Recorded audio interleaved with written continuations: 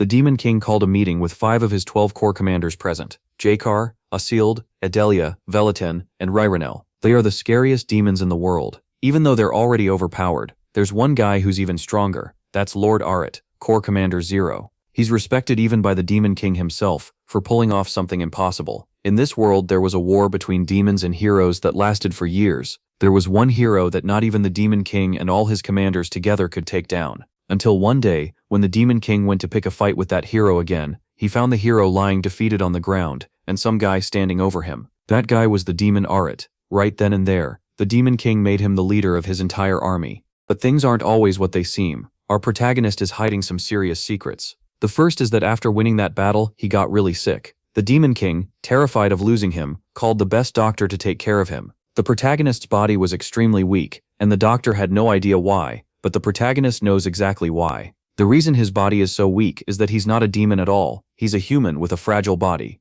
His real name is Dion Hart, but the demons completely misheard it and understood Demon Arit. The other big secret is that he didn't kill the hero. He found the hero already dead on the ground, and the Demon King showed up right at that moment, thinking he had soloed the hero. Nobody in the kingdom suspects this whole lie. Since our protagonist is terrified of going on missions and getting exposed as a fraud, he decides to quit. But the Demon King refuses on the spot, because he thinks Dion is the perfect warrior, and that's exactly why this meeting happened. Some monsters were attacking the base, and they needed someone to clear the area. While the demons debated whether Dion should go or not, our protagonist was praying to be forgotten. When they asked for his opinion, he ended up saying he'd go on the mission just so he wouldn't look like a coward. During the trip, our boy was already in full breakdown mode, convinced it was the end for him. Inside his own bag, he found a bottle of wine from the Demon Kingdom. Thinking he was about to meet his maker, he downed the whole bottle. The deal was to call him only in case of emergency. Everyone headed into combat to smash the monsters, while Dion chilled in the carriage. But then an insane plot twist happened. When a giant monster spawned, the warriors panicked completely. Out of nowhere, Dion appears slicing the thing in half. One of the soldiers froze in shock at the insane speed of the attack, and the guy went cold sweat when the protagonist pointed a knife at his eye and asked dead serious if he was the enemy. The blonde kid shaking in his boots warned that the target was the other monster right behind them, so Dion just started cutting through everything in his path. The entire army stopped fighting just to watch, completely glitched out by the scene. Long story short, the guy soloed the entire monster horde by himself. The next day when he woke up hungover, he found out the mission was already done and that he had cleared the whole map. The funniest part of the story is that Dion simply didn't remember a single thing. The truth is that when he drank the wine, his psycho second personality took complete control of his body. That's why he was going crazy, wanting to kill everyone in front of him. Dion thought it was just the alcohol, but he doesn't even know his own truth, since his mind resets every time he wakes up. The whole squad stormed into his room, hyping him up like crazy. Asild, Jakar, and Adelia showed up for a visit. Asild got so hyped, he challenged him to a duel as soon as he was back to 100%. That's basically a death sentence for Dion. Asild is top 3 in the Demon King's personal guard, meaning he'd fight to kill without mercy. So Dion used the only weapon he had, the weight of his own name, sent to call him show. Yay, no thanks. Jakar, off in his own world, is always convinced Asild that Dion refused the fight out of fear of accidentally killing the poor guy in the duel. Asild heard that, froze, and started shaking. Before leaving, he promised he'd grind more XP until he was strong enough to not die so easily, and then ask for a rematch. For Dion, that was by far the worst possible outcome. To make it even worse, Jakar mentions that after Asild, he also wants to have his own duel. Dion collapses into bed, having a heart attack on the inside, and thinks, I need to get out of here yesterday. Sometime later, outside, he's completely worn out. Ed spent all day dragging him around to talk with the army, while the doctor kept telling him to focus on healing. On top of that, demons kept asking him to spar. He seriously can't understand why everyone wants his attention. Fed up, he kicks a rock and yells for them to leave him alone. Unfortunately, the rock flies straight into 2 demons' heads. They turn around, annoyed to see who did it, but then they spot Dion and freeze. Right away they bow, wish him well, and apologize for making noise. MC has no idea what they're talking about, so they explain that an incubus had been causing trouble and they were trying to move him away. Now that same guy is standing there shaking, even though he's supposed to have one of the most broken kinds of magic around. Everyone else has already run off, leaving Dion stuck with this trembling demon in front of him. The boy thinks he's doomed. He knows the commander is quiet, but when angered, even crueler than other demons, he starts crying, saying this is the day he dies. But he gently holds out a hand and tells him to get up. He says the others are already gone. The demon is stunned, wondering why Dion is treating him like this. He says he's an incubus and knows everyone hates his kind. The protagonist just grabs his arm, helps him up, and asks why he thinks that. Then he pats him on the shoulder and tells him not to worry. Overwhelmed, the demon says Dian is too kind, and it makes him happy. If MC ever has free time, maybe he can repay the favor. Now that's a dangerous offer. Incubi usually give women strange dreams, but what do they do for men? What exactly is this kid planning? Meanwhile, the demon asks where he is headed, but the protagonist has no clue what kind of free time he's talking about. Then the incubus offers a small thank you gift, a plant that helps with recovery. He says Dian must be busy as a commander, but if he wants, he can guide him to where it grows. MC didn't even know the castle had a garden with plants like that. The little demon apologizes for not introducing himself sooner. He explains that he's the gardener who takes care of the castle grounds, known as Heen. Tien is shocked. A peaceful job like that even exists in a place this violent. Right away, he starts imagining flowers, fresh air, and a quiet place to breathe. Basically perfect therapy. He admits he really needs somewhere calming, and asks Yahello to take him there. Tien tells him to follow, and he is thrilled at the thought of finally getting some rest. Then they arrive. Tien thinks the garden actually looks pretty nice, but the first plant he notices suddenly tries to bite him. He barely dodges in time. Tien quickly scolds the plant, saying it shouldn't bite guests. Did it want another lesson? The plant instantly droops, and Heen apologizes, saying it just got too excited to see Dian. The protagonist, though, is sure it sensed he was weak, and attacked right away. Now he understands what kind of garden this is, and leaving fast seems like the best plan. So he says he just remembered something important, and waves goodbye. Tien asks where he's going, and Dian says the hall. He needs to meet the army and start practicing as soon as possible. After saying goodnight, he leaves Hien behind in confusion, thinking it must be something urgent. Next time, Hien decides they'll give MC a gift instead, since he seemed to like the plant so much. Meanwhile, Tien can only shiver. He was an idiot for thinking anything in this place could be normal. Now all he wants is to get back to his room, the only place that feels peaceful, before he runs into someone else. He especially wants to avoid the army, because he's sure he got drunk, made a fool of himself, and embarrassed himself badly. He remembers Ed telling him to give some kind of speech to motivate them, since he never really does anything like that. Though honestly, that was just how Dian took it. Ed never actually said those exact words. Still, he heads to the training hall, only to find it completely empty. No one is there yet, and since he's supposed to speak, he starts wondering where he should sit. Then he spots some wooden swords and decides to practice a little. He doesn't remember what happened while he was drunk, but at least this might help him understand how these guys fight. The second he swings the wooden sword, it slams into the ground, and he realizes it's way too heavy. As embarrassing as it is, he can't even handle a wooden blade, never mind a real steel one. With arms this weak, he'd better stick to a dagger. Then he senses something beside him. A whole group of demons is standing there, staring at him with wide eyes. Tien instantly wonders if they saw that. But from their point of view, he's just standing there glaring at them, ready to fight. Everyone rushes over, asking if their commander is okay after worrying about him. Then they start praising him, saying what he did on the last mission was unbelievable. Tien tells them to relax, while trying to figure out what these maniacs are even talking about. To make it weirder, they all look at him like they're deeply moved, and he has no idea why. Sovi turns to the group and says he couldn't meet them after the mission, but he praises everyone who took part. His real aim, he says, is to give them freedom, to train and act on their own.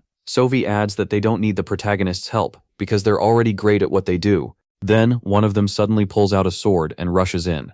Right then, Dian loses his balance. He refuses to fall, but as he ducks, the blade whistles right past him. The attacker freezes, stunned that MC avoided it. Dian has no clue how that happened, but the others are already crowding around, asking if their commander is hurt. He quickly realizes this place is not safe at all, and tries to turn away, only to slam his elbow into the guy's face and drop him flat. The man curses him, calling him a damn demon. Only then does Dian notice, the one in front of him is human. He remembers that dream with two versions of himself, and wonders if one of them is messing with things, because this can't be luck. As the soldiers call for their commander, he realizes none of them recognize this man. The intruder panics and says he has to get out now. But the second he moves, Dian is already there, cutting down at him. He knew he couldn't let the man escape. He was too dangerous, so the protagonist struck without hesitation. The intruder drops, and MC immediately orders them to inform the Demon King, and throw the trespasser in a cell. Then he just waves and leaves, while the others are left thinking, the commander must be disappointed in us.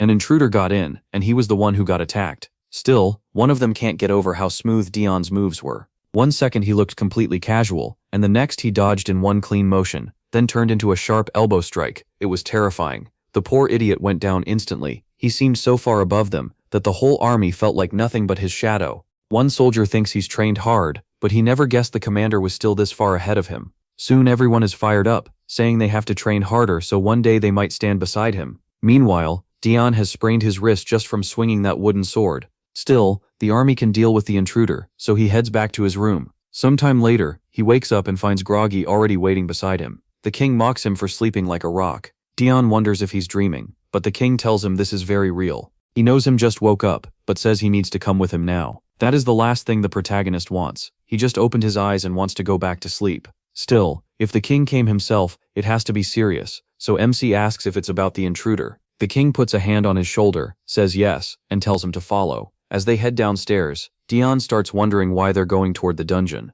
Is the intruder still alive? Did he reveal something important? But when they get there, the man is ripped apart, with bodies scattered around him. He'd been completely destroyed. Dion can only ask what happened overnight. The king tells him to look closer and asks if the man seems familiar. He studies him. He was a human strong enough to butcher countless demons and even got stronger when facing the Demon King. Then the protagonist realizes it. This man is a hero, and Dion knows heroes facing the Demon King have only two choices: blow themselves up to deal huge damage if the king is close, or scatter their power into fragments, passing hero strength to others in the world. Most choose the second path, since the Empire relies on those fragments almost like making more heroes. And that choice brings far more honor than the first. The king gives a bitter laugh and says it's absurd that they sent a hero like this into Demonland. Maybe he wasn't a real hero at all, just a candidate, or a failed one. Dion knows a true hero would be much stronger, but even so, no hero would be thrown away for nothing. There has to be a reason this man was sent here. MC then turns to the king and asks to speak to the man alone.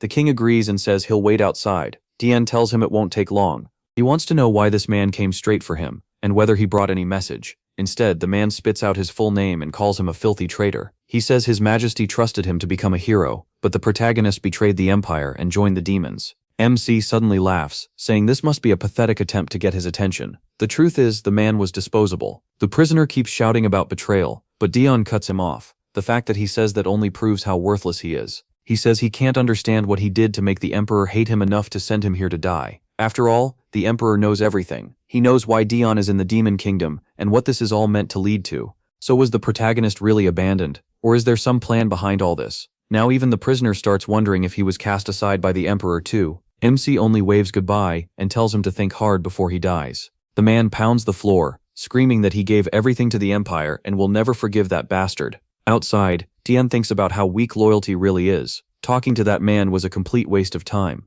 The king asks if he's done. One look at his face tells him he got the answers he wanted. The protagonist says the choice is the king's, but in his opinion the man should be killed. The king agrees and says they'll handle it, but in return, Dion owes him a favor. MC clearly doesn't like that, and the king explains that Jakar sent an urgent request. This time they weren't dealing with a candidate, they were facing a real hero. And as everyone knows, heroes and demons never mix well. Dion knows that if the one at the front isn't some abandoned pawn but a true hero, then the demons have almost no chance. But the king says he must be curious too. What is the Emperor thinking? Sending a fragment like that straight to them. This is his chance to learn the truth. All of a sudden, Dion wonders when he even ended up outside. And before he can process it, the Demon King is already coming over. At this point, it really feels like he has a split personality. That would explain how he tricked the human earlier. It was like another side of him took over, which is why he suddenly acted so sharp. Now he has no clue where the Demon King plans to send him. Even so, there he is, waiting by the carriage. He remembers following the king to the dungeon, but after that, he somehow ended up outside with orders to leave, which just makes him even more confused.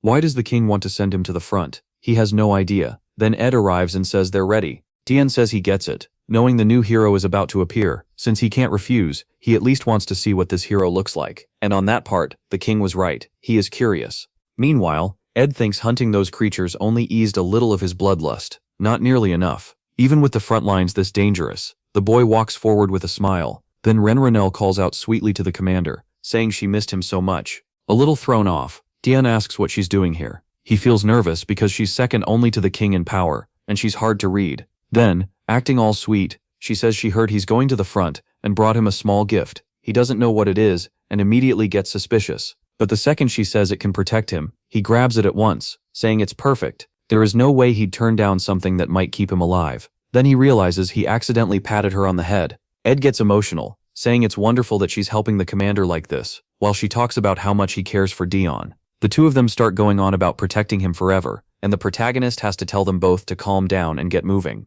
Inside the carriage, he keeps wondering why everyone thinks he killed that hero. He didn't. Not only did he not kill him, he never even tried to stop the self-destruction, and he didn't throw himself in front of the blast either. Back then, he was just another comrade. That brown-haired warrior speaks to him, telling Dion to leave. Confused, MC asks if he's serious, and the man says yes. He was a soldier of the Imperial Army, and ending this fight was his duty. He tries to answer, but the man cuts him off and says he's already done enough. The Demon King is stronger than anyone, and he can't promise everyone will survive anymore. At least one person has to take the information back to the Empire, and that has to be Dion. He knows the protagonist still has things he needs to settle. That's why he wants him to leave. He says MC is meant for great things, so he has to survive and return to the Emperor. With that, the man says goodbye and wishes him luck. After a long time, Dion starts wondering if the battle is finally over. He wants to know if the battle is over, but he can't make himself move. Whether it's guilt, shame, or something else, he doesn't know. In the end, he's the one who has to carry the news back, so he forces himself up to check what happened and get ready to leave.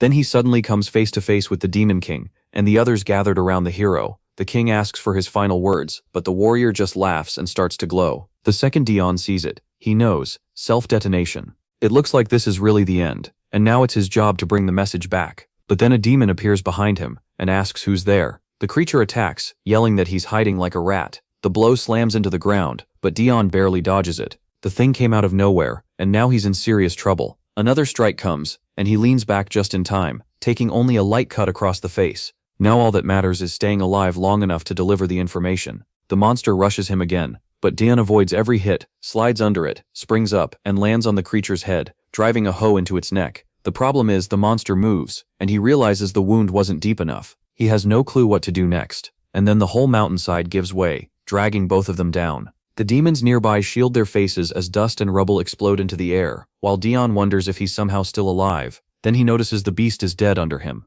He did kill the ogre, but after falling off the mountain, he ends up right in front of the demons, who stare at him and ask who this is. Someone strong enough to kill the 7th commander. Dion knows right away, he's in huge trouble. He just killed a commander in front of the enemy army, and worst of all, the Demon King is right there, staring straight at him. Then someone calls his name. It's the warrior, demanding to know why he is here, and asking if he knew about the self-detonation. Dion apologizes and admits he failed to get away. The man tells him he wanted the protagonist to live more than anyone. To him, MC was the kindest person he'd ever met, and he wanted him to become the next hero. He asks if the world is watching, then begs the boy to keep living. Instead of exploding, he begins to shine, sending pieces of his power into Dion. The Demon King instantly realizes it's a transfer of power, but he knows that shouldn't be possible. He thinks the warrior was an idiot. Passing all that power on purpose shouldn't work, and stopping the self-destruction just to try it was foolish. Dion lowers him to the ground, thinking that, in the end, he doesn't feel any different. He's still the same weak person he always was. But the demons around him whisper, shocked that he survived a hero's explosion.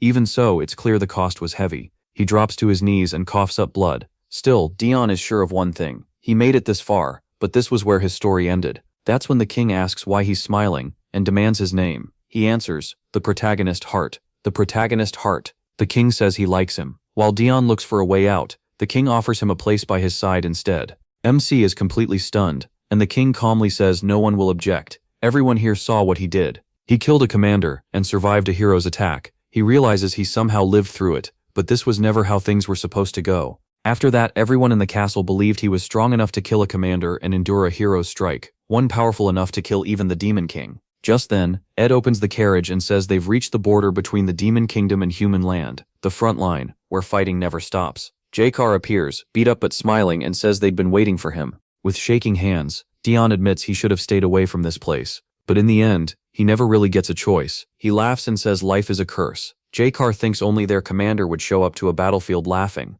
but tells him to hold back for now, his time is coming. The protagonist has no idea what that means, so J-Car explains that he and the others will join the fight once the Empire attacks again. I still can't stop wondering, how does the king know Dion absorbed that power instead of just surviving it? So who's playing four-dimensional chess here? I need answers. Then I remembered that when he was possessed in the cell, he told someone he had a deal with the Emperor, who knew everything. Could the Emperor be controlling his second personality? Man, I need to stop overthinking and just follow the story. I'll find out later. Meanwhile, on the Empire's front lines, word spreads that the Zeroth unit has arrived with its commander. His presence alone raises the soldiers' morale, while the humans on the other side look far less confident. Their captain hesitates. He didn't expect the commander's trump card to actually appear. He'd heard this boy was the most dangerous of them all. The officer beside him asks what they do now, since victory isn't certain anymore. The captain says they'll send the assassin, but the mustached officer argues the odds are low. The captain says they at least need proof this person is real. The rumors are terrifying, but maybe they're fake, just something the Demon King made up to keep morale high. So this is the human side's hero. No, that's too simple. He says if the assassin can confirm the boy exists, that alone is worth it. The scene cuts to Ed wrapping Dion's bandages, while MC tries to figure out how to avoid the battle completely. The problem is, he's the commander of Zeroth. How is he supposed to just walk away from that? Ed asks if he's okay, saying it's hard to bandage him when he's shaking so much. Dion says he's fine, and tells Ed not to fuss so much. There's no need to be that careful. His real plan is simple: see the hero once, then run. But Ed only looks more worried, saying war could start at any second, so of course he has to be careful. He even gets upset that he never takes care of himself. The protagonist can't understand why Ed cares this much about him. All he does is cough blood and pass out. So why does everyone try so hard for him? Maybe Ed really is an angel in demon form, at least until he says they're ready to wipe those human bastards off the map. A moment later, Dion is wrapped up like a mummy, with special treatment made by the Demon King himself to keep his body warm and in top condition. He even gets a magic cloak, and Ed says that must mean the commander is extremely important.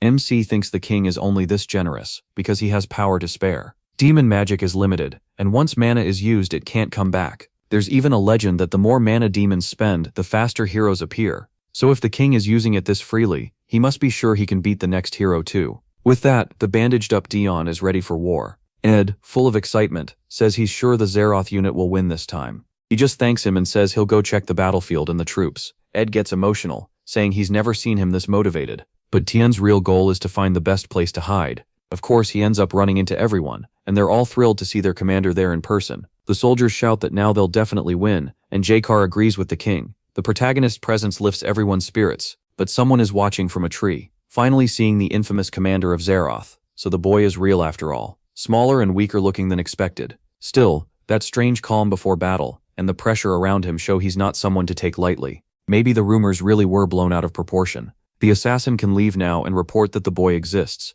or test how strong he really is. He picks the second option and throws a poison dart at Dion, who right before it hits, crouches and accidentally trips. The assassin freezes in shock, then runs off in panic. Meanwhile, Dion is totally confused, tripping over rocks before the battle even starts. He's sure he's going to die.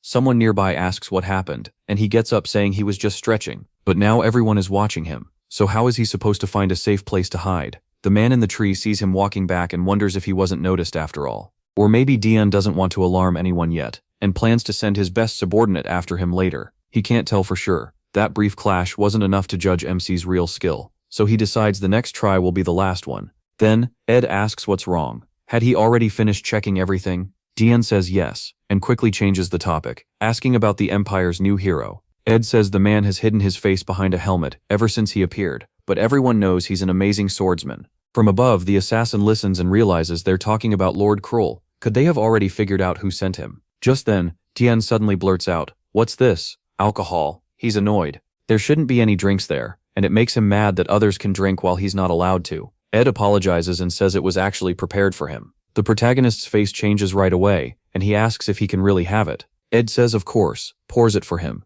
and Dion thanks him. He's thrilled, but then he hears something strange. He turns around, and Ed asks what's wrong. Dion says it's nothing serious. But the assassin had tossed a pebble to distract him, and when MC looked away, he slipped poison into the drink. The cup, a poison strong enough to kill on the spot. The assassin is sure it's over. He is about to drink it. He lifts the cup, pauses, and Ed asks what's wrong. Then Dion suddenly throws it to the ground, complaining there are bugs everywhere. Even the protagonist doesn't get it. Why did the cup slip like that? A fly had been buzzing around while Ed poured the drink, and when Dion raised the cup it kept whining by his ear and getting on his nerves. He swatted at it without thinking and dropped the cup. At this point, it really feels like his second soul or some other side of him is helping out, because this luck makes no sense. He starts to say sorry, but Ed spots the spilled drink eating into the ground, realizes it was poisoned and quickly scans the area. Still he finds nothing, just confirms an intruder got close. At the same time, the assassin runs for his life, saying he has to report to the Empire. Lord Cruel needed to hear this.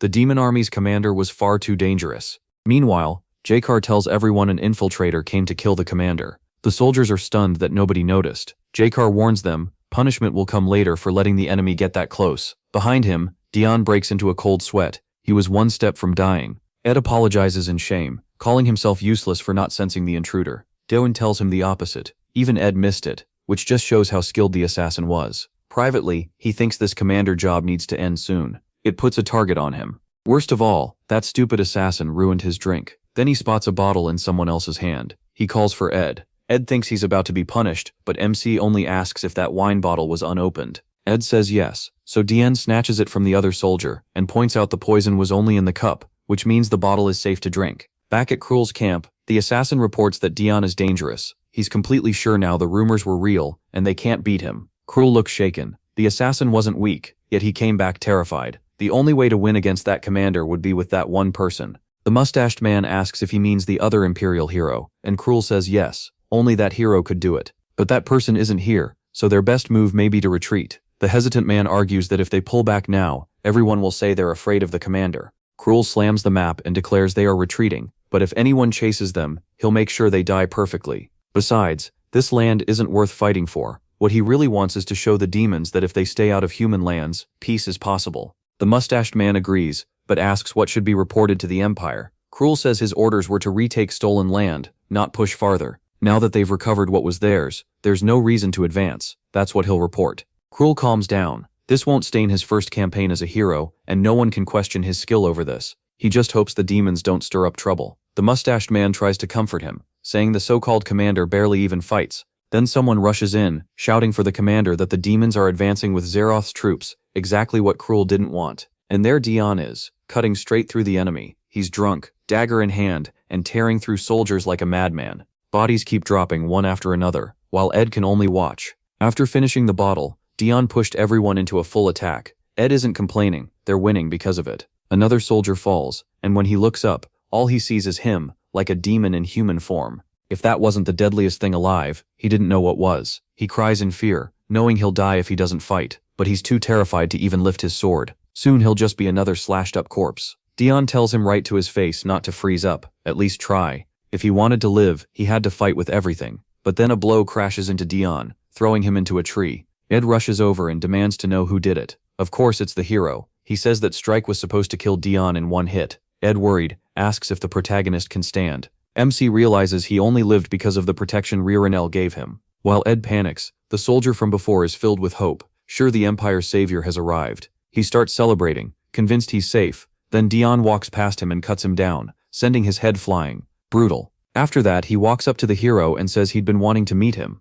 Krul answers that hero is just a title, but Dian says he's heard about him non-stop. What feels odd is the voice. It sounds familiar, like they've met before, so why not take off the helmet? Krul refuses. He won't remove his armor before an enemy, and he says the protagonist doesn't feel familiar at all. Still, as he watches the boy, MC flips his dagger in his hand, then says fine, if that's how it is he'll just finish this. A strike shoots toward the eye but he ducks, realizing his opponent is faster than expected. Even so, he lands a counter with his dagger. They both pull back, and Dian praises his speed. Krul charges again, forcing the protagonist to block. MC says he'll see for himself whether this man is really a hero. Krul unleashes a storm of attacks, calling this the test, and notices that no matter how quick Dian is, his blows don't carry much weight. One hit knocks his dagger from his hand, and for a brief moment he seems unsteady. Krul takes it as the perfect chance to finish him, but Dian instantly draws another dagger from his leg and catches the next attack. They stare each other down. Then the protagonist drives in a hard kick, and both of them create space again.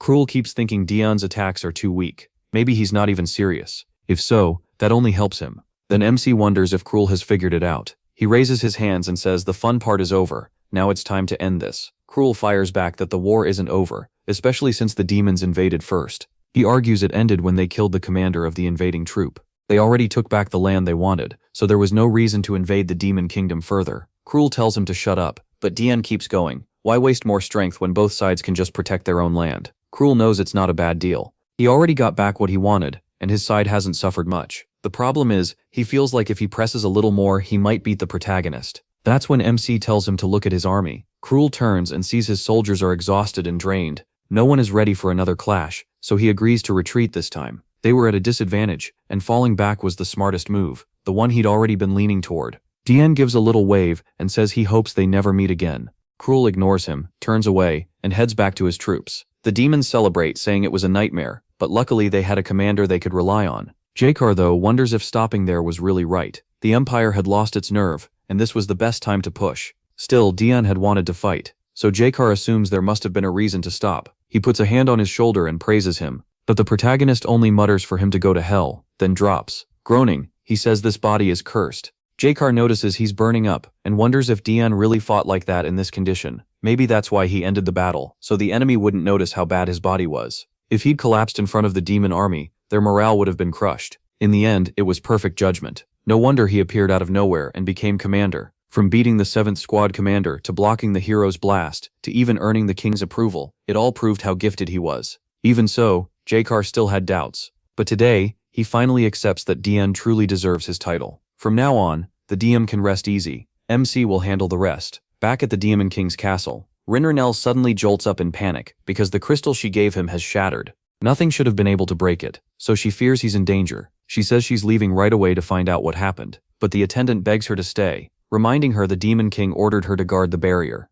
Meanwhile, Dion arrives, and the Demon King praises what he did. The protagonist glances over, and the king keeps happily praising him, saying J-Car reported he did an amazing job. He asks about the new hero, and Dion says he'll give a full report. The Demon King notices the boy looks tense from that. He cuts off the battle report, saying they can talk later, since the 2nd Army's commander also brought information. That commander was apparently the type who loved dressing MC up, and the king notices he doesn't seem to miss her at all. Still, there's nothing to worry about for now. She's far away, and they're just going over paperwork. As he checks the documents, he finds something strange. Then someone suddenly calls for the commander, and Dion finally wakes up. Now he's confused, wondering how he ended up in the Demon King's castle. What even happened? He wasn't supposed to be here after the battlefield. What pulls him fully awake is Rinranel hanging on to him, crying and sniffling because she was so worried. Dion is still trying to sort everything out, and then he remembers he drank again. He can't believe one bottle was enough to make him black out that badly. Meanwhile, Rinranel keeps clinging to him and says she panicked when the necklace broke.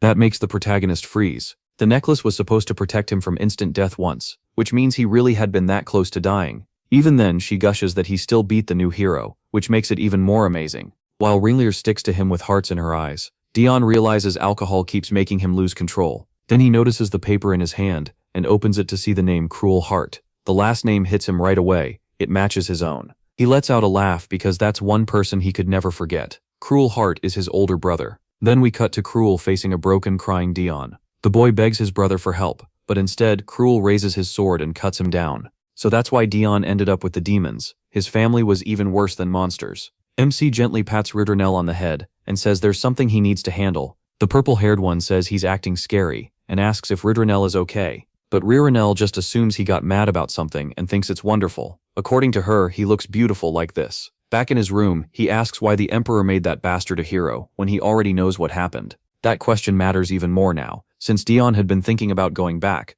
We then learn the Demon King had asked if it was time for the protagonist to return to the Empire, and MC said yes. If allowed, he'd gather information on the new hero. The king tells him to travel carefully, since staying away from the Empire too long would raise suspicion. Then he touches Dion's chest and casts a spell so he can always tell where he is. Waving him off, the king tells him to report back as soon as he learns anything useful. That was the deal between them. Even so, the protagonist still doesn't get why he has to act as the king's spy. One thing is clear, when the stress gets too heavy, he loses his memory. So the answer should be avoiding stress, but that's a lot easier said than done. Just then, Ed says he heard Dion's leaving for the human world today.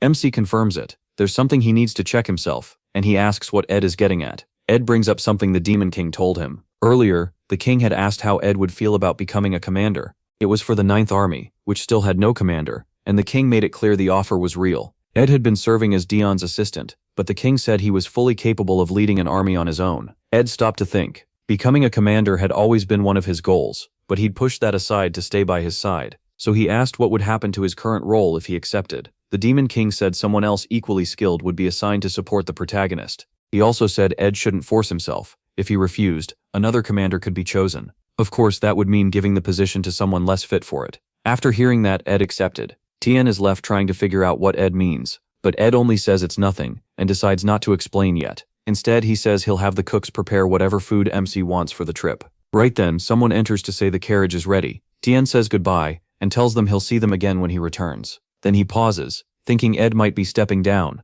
but he can't bring himself to say it outright. So he just asks if Ed wants anything, since he won't be in the capital much, maybe some special food or something that keeps well. Ed quietly laughs to himself. Most superiors would never care this much about a subordinate. Still, he says he doesn't need anything. Don accepts that and waves goodbye. Ed wishes him a safe trip, thinking he respects him more with every day. But that isn't the whole truth. In that earlier talk, Ed had actually told the Demon King he didn't want to be a commander. The position mattered, sure, but staying with the protagonist mattered more. As MC leaves, Ed wishes him well and vows he'll wait for him as long as he lives. Yeah, this really feels like a setup for something tragic. The next chapter opens with guards posted in front of a mansion, grumbling about how boring their shift is. Then Dion arrives, and the guards stop him, warning that this is the Hard family estate. The Count is away, they say, so no one is allowed inside. He simply tells them to open the gate. As they stare in confusion, wondering who this guy thinks he is, he lowers his hood, removes the bandages, and says he wants to enter his own house. So what's the issue?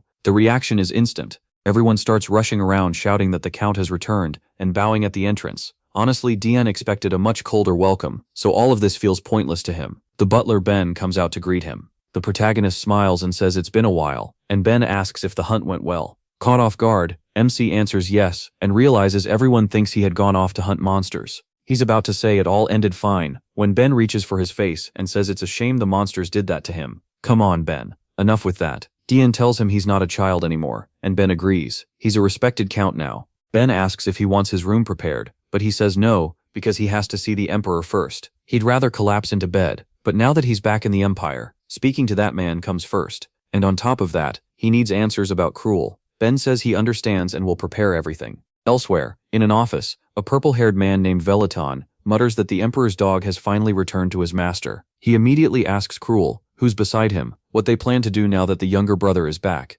Cruel says he'll send a request to the Assassin Guild, but Velaton warns that could lead the trail back to them. Then he turns to Asild and asks about the other option. Asild, the one in glasses, asks if he means the Revolutionary Army, and Velaton says yes. They're the group trying to drag the Emperor off the throne, so even if they get caught, it won't matter to them. Cruel agrees and says he'll contact them instead. Velaton grins, saying he can't wait to see what the hero does. Back at the mansion, the maids are all over him, going on about how great Dion looks in his little cape. He's completely lost. Since arriving, they haven't stopped fussing over him, bathing him, changing him, and doing all kinds of extra nonsense. Worst of all, they're clearly imagining him in all sorts of outfits and poses. At that point, he decides he just needs to escape fast. Before leaving, he thanks Ben for taking care of the mansion while he was gone. Ben says it was only his duty, then adds that he'd actually been waiting for Dion to return because he's getting tired and wants to talk about retirement. The protagonist instantly panics. This is the only person keeping the estate running while he does basically nothing. Then Ben laughs and says he was joking, which only leaves MC angry and confused, so Dion tells him to get out already. As he gets into the carriage, he says he doesn't need much protection. Very few people in the Empire even know he's back. While riding, he thinks about how he had to play nice with the Demon King in the Demon Realm, and now he'll have to do the same with the Emperor. The bad part is, the Emperor is just as terrifying. Adelia is the ruler who took the throne by force. He killed all 8 of his brothers and sisters, then killed the king and claimed the crown. Still, the throne is drenched in blood, and the country once known as a kingdom became simply the Empire. He was bold enough to rename it, and of course the other nations answered with war. That war lasted 8 years, and destroyed Dion's life. Those days were so awful that most of them are a blur to him, which might be better, since he doesn't want the memories back. During that war, Adelia conquered another third of the continent, and absorbed it into the Empire. For his part in the war, the protagonist Hart received the title of Count. He doesn't remember much about what he did, only that every day was a fight to stay alive. What he does remember is the goal he set for himself back then, the same goal that later left him trapped under both the demons and the Empire. As he's thinking about all that, the carriage suddenly starts shaking, so Dion steps out to check. A fight has broken out outside, and MC quickly spots armbands marked with an eagle. At least that makes the attackers easy to identify. He also sees their side is losing the fight, when one of the men suddenly appears right beside him. Dion starts to turn, but the attacker grabs him by the neck, and the whole place explodes. A moment later, he is thrown onto the carriage floor, and a man holding an axe sneers that he's found the Empire's little dog. The Revolutionary Army was born during that 8-year war. As kingdom after kingdom was crushed, all that remained was the will to kill the Emperor. The scarred man tells Dion this is where he dies, but the protagonist doesn't look scared at all, he just glares back. Even now he knows this all goes back to the Emperor. Still, he has no plan to die for their cause. The man mocks him, saying he's way too skinny to be called a hero. Dion tries to say he's not the Emperor's dog. For some reason the man loosens his grip and demands his name. MC answers, MC Hart. MC Hart. The second he hears it, the man grabs him again and calls him the cursed dog for real. White hair, red eyes, just like the stories. He tries to stab him, but the axe handle blocks it. Then the man slams him down again, and says playtime is over. Blood is already pouring out, and Dion is getting beaten badly. The scarred man can't believe this weak kid was called a hero. Maybe the rumors were wrong. He lifts the axe and tells him to blame the Emperor for what's about to happen to this fake hero. Right then, a spear comes flying in, cutting off the attack and knocking the axe away. The scarred man turns and sees a few men laughing nearby. One of them says that throw landed perfectly. They're Imperial soldiers, and honestly, they look even worse than the rebels. These white-robed fighters are the Death Knights, demons who once served under Dion during the 8-Year War. The scarred man tells his men to kill them, confused how they got there so fast. One knight pulls something from a bag and says it's been a while since he had a proper fight. As he takes it, the protagonist thinks their real terror isn't just skill, it's how completely insane they are in battle. They rush in like maniacs. It's obvious they're enjoying this. Just like their captain, they're bloodthirsty to the core. Blood sprays everywhere, and everyone watching is horrified. The scarred man remembers exactly why going after Dion was such a bad move. Then a sharp pain hits him. MC's hand is jammed deep into his arm. He throws him into the wall, but his arm is already torn to pieces. That has to be Daeon's other side. You can see it in his eyes. The protagonist calmly apologizes, saying he meant to rip the arm clean off but wasn't strong enough. Then he tells him not to cry, it'll stop hurting soon. A moment later, the arm is cut off and the body drops. Daeon steps out of the carriage in white clothes now covered in blood. He picks up the axe, thinking this man is basically dead already. Should he stop? No, this still isn't enough. He wants to make an example out of him, so nobody forgets what happens when they cross him. He's completely ruthless. Then he unleashes a storm of blows, saying everyone needs to remember this sight. The Death Knights think the same thing they always do. Their captain never shows mercy. The blonde one mutters that maybe they shouldn't have come, but another tells him to look at the trash by Dion's feet. The men around them are terrified and beaten. Meanwhile, MC has turned his enemy into scraps. Then he asks why they're still standing. There were enemies left, and killing them was their job. The poor soldiers in front of him are shaking like crazy. That beating must have been brutal, because the scene jumps to the castle, where everyone is stunned by the blood-red carriage. Some guards yell that this is the Imperial Castle, and no one enters without an invitation. Dion just says his name and declares he's here to see the Emperor. At once they beg his pardon. He tells them to say where the Emperor is, and they answer, the ballroom. When he asks why, they explain there's a celebration for the new hero and his victory. Dion is still half crazed, and now he hears they're throwing a party for a new hero. That hits hard, because the person they're cheering for is his own brother. It makes you wonder how many times he was pushed down before this broken side of him was created. The scene shifts to the Emperor, Ed praising everything Krul has done. Krul answers that he only did what had to be done. Then Ed stands, toasts his first mission success, and the whole room celebrates. Suddenly, the doors burst open and Dion Hart walks in. Some are ready to scold him for barging in, but others already recognize the red eyes and white hair. The nobles, probably relatives included, freeze in shock. This is the honorary count, the protagonist Hart. Now it's obvious he isn't part of the Imperial family at all. He's more like the Empire's butcher. As he passes Krul, Dion thinks the man really did get a hero's fragment. Then he bows to the Emperor and declares glory to the Empire. He formally presents himself before His Majesty. The nobles whisper about all the blood. No wonder they call him the Vampire Count.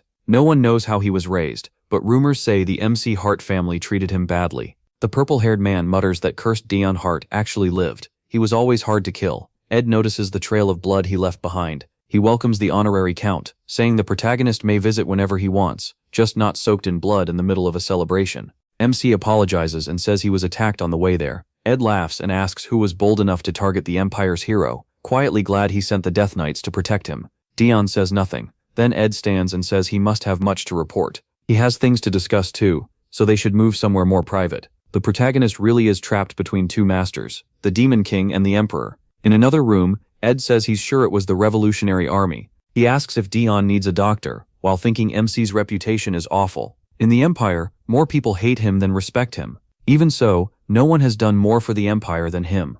During the 8-Year War, he achieved things beyond words. And when the first hero was attacked, the protagonist was the only one who brought the body back, the sole survivor among the demons. Everyone else was eaten by monsters. Without MC, that warrior would have ended the same way. He was the first person to survive anything tied to the Demon King, though it came at a cost. So Ed asks if he found a way to remove the curse, the mark the Demon King put on him. Dion says no. Ed doesn't know the mark is really tracking magic that lets the Demon King always find him. He thinks it's a spell that weakens him. Ed realizes the protagonist barely cares about himself. Last time he even went to the demon realm because it was the only chance to remove the mark on his chest. So now Ed says he'll have to go back there, acting guilty while really just using him as a spy. Ed asks how the demon castle has been. Dion says nothing much has changed, except one thing. Ed tells him to explain, and MC brings up the assassin who was sent there. It looked like Ed wanted that person gone, but he was actually a hero candidate. So why send someone like that into the demon realm? Ed says the guy was a disgrace to heroes. He expected him to die long before reaching the demon realm, but the fragment carried him farther than expected. At least he died before leaking his plan, or rather, the plan of Commander Zeroth's troop, Demon Urut. Dion is shocked that the Emperor already knows even that much. He stands and says he couldn't refuse becoming commander, so he had no choice but to take the role. Ed says that's fine. The deeper the protagonist gets into that group, the more useful information he can bring back. Then he asks what MC came here to. He immediately wants to know why Krull Hart became a hero. Ed should know his biggest regret from the war was not killing Krull when he had the chance. Other than the protagonist, Krull is the only survivor of the Hart family. If MC was abused that badly, a lot starts to make sense. Then we flash back to Krull speaking to him as a child, telling him not to keep their parents waiting. The little boy softly apologizes and asks if it's time for dinner. Krull tells him to hurry. Dion hesitates, wondering if they'll get in trouble. His brother pulls his hand away and tells him not to touch him because he's dirty from training. He awkwardly says sorry and asks Krull to wait a second. He wants to walk beside him, but Krull just keeps going. Then Demon bumps into his back. Krull turns and asks if he likes that painting so much, since he's always staring at it. The protagonist says yes, because it shows them as a family. Krull brushes it off, saying it's only a painting. Then he tells Dion to stop coming out so much and stay in his room more. MC always felt alone in that house. The maids whispered that he was different from the rest. His white hair and red eyes made him stand out. Maybe he wasn't even the family's real child. But when he looked at that painting, he could pretend he belonged. He wished he had black hair and green eyes like the rest of his family. At dinner, his father complains that Dion is late and reminds him he was told to come quickly. His mother asks if the protagonist is feeling all right. If he has a fever, he can stay home tonight. But MC says no, he wants to go alone. His father tells her to stop coddling him. Dion can't stay hidden forever. She says she can't help it. He's so weak, and she fears something will happen if he goes out. That only makes him angrier. They can't keep him shut away forever, and sooner or later he has to appear in public, even if people start talking. He then warns him to be very careful, and never let anyone discover his flaw. Keeping his head down, the protagonist says he understands and will be careful. That flaw was everything about him. They hated his strange looks, his sick body, and how they thought all of it stained the MC Hart name. Then Krull brings up the new fencing teacher. Daeon wonders if his brother changed the subject on purpose, so everyone would stop talking about him. Their father brightens and says yes, especially since Krull keeps getting better every day. The second that teacher came up, the whole dinner mood changed.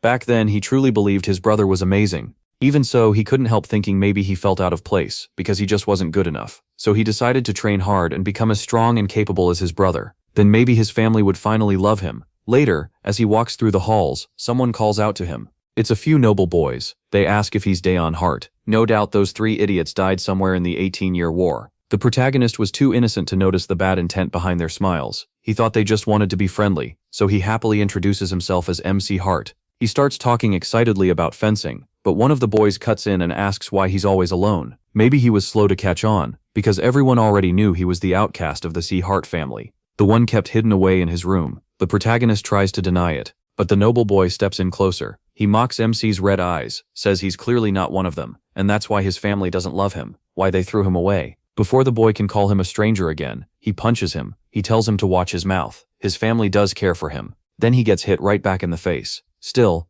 at least he swung first. After that, they just beat him down. While one of them keeps shouting that the protagonist isn't really a Hart at all, he's a monster. Even then, MC is only thinking about his family. Before long, he's collapsed on the floor, unconscious, and badly hurt. Just before blacking out, he sees Krull run over in shock. Then the story moves to the infirmary. The doctor says Daeon's body is naturally weak. Stress hits him hard, and almost anything can damage his health. His parents are shaken, saying no one in his family has ever been like this, so how could it happen? Lying in bed, barely hanging on, the protagonist silently apologizes. As he looks at them, he promises he'll do better. He just doesn't want them to hate him. Then his brother, still gentle at that age, tells him it's fine. He says Daeon doesn't need to prove anything. After all, no one expected anything from him in the first place. Pretty cruel, isn't it? And then, it turns out to be a dream. MC wakes up for real in bed. His mother asks what happened, while his father reminds him he warned Daeon to be careful while they were gone. Nervously, he explains that the other boys started it. Then he remembers they called him a monster, and he wonders if saying that would matter at all. Maybe his father thinks the same thing, so he only apologizes. His father says maybe letting him leave his room was a mistake, and he'll be confined again for a while. Better for him to stay there and think about what he's done. Daeon can't believe his one chance to go outside only caused more trouble. The last thing he wanted was to shame the family. Later, while writing alone in his room, he hears people saying they feel sorry for him because he never gets to go out. He also hears his family laughing somewhere outside, so he goes to the window and sees his father walking with Cruel. He wants to be out there too, but part of him feels even wanting that is greedy. First, he has to earn that right by working until they finally injing him, until they recognize him. Step 1 was simple: build enough stamina to last 30 minutes of practice. By the time he kept at it, night had already fallen. He says he's exhausted, feels like he might die, but still refuses to stop. He keeps swinging until Cruel suddenly appears and tells him to stop. Only then does Dian realize his brother is there. Cruel asks what he thinks he's doing and tells him not to be stupid. He already ordered Dion to stay quietly in his room and already said he didn't need to do anything. But the protagonist can't accept not even being allowed to try. Maybe they didn't want that because he was a failure. Then he suddenly backs down and says fine, he won't do anything. He apologizes to Cruel, says he'll rest, and tells him to leave. After that, he stands by the window, wondering what he has to do to deserve being loved. Some time passes and the butler enters. He asks if Dion will eat in his room again. Now 14, MC asks where everyone is. Cruel, now 17, says they went out to deal with something else. Tien thought he'd be training, but Cruel tells him to come along. Morning practice is over, and it's time for chess. Dion agrees, and Cruel asks why he's acting so formal. It seems that every now and then they still play this little game of chess. During one match, Cruel says the empire is unstable right now, so the family has been busy, but Tien is sure that's always the excuse, even knowing that sometimes he still chooses to believe the lie. Because once in a while, their mother comes in when she thinks he's asleep. She places a hand on him, apologizes, and tells him to rest well. Poor Dion nearly cries every time. He told himself not to expect love, but even the smallest sign was enough to give him hope again. Then Cruel says that after this game, he won't be playing chess for a while either. He says he understands, thinking it must be a pain for Cruel to keep coming all the way here just for this. But Cruel says no. If war breaks out, at least one member of the family has to go. Cruel asks why they're here, and a soldier says they've brought an order from the Empire. He asks for the boy called Dian, the protagonist, Heart. So that's what this is. The family kept him locked up,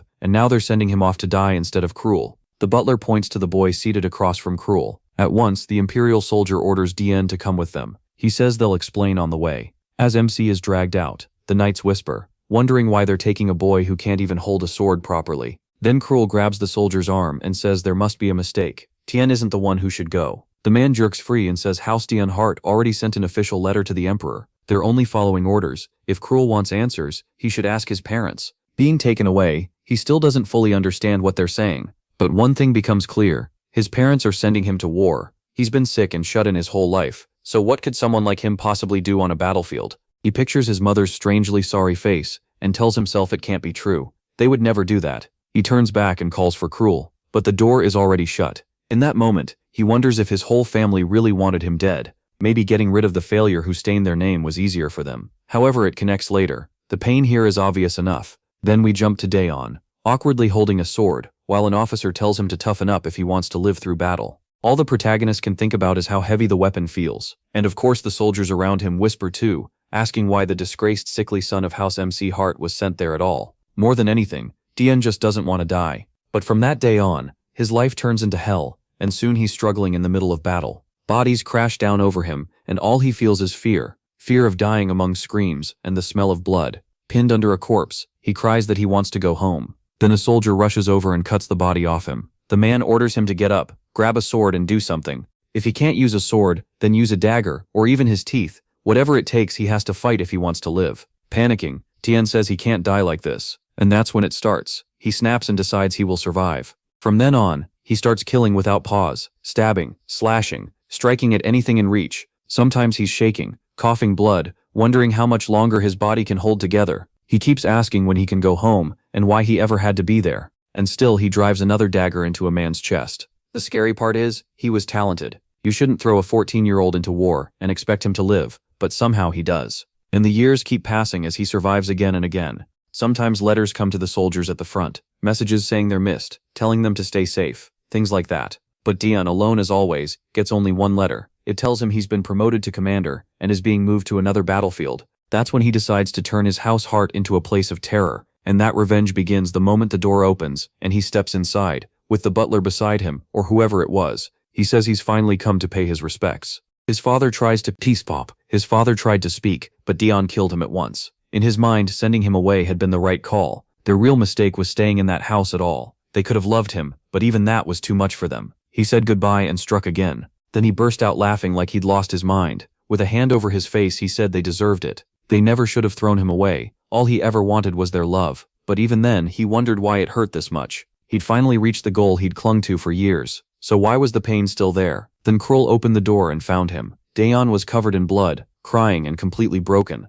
Krul stared in shock and asked what he had done. The protagonist started begging for help, then stopped himself. A darker voice in his head asked if he really believed Krul would save him. Daeon accepted that thought and attacked. Krul could only fight back. In the middle of his madness, MC yelled that Krul had always stood there and watched. As they kept fighting, he screamed that it hurt too much. Everything he had suffered came rushing back. Then he looked down at his blood-covered hand and understood his body was at its limit. Krul moved in to finish it, and Daeon only wanted to kill him first. But he suddenly woke up, and it's hard to tell if he fainted, had a seizure, or something else. At his side was a beautiful woman named Lion Reiner, asking what he was thinking about. He said it had been a long time, and she smiled, glad to see he seemed well. Then he noticed they were in the ballroom, and got confused. What just happened? That's when it clicked. They were back at the Emperor's celebration, the one he arrived at covered in blood.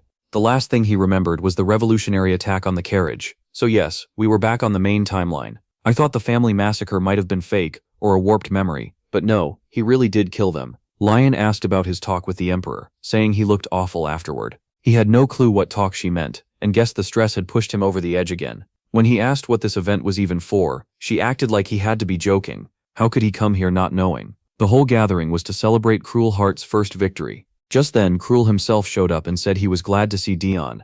He answered that now he understood why he'd had such awful dreams last night. It had been a while since they'd seen each other. At the same time, he bitterly thought about those green eyes and black hair, the mark of the hearted bloodline he never wanted to see again. More than anyone, Cruel was the one he didn't want to face. Cruel said that in the demon realm, he had come face to face with Zeroth's commander. Daeon asked what the issue was, wondering if his brother somehow knew it had been him. But Cruel only said that Commander was great at firing up soldiers and somehow reminded him of the protagonist. He'd never seen troops with that much spirit. Since he'd heard MC was always an excellent commander, he wondered if the army would have been even stronger with him there. Daeon suddenly laughed like a madman, apologized, and said Cruel had to be exaggerating. There was no world where the two of them would ever fight side by side. Cruel let it pass, though he noticed his eyes were the same as ever, cold and distant toward everyone. Full of hate for the man talking to him so casually, the protagonist turned away. He said he had other things to do, and told Cruel not to bother him again. Then he went to get some pudding, thinking this party was terrible, and all he wanted was to leave. So why did that bastard Cruel keep trying to talk to him? He didn't want to say anything to that man. Then Cruel asked if he was hurt. Daeon snapped that he was being annoying today. He could handle himself, so Cruel didn't need to act like he cared now. Whenever MC got hurt, he always had to pretend he was fine, so they could keep doing what they always did, say nothing. The mood turned heavy when Cruel awkwardly tried to say more, but then Stave stepped in. He joked that seeing such brotherly love warmed his heart. Daeon remembered right away that this was the noble leading the group against the Emperor. Cruel greeted him politely, and Stave brushed it off. He introduced himself to him, saying he'd heard a lot about him, and was pleased to finally meet him. The protagonist only looked at the offered hand, then turned away. The guests were stunned that he had ignored a duke. This empire was packed with annoying people. Honestly, the demon realm had been better. At least the people there were interesting. Whispers spread through the party, while Stave stood there in silence. Daeon ignored him anyway, acting like none of it mattered. No chance he was going to answer while eating pudding, and risk drooling everywhere. That would be humiliating. So that was the reason he looked bold, but it was just bad timing. Seeing the Duke start to get irritated, he finally decided to greet him before this got worse. But then the Crown Prince Elphidus walked in and called for the Duke. Daeon kept chewing, wondering if he'd somehow smeared honey on himself, because people would not stop coming up to him. Elphidus said the place was chaotic tonight, and Stave apologized for being involved. The prince told him not to worry, and said it was his own fault they hadn't spoken sooner. Inside, though, he was asking himself why Stave was talking to MC at all. He couldn't let that man carry out whatever he was planning. He looked completely set on protecting him, no matter what, and I still don't know why. Then someone else suddenly rushed over and hugged the protagonist. At last, he had another intense little fan on this side too, Elithia Desert. She said she had missed him so much. Then everyone froze in shock, because that hug made him cough up a huge amount of blood. Now people were shouting for doctors. Our guy had just taken massive damage. Was her hug really that strong? Lime quickly covered his mouth, telling him not to talk or the bleeding would get worse. Then the Emperor arrived, with the first hero beside him and a general called Nemesis. Seriously, with names like Nemesis and Cruel, it's like these people were born to sound evil. Althea was falling apart, apologizing over and over because she hadn't controlled her strength. Her brother apologized too, but the Emperor waved it off.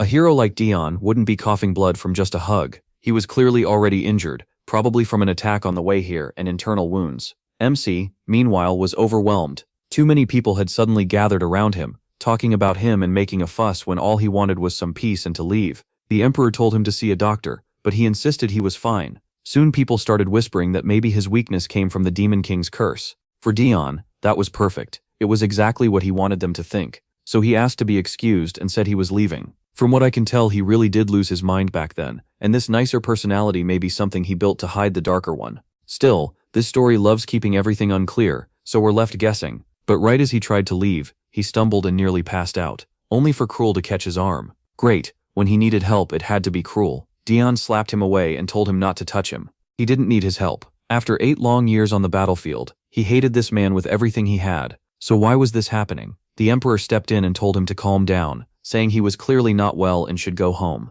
Dion understood it for what it was, a polite way to throw him out. Normally that would be insulting, but this place felt so awful that he just accepted it. He walked out the door and the hall went silent, but Stave kept staring at Cruel. I still don't get why Cruel cares about the protagonist when he knows the protagonist killed their parents and saw it himself. Outside, Stave told Cruel that his younger brother had shown him open disrespect, and even after all the chaos MC caused, the Emperor still hadn't punished him. On top of that, Cruel himself was being strangely soft on the boy. Cruel said he didn't want to ruin the mood, but Stave cut him off. That wasn't the point. He knew exactly what kind of state Cruel had been in when he came to him before. Then we learn Cruel had once asked Stave to sponsor him. Standing before him was a man who had lost both his family and his home, and Cruel said he could become the finest sword Stave would ever use. Stave knew Cruel had other ways to survive, other roads he could have taken. Still, he agreed. He wasn't stupid enough to reject a hound willing to serve, but he wanted to know why Cruel had asked for that. Cruel told him that this time, he wanted to be the one who protected.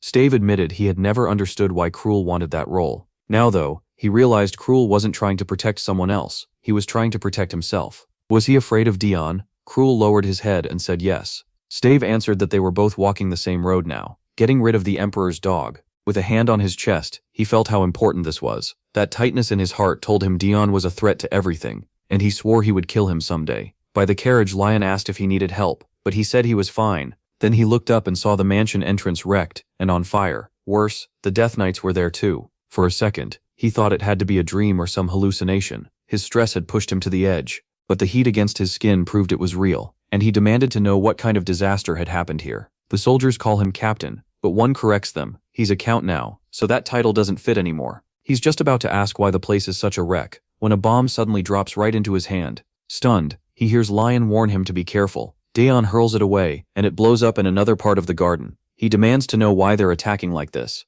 Lion checks if he's hurt, and the soldiers around him look just as worried. Then someone steps out through the flames. A man walks from the fire and says the cursed one really is a hero. He had tried to catch the protagonist by surprise, but the protagonist threw the bomb to the perfect spot and killed him on the spot. The soldiers are stunned. MC had already shown up and taken one down, while he himself hadn't even noticed the intruders. That's when he realizes the Revolutionary Army attacked again. His men explain those attackers came to destroy his home, so they rushed over to stop them. Dion, though, wants to know why all of them are here in the first place. The soldiers just stare, confused. They already told him, but he figures that if they're all running around after him, they must have messed up and lost their posts. That actually gets to them. They say the captain really does care, and while they've had problems before, none were bad enough to get kicked out. He tells them to quit being disrespectful, and tries to walk off. This kid really can't catch a break. No matter where he goes, people keep bothering him. Right now, what matters is that the Revolutionary Army attacked his carriage and his home too. They clearly came to kill him. Then he spots one survivor from the Revolutionary Army starting to get up and trying to run. Dion needs answers, so he has to catch at least one of them. That's when the butler shows up, smashing one man to the ground and grabbing the other, saying they barely made it out alive.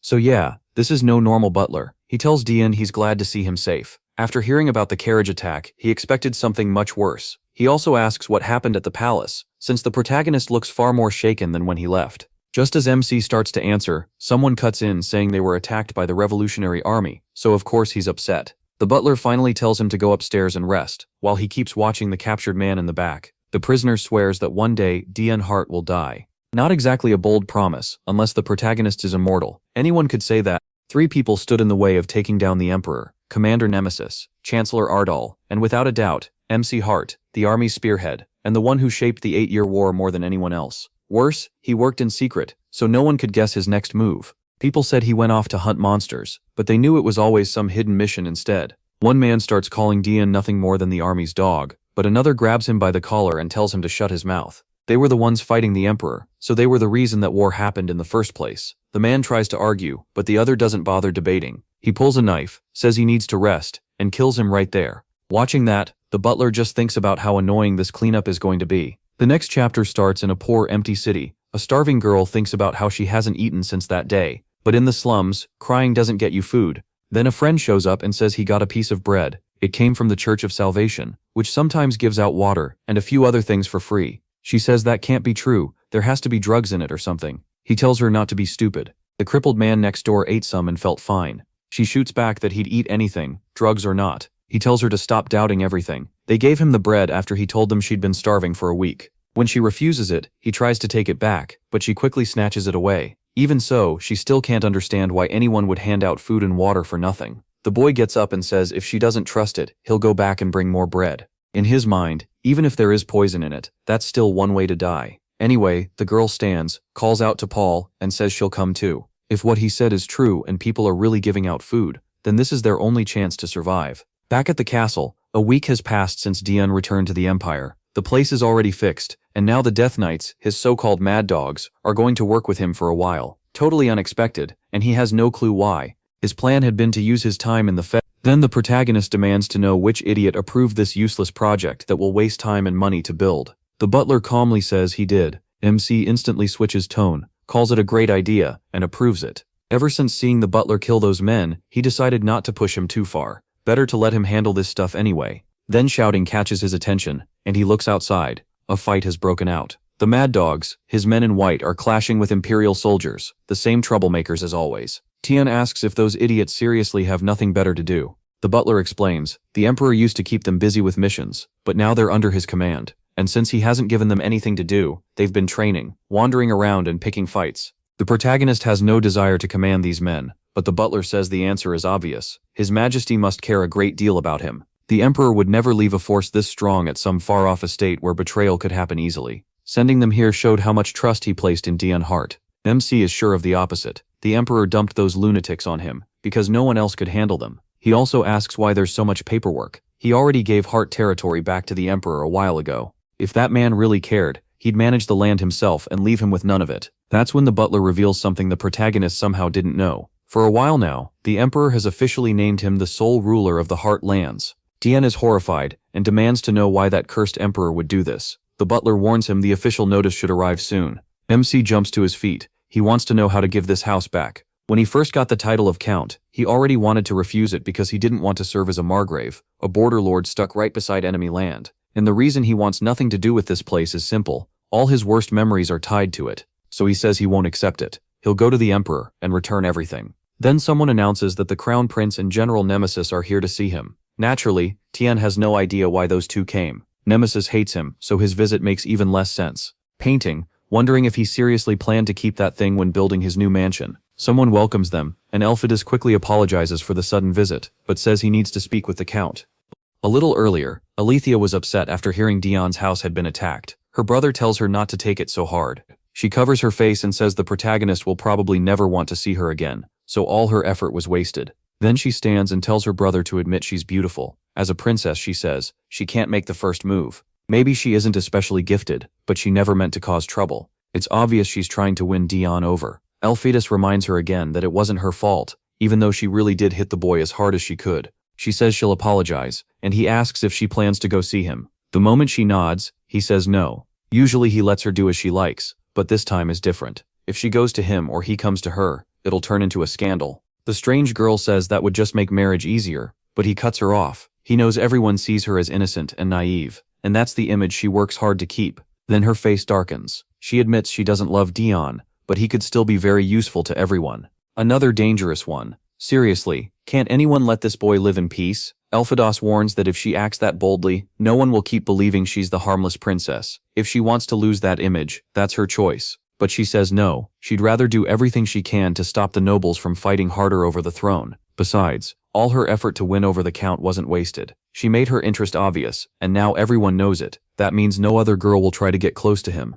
If that's what it takes to keep someone as talented as Deline loyal to the Emperor, she accepts it. Her brother pats her head and says she's thoughtful. He knows she has reasons for everything she does. Still, he's told her many times that she can stop whenever she wants. She smiles sweetly and says she understands, but it's clear she's hiding something much darker. Then she asks her brother to find out what Dion thinks of her, because she doesn't want the Empire's treasure staying angry over what she did. And that brings us back to the meeting. It may not be the biggest issue around, but Elphados needed to make sure MC stayed on the Emperor's side. Meanwhile, he is still wondering what those two are even doing here. He greets them politely, and Elphados tells him it's fine, he can sit down. Dion immediately asked why they came. The blonde prince said both he and the general had something to say, but it would be brief. The two traded cold looks, and the protagonist clearly wasn't happy. The general's stare was sharp enough to drill through him. MC already knew the prince's "it's nothing serious" usually meant the exact opposite. Then Jakar brought up what happened at the celebration, saying Azild had gone too far with him. Dion remembered coughing up blood, but brushed it off. Jakar thanked him for not taking it as an insult.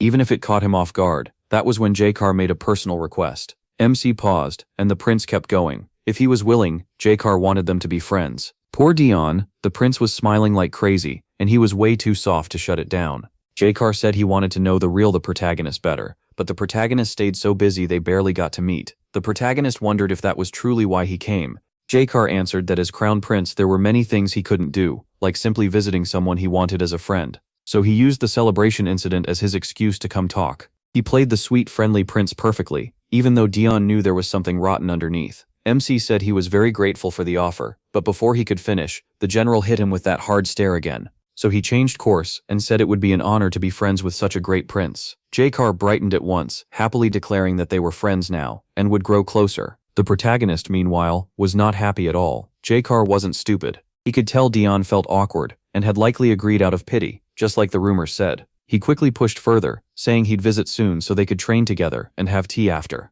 MC was just about to refuse, but Jakar stood up first. He said he had a lot to do, and gave his goodbye. Then he left, already excited about seeing his new friend again. Dian, though really did not want to stay alone with the general, the man addressed him as honorary count him, and said it had been a while since they spoke in private. The protagonist started to answer, but the general cut in and said he'd be direct, so he could leave quickly. The emperor wanted MC to hand over the revolutionary soldier he had captured. They wanted the man to lead them to the group's base so they could wipe them out, but since he and his troops caught him, he had the right to refuse. Grateful that he got straight to the point, the protagonist said he didn't care, and told him to take the prisoner. Once they were at the cell, a prisoner was brought out. MC pointed him out and said that was the one, but the general said he had heard he was attacked by 3 people. One died in the explosion, but the second death was never confirmed. Dian asked why that mattered. The general told him to explain how the last one died. At the same time, he thought to himself that he never hated anyone for no reason. During the 8-year war, he had watched the protagonist's personality change up close.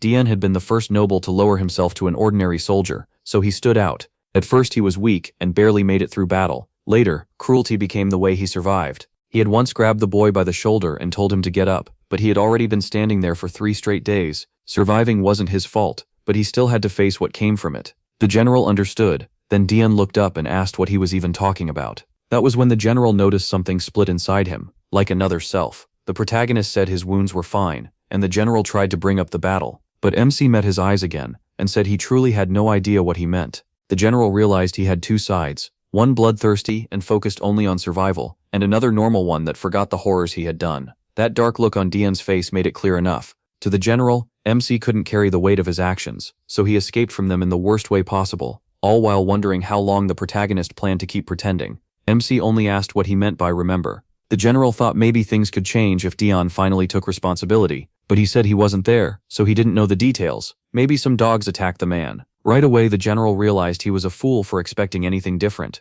so he said he was leaving and told the protagonist not to follow. Of course he knew that dog story was nonsense. He was sure Dion killed the soldier and used that strange second self to do it without facing it. In someone carrying that much responsibility, weakness was disastrous. To him, MC was a serious threat. So why did the emperor keep him so close? And not just him, even the demon seemed to know something. Too many pieces were moving at once. Then Dian came to and muttered that he must have dozed off. He asked how long he had been out, and Ben said not long. Still, Ben wanted to know if he felt better, because he had been seriously worried when he collapsed. His body was weak to begin with, so pushing himself like that was dangerous. The protagonist said he was fine and just needed rest. Then Ben suggested sending those crazy mutts out on a monster hunt. Dian thought that actually sounded pretty good, since they had been causing non-stop trouble. Ben added that monsters had been showing up near the border, so the timing was perfect. MC smiled, and inside he was thrilled. Then Ririna was already waving and saying they'd see each other at the border. So much for staying at the castle. In the end, Dian got dragged along too.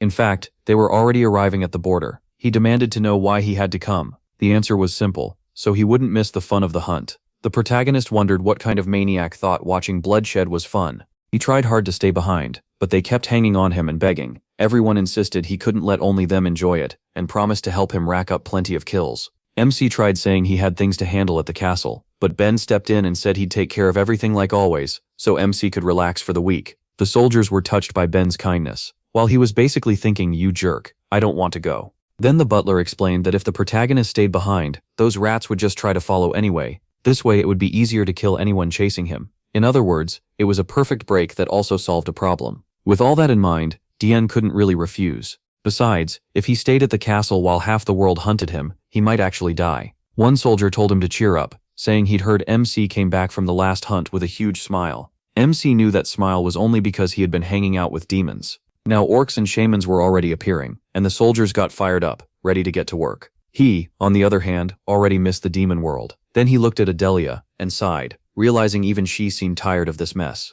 When he asked for someone to command the Death Knights, she was the first one chosen. Unlike these lunatics, she was what a true warrior should be. She asked if he wasn't going to join in, but Dian said he'd let them enjoy themselves for now. He was fine sitting back. Meanwhile, the others were already arguing over who would kill more. They kept trying to pull the protagonist in, but he told them to keep enjoying themselves. He had a bad feeling that if he stepped in, something would go wrong. Then suddenly, he sensed something, and an arrow slammed into his shoulder. Ririna screamed for him, while Dian realized that if he hadn't turned his head, it would have gone through his neck. But who would dare launch an ambush like this? Unless someone wanted war with the Empire, no one should have the nerve, so it had to be another group of assassins after him. Nearby, hidden in the brush, an archer drew a second arrow, and wondered how Dian had dodged the fatal shot. At that point, MC was fed up with all of them. He told Adelia to cut the arrow, and she moved at once, but she knew any movement would bring terrible pain and shove the arrow deeper into his arm. Dian ignored that, called the dogs over, and ordered everyone to use the drugs. From above, someone watched the fight and asked if that down there was the Empire's hero. Him.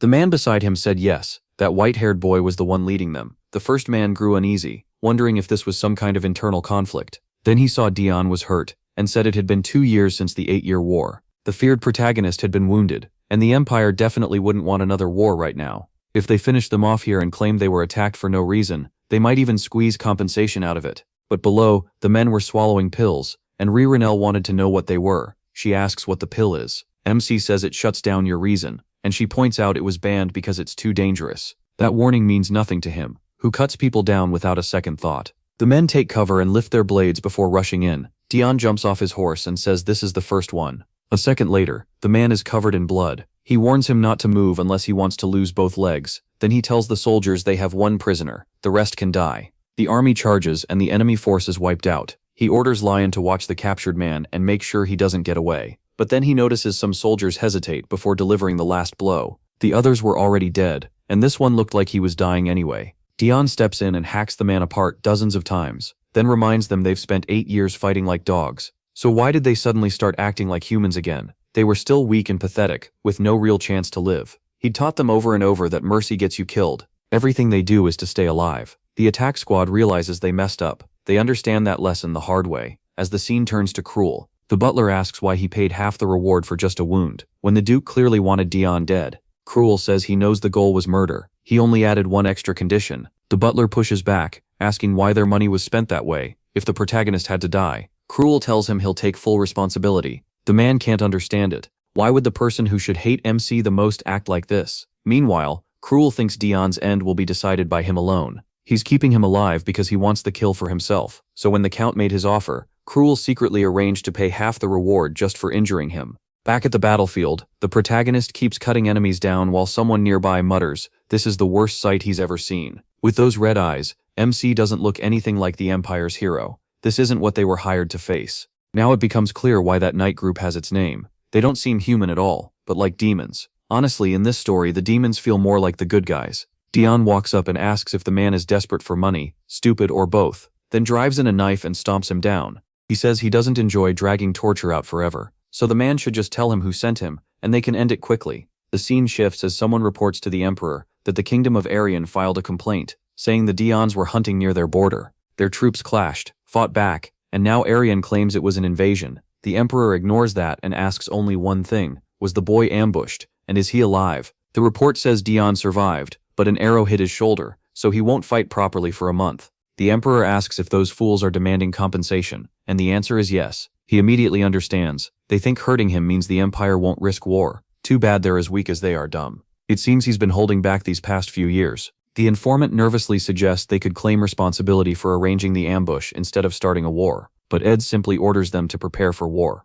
Both men are shocked and beg him to rethink it. The 8-year war only ended 2 years ago, and nobody wants another one. The Empire is broke. Ed doesn't care. Once they conquer more land, money will follow. If they handled one 8-year war, they can handle another. The Chancellor argues that the army isn't ready and the people won't support this, but Ed cuts him off, reminding him he's a tyrant. He was already planning to conquer the rest of the continent, and the timing couldn't be better. The moment he killed his brothers and sisters, he chose this road for good. He won't turn back, even if it's become a chain around him. And right now, that chain is pulling him toward another disaster. The Chancellor thinks there is nothing wrong with living by your own duty, but Ed's priorities are clearly twisted. All he can do is pray that if those disasters really come, the Empire survives them. After the Chancellor leaves, the Emperor asks Nemesis what he knows about the Church of Salvation. Nemesis says it's the cult gaining a crazy number of followers in the slums. He adds that it's not surprising when life gets hard, people naturally cling to religion. Ed agrees but says the group has grown far too large and should be crushed before the war begins.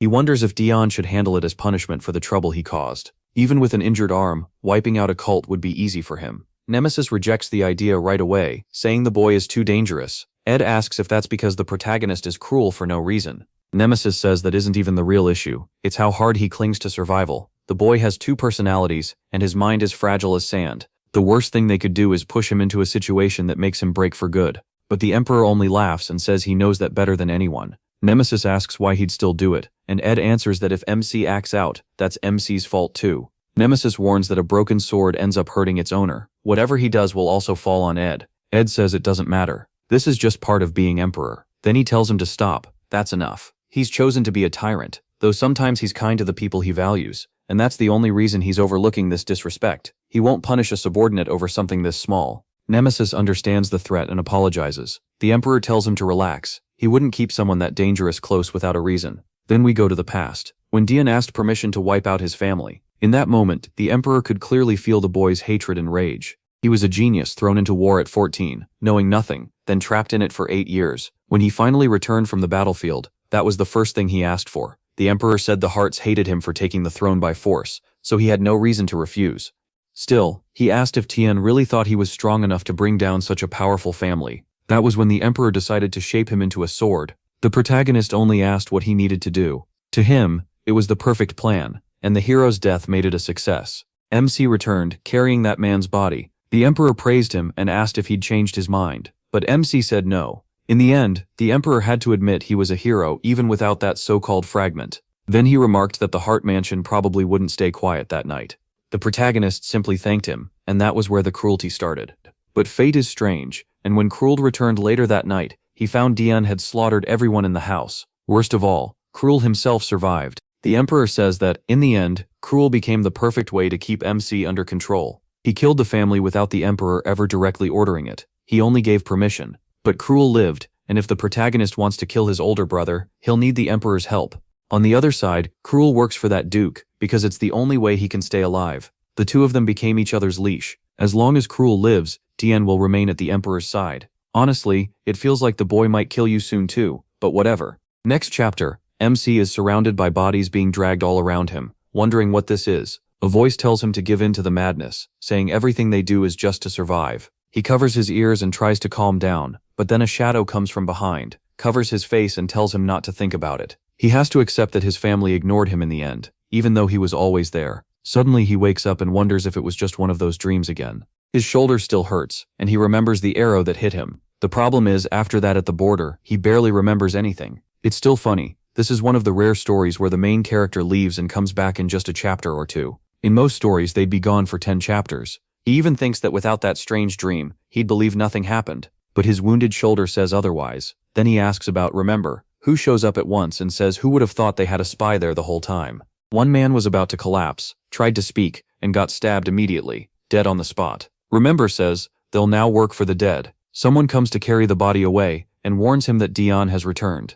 Remember says fine, he'll meet the boy, and tells them to find out who that man was serving. But hold on, the guy is dead. Are they really getting answers from corpses now? How are they supposed to figure that out? Then we cut to Remember speaking with Dion. He notices the injury, and asks if the protagonist is alright. The protagonist says it's nothing serious. The butler points out that MC uses his right hand, so he can still keep fighting. Then he says the smell is awful since he just killed a spy and is still covered in blood. He claims he meant to take the man alive, but something went wrong. He really can't get a moment of peace. The butler asks whether he learned who attacked him. Tian says they died before he could find out, and he barely remembers anything anyway. The butler warns that whoever planned this is dangerous. He adds that Duke Ellister is one of the biggest suspects. For once, that actually makes sense. Either way, Dion can't deal with this alone. The butler says asking His Majesty for help would be best. Right after that, he apologizes for speaking too boldly. The protagonist says it's fine, though he's already planning to see the Emperor himself and talk about giving back the empire he never wanted. He wants to wrap this up fast, and finally live the quiet life he's always wanted. But when he gets there, he learns Duke Ellister is already meeting with His Majesty. MC says that's fine, but he's clearly thrown off. He came to talk about that very man, so why is he here? Then that fake Lydia runs up all emotional, calling out to him. Her brother keeps her close and greets Dion. He answers the greeting. The shady prince smugly says they're friends. I'd like to think he's decent, but no chance. Everyone here is rotten. Then Elphidas suggests they wait together before seeing His Majesty. A moment later, they're seated at a table, and that clingy girl is hanging off Dion's arm. The protagonist is clearly annoyed. If he'd known those two were here, he never would have come. Elphidas mentions MC drinks a lot of tea, and offers to send him some later. He says that's not needed, but Lydia suddenly pushes a cookie into his mouth. Then the prince tells him to be more careful. He heard Dion join the hunt and came back in terrible shape. The protagonist says it's fine, but Elphidas tells him to take care of himself. Since he doesn't want to be emperor, the one in that role now has to stay alive a long time. MC nearly chokes hearing that. He plans to stop serving this man and leave this place as soon as he can. Elphidas explains that if he ever took the throne, it would mean something happened to Ed, and he doesn't want that. As far as they're concerned, His Majesty is like a brother, and they want him happy. What happened to being his sons? These people all lie the same way. Emperor. He explains that the current ruler used to be the 9th prince, but he spared those two, and somehow they truly love and care about him. Then Dion brings up the first prince, father of Elphidas, and Alethea. Unlike the others, he was kind and decent. He raised the 9th prince alongside his own children, until he died. They were basically brothers, so it seems he truly forgave him. What a lovely family. Hard to believe they ended up slaughtering everyone. The protagonist says if the first prince had lived, the 9th prince might never have turned that violent. Then Elphidas takes fake Lydia's hand and tells MC they're counting on him. She quickly adds that they shouldn't pressure him too much. Dion says he needs the bathroom and walks out. Fake number 1 says he ran away, and fake number 2 agrees. The talk clearly got too heavy for him. Elphidas feels guilty because he meant every word. He knows that no matter how calm the emperor seems, there's still a blade at his throat. Then someone shouts that if this keeps up, that man will stay on the throne forever. They say this has to be settled soon because the nobles are fed up, and justice must be done. Elphidas has heard things like that for 2 years. He ignores it, but it's obviously turning into a real threat. Then Alethea says the emperor needs someone fully loyal at his side. Tian is incredibly capable, so keeping him close is a blessing. That's why she's trying so hard to win him over. Alethea says it would be perfect if he became a beast completely loyal to His Majesty. So loyal that if any noble raised a sword at the emperor, the protagonist would kill them without hesitation. Honestly, hesitation has never been the protagonist's problem. Tian wanders through the castle looking for the bathroom. When a door suddenly opens, he recognizes the shocked man standing there. MC walks over, wondering why he's so scared, and stares at him while asking if he knows where they are. The man suddenly draws a sword and attacks out of nowhere. Tian throws up his arm and gets cut. He's still trying to understand why this lunatic attacked him when he only wanted directions to the bathroom. It turns out the man had been stealing documents and thought Dion had caught him. What really shocks him is his rotten luck. Of all people, he ran into him. Then someone grabs him by the neck and lifts him up. It's Jakar. Maybe there's some deeper game going on here. Who knows? That thought just crossed my mind. Tian asks what Jakar is doing there, and Jakar snaps back, asking the same thing. When he notices the protagonist's injured arm, he squeezes the thief's throat even harder, and the man begs for air. Several papers slip to the floor, and when Dion bends to pick them up, Duke Alester steps in to inspect them. He remarks that they look very important. Then he asks if MC came to see the emperor, and MC says yes, he just needs a quick talk. Alester says Dion caught an intruder, so His Majesty will probably grant whatever he asks. Even with J-Car stepping in, he says he likely could have handled it himself. Then that whole group of fools comes rushing over, calling for the protagonist. Alestris grabs him at once and asks why he's bleeding. Blood is running from his nose and shoulder, and they're already shouting for a doctor. J-Car says it must be from the fight, and Alester adds that the spy's blade may have been poisoned. But Tian doesn't want anyone realizing his body is just that weak. Then a man rushes in, saying he heard there was a patient. The second he sees MC, he freezes. Every time he treats this kid, the nobles watch like they'll kill him if he makes one mistake. Elphidas asks right away if it's poison, but the doctor says it's only a shallow dagger wound. The prince grabs him and tells him to check again. Tian is coughing up blood, so it can't be just a scratch. Then another voice says it's the Demon King's curse. Ben walks in and everyone greets him.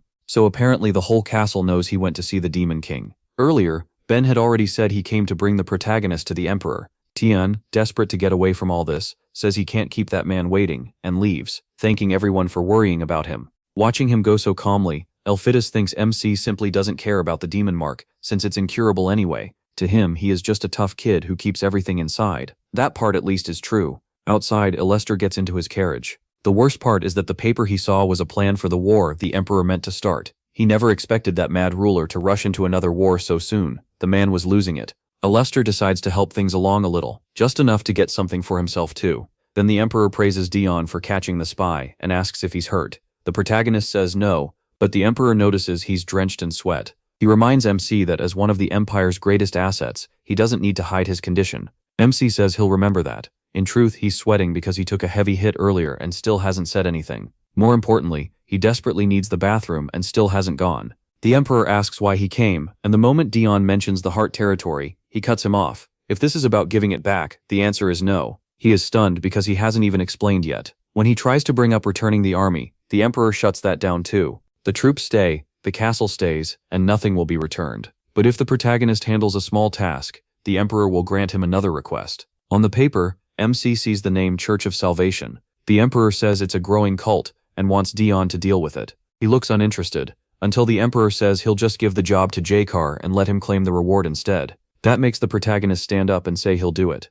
MC realized Ed always dangled Cruel in front of him to force his hand. Then Ed raised the stakes. He and Cruel would both take the job, and whoever finished first would get the wish. Dion got up at once and said it would be done sooner than Ed expected. He had no plan to lose to Cruel. So yeah, that whole 4D chess theory was wrong. Forget that. A little later, the protagonist was sitting down with tea. He said it had started tasting the same every day. Ben reminded him the tea came from the prince, who said he really liked it. On top of that, Dion still had to drink the nasty medicine the doctor gave him. While they were talking, Asilde walked in.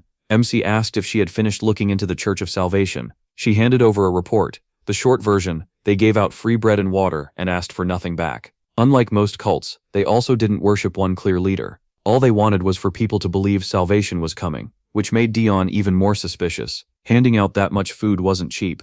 A group like this would need noble backing, but they weren't asking for money, and they didn't even have a visible religious head. So what were they really after? After all that tea, he got up to use the bathroom. Asilde quickly asked if he was planning to handle this himself. She warned him it would be dangerous, and said they were going together. Dion had no clue what she meant, and the next thing he knew, they were standing in front of the Church of Salvation. Asilde pulled out a disguise and told him to change, because things could get risky from here. The protagonist couldn't believe it. He just wanted to use the bathroom, and somehow he got dragged into this again. He told her he had something to do, and warned her not to follow him. All he wanted was to pee in the alley. But of course someone followed anyway. When Asilde tried to sneak up behind him, he vanished right in front of her, used the alley in peace and came back out looking completely relaxed, then noticed someone nearby. It was Cruel. The moment Dion turned back, he coughed up blood and lowered his head in shock. At first it seemed like Cruel hadn't noticed, but he attacked right away, and MC blocked it. Cruel said one injured arm wasn't enough to stop him. He thought he meant the cut from the castle, but then Cruel grabbed his other shoulder, pressed down hard, and forced him back. That was when Dion wondered how Cruel knew about the arrow wound.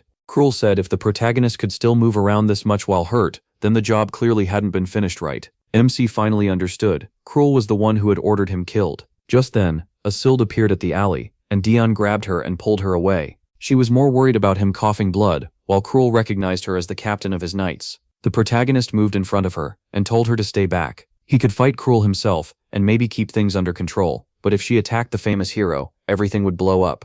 Cruel then asked if MC meant to infiltrate the Church of Salvation. Dion brushed past him and said he didn't need to answer. Cruel warned him anyway, If he dug too deep, he'd be in danger. That only made him wonder why the man who tried to have him killed was suddenly worried about him. What a thoughtful brother. Later, Cruel looked over a paper and said that if Dion's life was almost over, he should care more about living quietly. The protagonist already had a weak body, and the Demon King's curse was still eating away at him. He couldn't have much time left. Wait, maybe that 4D chess idea did make sense. Cruel did try to save him before. Or maybe not. Then MC started smearing mud all over his face. He said no one could know they were nobles. Asselt hesitated because it smelled awful, but he had expected that she was born a noble, so this kind of thing wasn't easy for her. Still, he said there was no way the commander would leave him alone after promising to stay by his side. So she grabbed mud from the ground and spread it over her face too. The idea was to look filthy enough to pass as poor people seeking help. Then Dion remembered Cruel had told him to rub mud in his hair too. He still thought that made no sense. The protagonist told Asselt to hide her sword and follow behind him since he would enter first. At the entrance he spotted a green-haired woman who seemed familiar. Dion stepped closer, tripped like an idiot, and slammed face first into the ground. The woman rushed over to ask if he was okay, and tried to help him up, saying he must be so hungry he couldn't even stand. His hand was already stained with blood from all the coughing, so they brought him inside. Before going in, he flashed Asselt a thumbs up, and she realized the plan had worked. He looked exactly like a worn-out beggar, but when she tried to enter too, the woman at the door said they weren't taking anyone else that day. She gave Asselt bread and water instead, told her to eat, and come back later. Asselt tried to ask her to wait, but it was too late. The woman had already picked up on her noble air and calm, trained movements. She clearly looked like a knight or a spy. Luckily for Dion, that stupid fall helped. Inside, he looked weak and starved enough to fool anyone. The woman even brought him tea. Sure, he had come straight from the slums. He thanked her, and she went to get him food. Meanwhile, MC kept wondering why he hadn't found anything suspicious yet. The church seemed normal, the people looked content, and even the guards acted like proper paladins. But that was exactly what bothered him. Everything was too clean. Then someone asked if he was too hot, and he said no, he wanted to keep the cloak on. She replied that he should take it off even more so, and lowered his hood, revealing the white hair and red eyes tied to the curse. The woman froze for a second, then touched his face and commented on his eyes. Tian played it up, saying he knew she must think they were ugly. Even his family didn't like them, so strangers reacting that way made sense. She awkwardly said they weren't ugly, and asked if he'd ever heard of him. Someone from the Empire with the same eyes. Pretending not to know, he asked if that was some imperial hero. She said yes, but warned him to stay away because that boy was more like a bloodthirsty vampire than a hero. Dion could only think that his reputation was getting worse by the minute. Then she asked if he knew what this place was, and he said he only knew they gave out bread and water. She explained it was the Church of Salvation, made to save people suffering because of Edat. According to her, the emperor was why everyone lived so miserably. If he were a good ruler, none of this would be happening. The protagonist realized Ed was being openly trashed here. She even said if the emperor had done his job, the protagonist wouldn't have fallen in muddy streets. Still, she told him the Church of Salvation wasn't like other groups. They didn't believe in money, only in salvation. That just confused MC more. It sounded nice, but there had to be some hidden reason behind it. So he asked who would save him if he became a believer. He was finally getting close to the truth, but she only said he'd learn that after becoming one of them. He kept moving through the church and still found no real proof. The food didn't seem poisoned, and everyone looked calm. Then someone tapped him on the back, and when he turned, he saw a sweet little girl, the same one from the beginning with her brother. She asked if he was new, and he said yes, noticing how cheerful and healthy she looked. She introduced herself as Ririnel, and said he must have had a hard life to end up here, but now he didn't need to worry. This place gave food and water for free. He thanked her, gently patted her head, and said this really did feel like salvation, all while noticing guards nearby watching his every move. Then a boy from the corner called for Ririnel to hurry up and pray, and Dion instantly noticed the kid was staring at him like he wanted him dead. After they left, he tried to figure out how to move around without the guards noticing, but then someone called out to him. Outside, Asselt had heard something strange. She was trying to find a way in through the back, but nothing worked. Then she saw a few loaves of bread roll across the ground, and heard someone shouting for security. She moved closer, and heard the green-haired woman say there was an intruder. If it hadn't been a hero, everyone there would have been punished and replaced. Asselt first thought it was Daeon, but maybe it was Cruel. Then something inside started getting wrecked. Turns out Asselt had charged in herself, demanding to know where her lord was. The protagonist stayed hidden in a corner. For a moment he thought he'd been found, but luckily someone else drew the attention away. One man even offered him more bread. He was the same one who had tossed it out the window earlier, which was how Asselt found it outside. After that, Daeon slipped into the prayer area, but when he pulled back a curtain and looked inside, the priest was there with the green-haired woman, and both immediately asked what he was doing, but he was already gone, and all they found was an open window. The priest told them to clean up fast and make sure no one else got inside. Still, the woman felt like something was off. Then, behind the curtain, Cruel suddenly grabbed Daeon. Let go already. MC couldn't believe he had run into that creep again. Both of them turned to the green-haired woman as she announced it was time to pray for salvation, saying every true believer would be led down the right path. But instead of starting the prayer, she began talking about what real salvation meant. The crowd lit up and thanked her. She said they were about to enter a room only true believers were allowed to hear in. Then she touched the wall, and her arm slipped right through it. Even though it looked solid, she explained that they could walk straight through. After that, she told everyone to enter the portal, and it was obvious this was magic. Even the two little kids skipped inside without a care. Before long, the whole group had gone through. So this church was clearly hiding something. They were going way too far to keep their secret buried. Daeon finally pulled himself away from Cruel. Honestly, he was starting to miss that fake Princess Alethea. They bickered for a moment, and then both of them started testing the wall, trying to figure out how to get through. Daeon felt a jewel hidden behind it, and realized the barrier was powered by special magic. Humans had learned this kind of power during the war with the demons. But since humans couldn't use special magic easily, they stored it in crystals like this, that only made things shadier. Why did this church have such high-level magic? He almost wanted to quit the mission, but if he did, Cruel would get his wish. Just then, someone burst in shouting there was a problem, and Daeon hid at once. The man rushed by, saying Selen had to hear about this right away. He ran to the jewel, called for her, and reported an intruder tearing the place apart while yelling for the Lord. But protagonist had no clue what was happening. Then something on the man's back shattered again. Lion had arrived. She demanded to know where he was. Grabbing the man, she pressed him about who this lord even was. Lion knew she couldn't reveal her side, and she definitely couldn't say count or hero, or she'd expose too much, so all she could say was that her lord was her lord. The man kept asking for a name, saying it would help if she just told him. She kept stumbling over her answer, while Daeon noticed the crystal link was still active. On the other side, Selen was listening, and the second she heard that voice she knew who it was.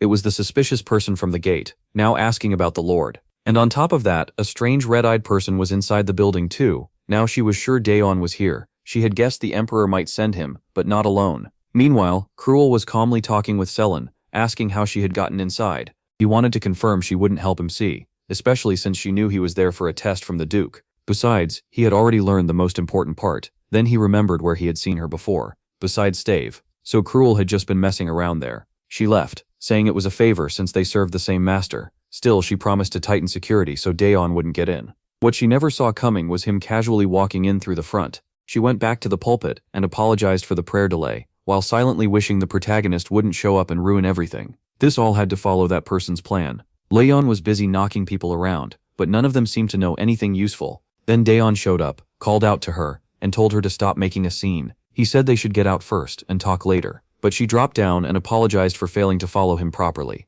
He told her it was fine, but she kept going, saying his perfect enemy infiltration and his skill at gathering information had deeply moved her. Right there, she swore to follow him forever. Daeon just stood there, confused, unable to understand why this weirdo was saying all this in the middle of a mission. The only way to get her back on her feet was to pound his chest and swear he'd never betray her loyalty. After that, he said it was time to leave, because the mortal knights still had to investigate. Lion begged him not to bring those lunatics. They'd kill everyone. 3 days later, he was at the castle, wondering why it was so hard to find a sorcerer in that area. Out of almost 100 in the Empire, 99 were in the south, leaving the north with almost none. He just hoped Cruel hadn't already handled it. Then Recap came in and said they had found someone who could remove that, or at least a place where they might get help within a day. Soon he was on a mountain above the city where some sorcerers were said to live. Lion told him to rest after their rush to get there, but Daeon said they needed to find someone fast before that person arrived. And of course, Cruel was already coming up, making MC wonder how that bastard had shown up again.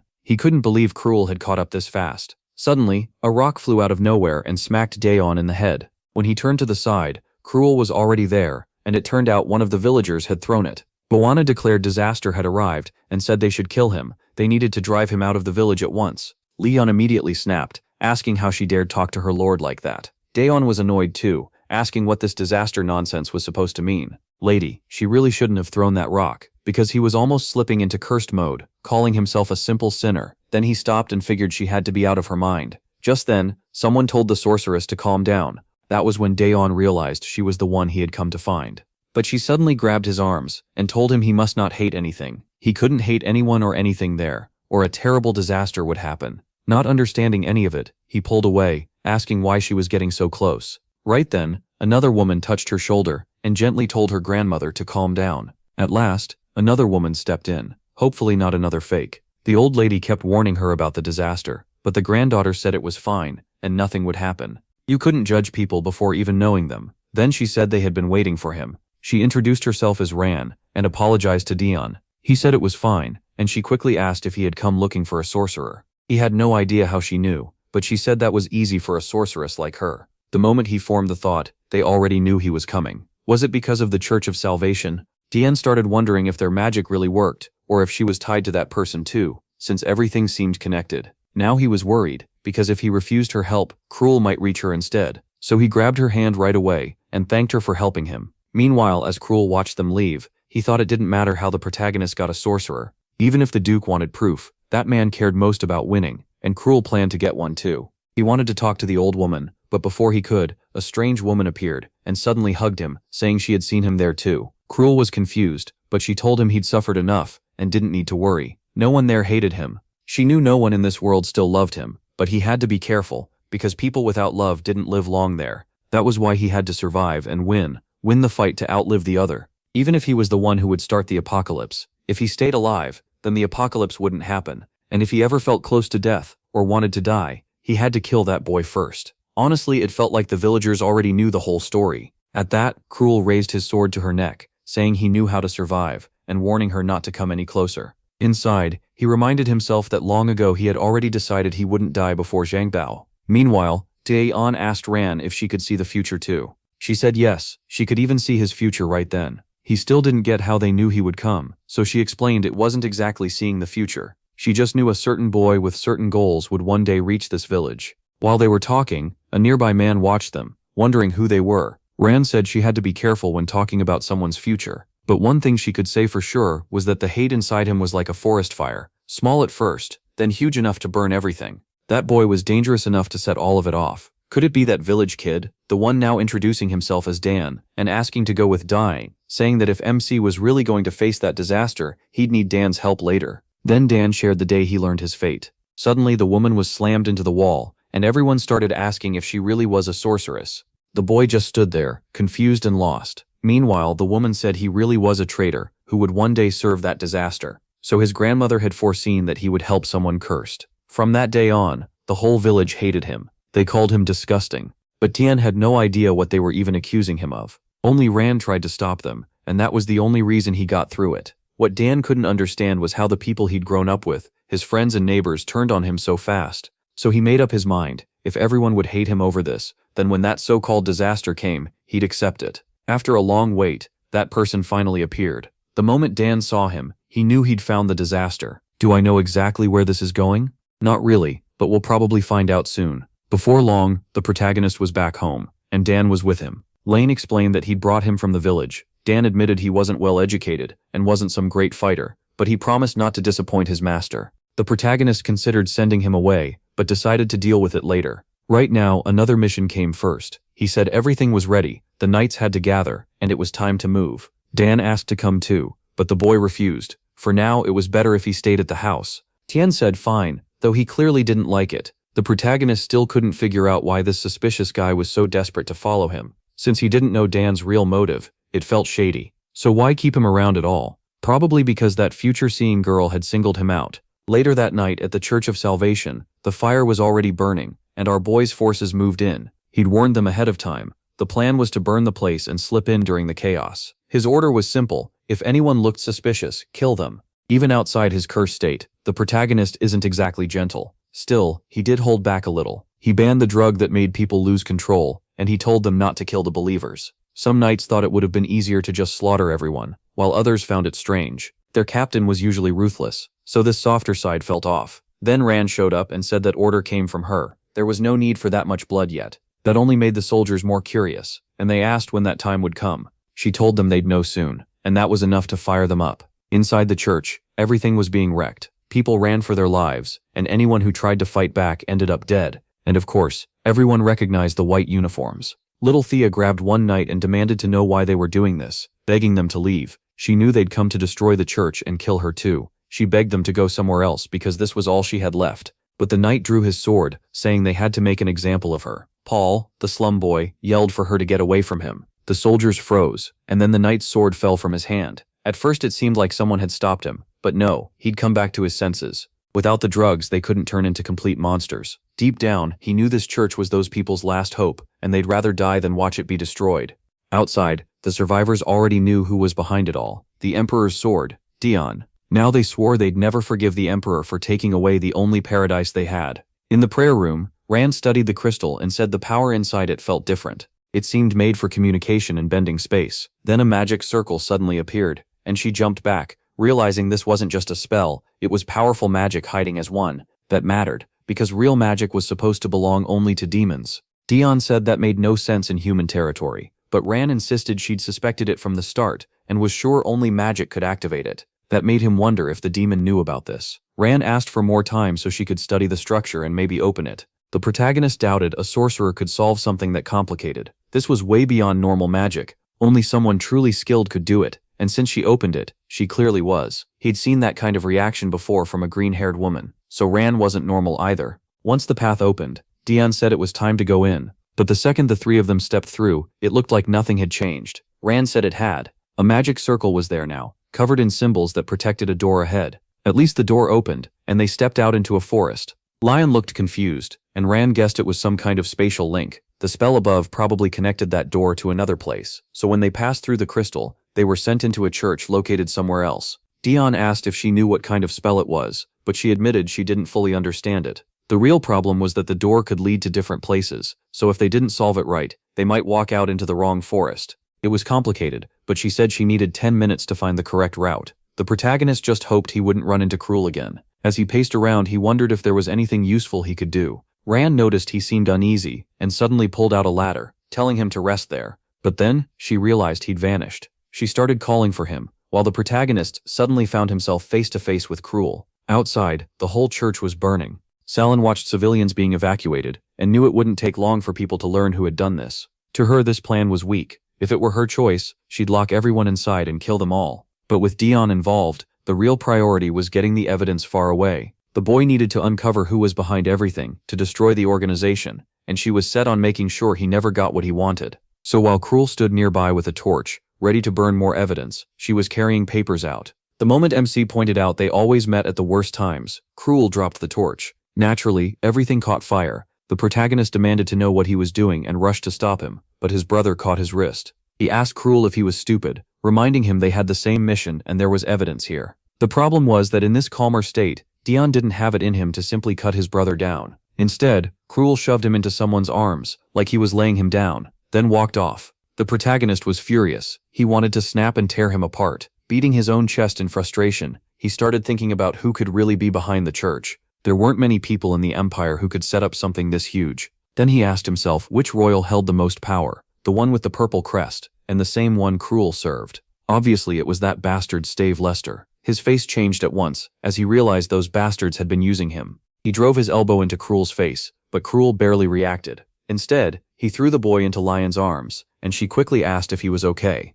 Then came the warning: if he wanted to stay alive, he'd better not say a word about what he saw today. Now our boy was in bed, wrapped in bandages. He kept thinking about the document Cruel had hidden in his shirt. Now that he knew Stave Lester was behind it all, he understood he'd never really had a chance from the start. Then Lane entered the room, and told him Ron had already left. That discouraged the protagonist a little, but then another memory hit him, and right after that, someone came in to say he had a visitor. This guy never gets a break. It was a summons from the Emperor. Since Tien hadn't won, he now had to face his punishment. The next chapter opened with Ed jerking awake in bed. Ever since taking the throne, he'd never slept peacefully. The people he'd killed came back to haunt him every night. Worse, even after waking, he could still see them staring at him, saying they hated him, and asking why he was the only one still alive after what he'd done. As he clawed at his own neck in agony, Elphidas came in and called out to his uncle, saying Dawson Cruel had arrived. He asked if his uncle was okay, since he looked so pale, and guessed it had been another nightmare. But the Emperor just snapped at him to leave. Even so, Elphidas noticed his uncle wasn't looking at him directly. His eyes were fixed on something off to the side, which was strange.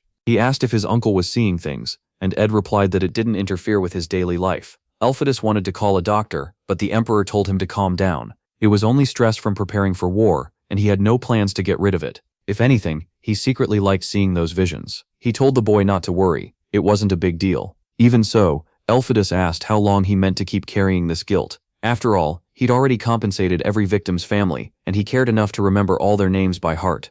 So was this one of those cases where the emperor killed everyone because he thought it had to be done? The emperor said no. None of it was normal. Those people would still be alive if not for him.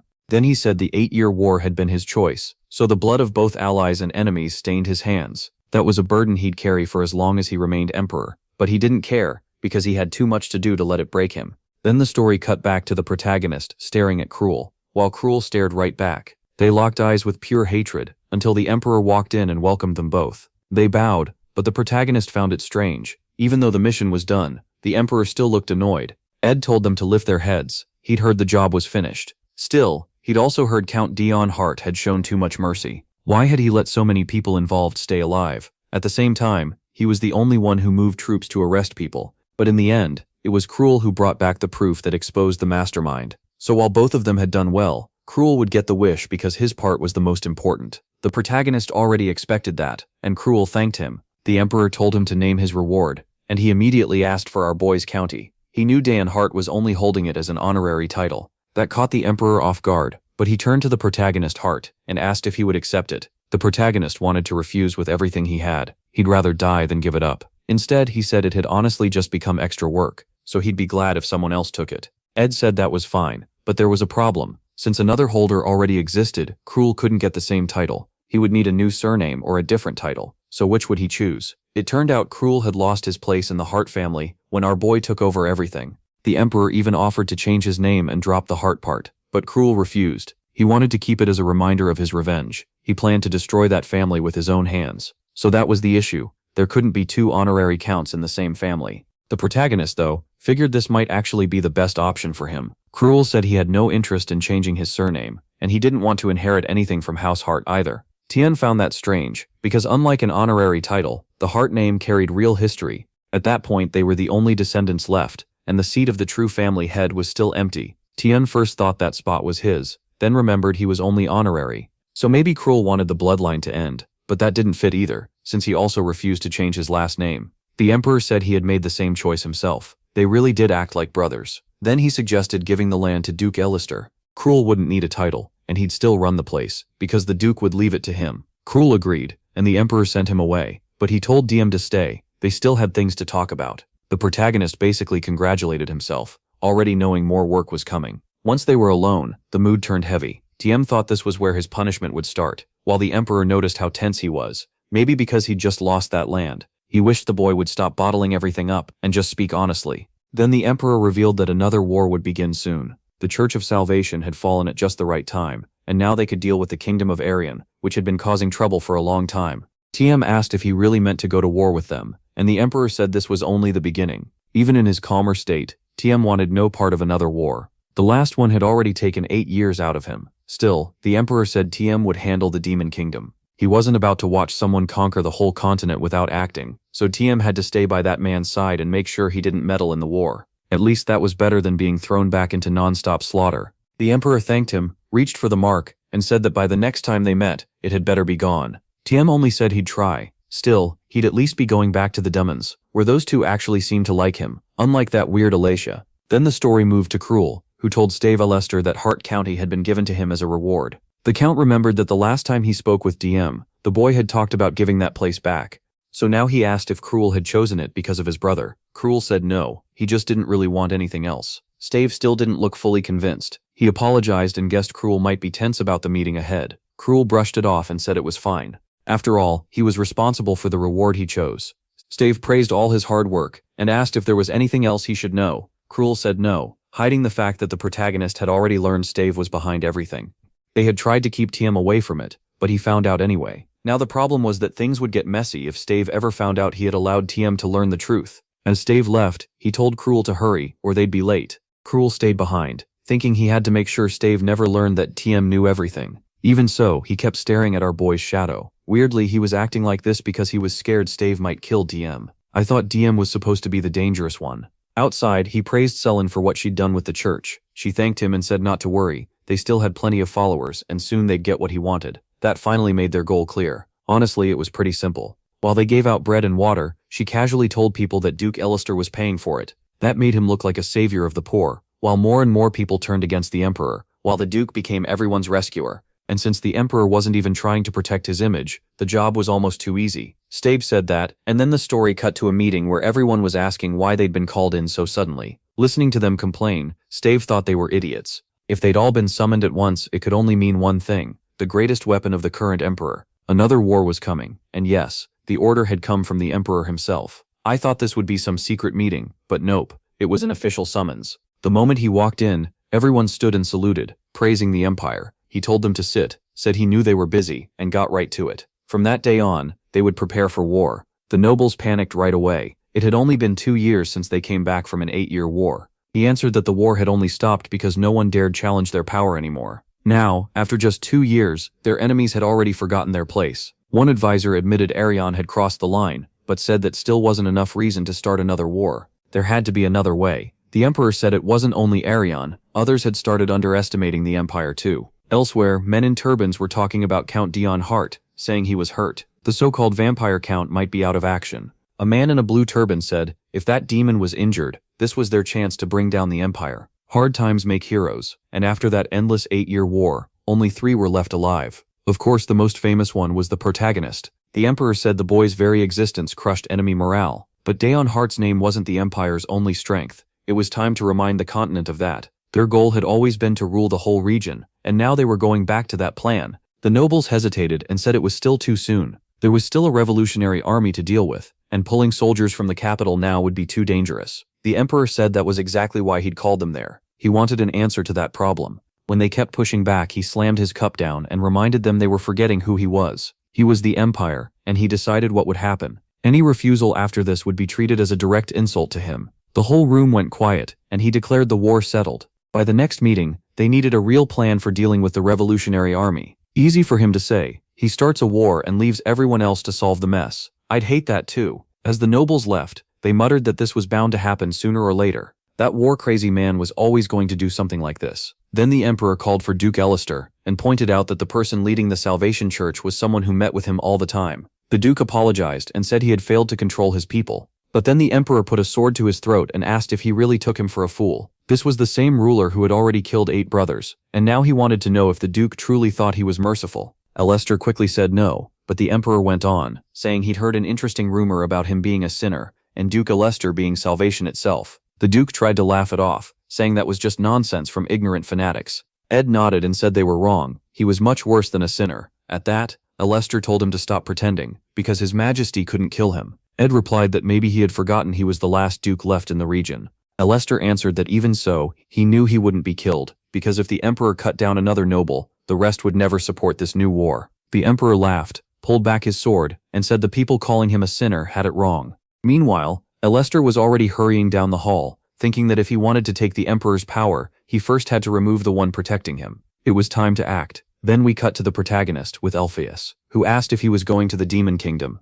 Dion Hart barely knew that himself. So how the hell did Elpheus? He tells him to relax. He speaks with the emperor every day, so he naturally knows most of what goes on. Then he adds that MC also knows the emperor is dying to start another war. The order is simple. If the demon moves against the empire, Dion must come back at once and help defend it. No exceptions. As cold as ever, he says he'll remember that. Elpheus gets up and thanks him for his work. Seriously, he's really trying to boss the protagonist around, and this time, he didn't even use his sister to soften him up. Once he's alone in the hall, Elpheus feels uneasy. MC isn't just absurdly strong on the human side, he's also one of the demon commanders. He has no clue what the emperor is planning, but one thing is clear: Dion could betray them whenever he wants. That's why Elpheus keeps trying to stay on good terms with him, even if his personality makes that almost impossible. Then the most honest girl in the story asks how the talk with Dion went. He says it was nothing major and she didn't need to be there. What she should worry about is becoming crown princess. She grumbles that it's boring and she doesn't want it, but he tells her to wake up.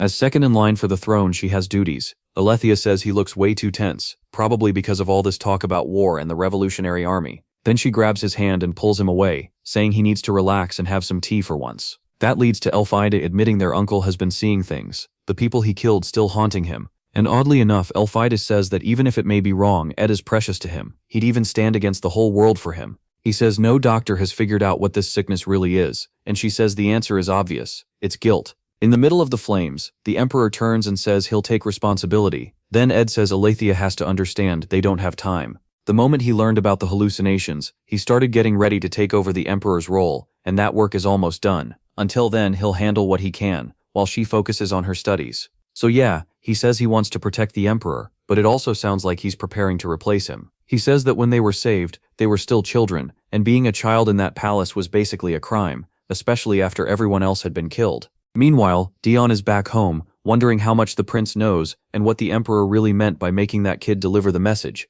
Ben, who somehow is still part of this story, stays beside him and asks why he looks so troubled after meeting the emperor. He asks if he has something to say, since he's been standing there the whole time. Ben says yes, he wants to start making money, not because he's greedy or anything, and he's even ready to give all the profit to Dion. The protagonist steps closer and says he's been questioning Ben's motives since the day they met. No one follows a stranger for no reason, and now he's suddenly talking about earning money just to hand it all over. Either he's trying to fake trust, or he truly wants to serve him.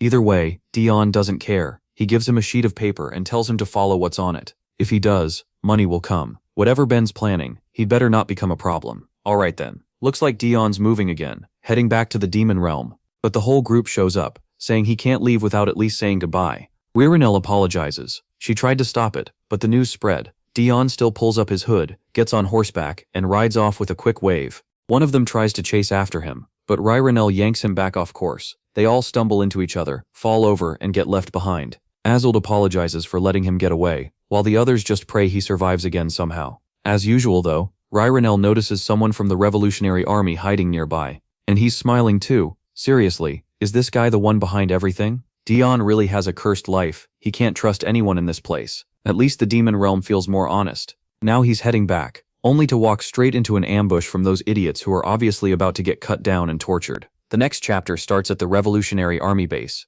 One of them asks why they're waiting to move until after the Emperor has taken half the continent. Jakar says that's the plan, but the revolutionary captain Daniel wants to know the reason. Jakar explains they need the war to hit a point where the Emperor can no longer end it, only drag it out. That's when they'll attack. By then his army will be split everywhere, even around the palace, and the defenses will be stretched thin. Daniel says he gets it when defenses are weak, killing everyone gets easier. Jakar praises that answer, and calls him a genius. Then someone suddenly rushes in and reports that Dan had abruptly left. Daniel is thrilled, and Jakar says this is a huge chance. You never know what might happen. The captain thanks Jakar for the help, and says he'll send someone after MC to see what's happening. Then he heads out right away. Jakar just sits there, smiling. It's pretty obvious anyone sent after Dion would just end up dead, and that's exactly what happened. The first one was already taken out, not by him but by another squad guarding him. Then that squad got wiped out too. They were following the Emperor's orders, and even they didn't survive. Now Velitan is tracking the people tracking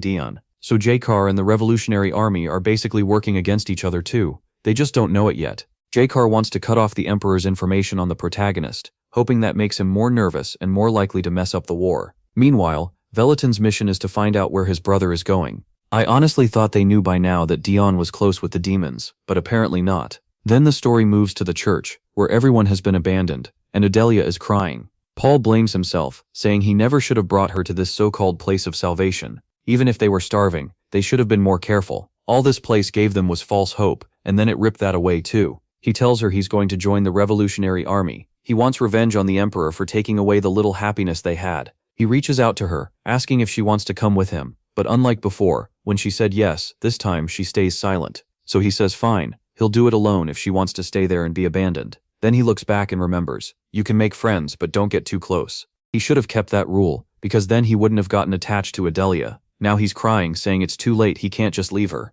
Meanwhile, over in the calmest place in this story, the Demon King's castle, Ririnel misses him and wonders when the commander will finally come back. Someone next to her asks how much longer they're supposed to just wait. Then Ririnel suddenly takes off on her broom, saying she feels a strange presence coming closer. She rushes to the gate and lights up the moment she sees Dion arrive. That look says it all. She pops right up in front of him, all smiles, saying she missed him and asking how the mission went. He only lets out a short sigh, but inside he's startled she appeared out of nowhere. Dion says it was exhausting, but he finished dealing with some strange religion problem and other matters. Ririnel doesn't even know what religion means, so he explains it's like people following one person with all their heart, kind of like how they follow the demon. She says that's dumb, you shouldn't blindly follow someone like that. If anything, people should be following MC instead. Like that demon church? He asks, and she brushes it off, saying it's nothing, then asks if he's going to see the demon. He's in the central garden right now, and apparently there really may be people worshipping Dion, which honestly fits this crazy demon realm.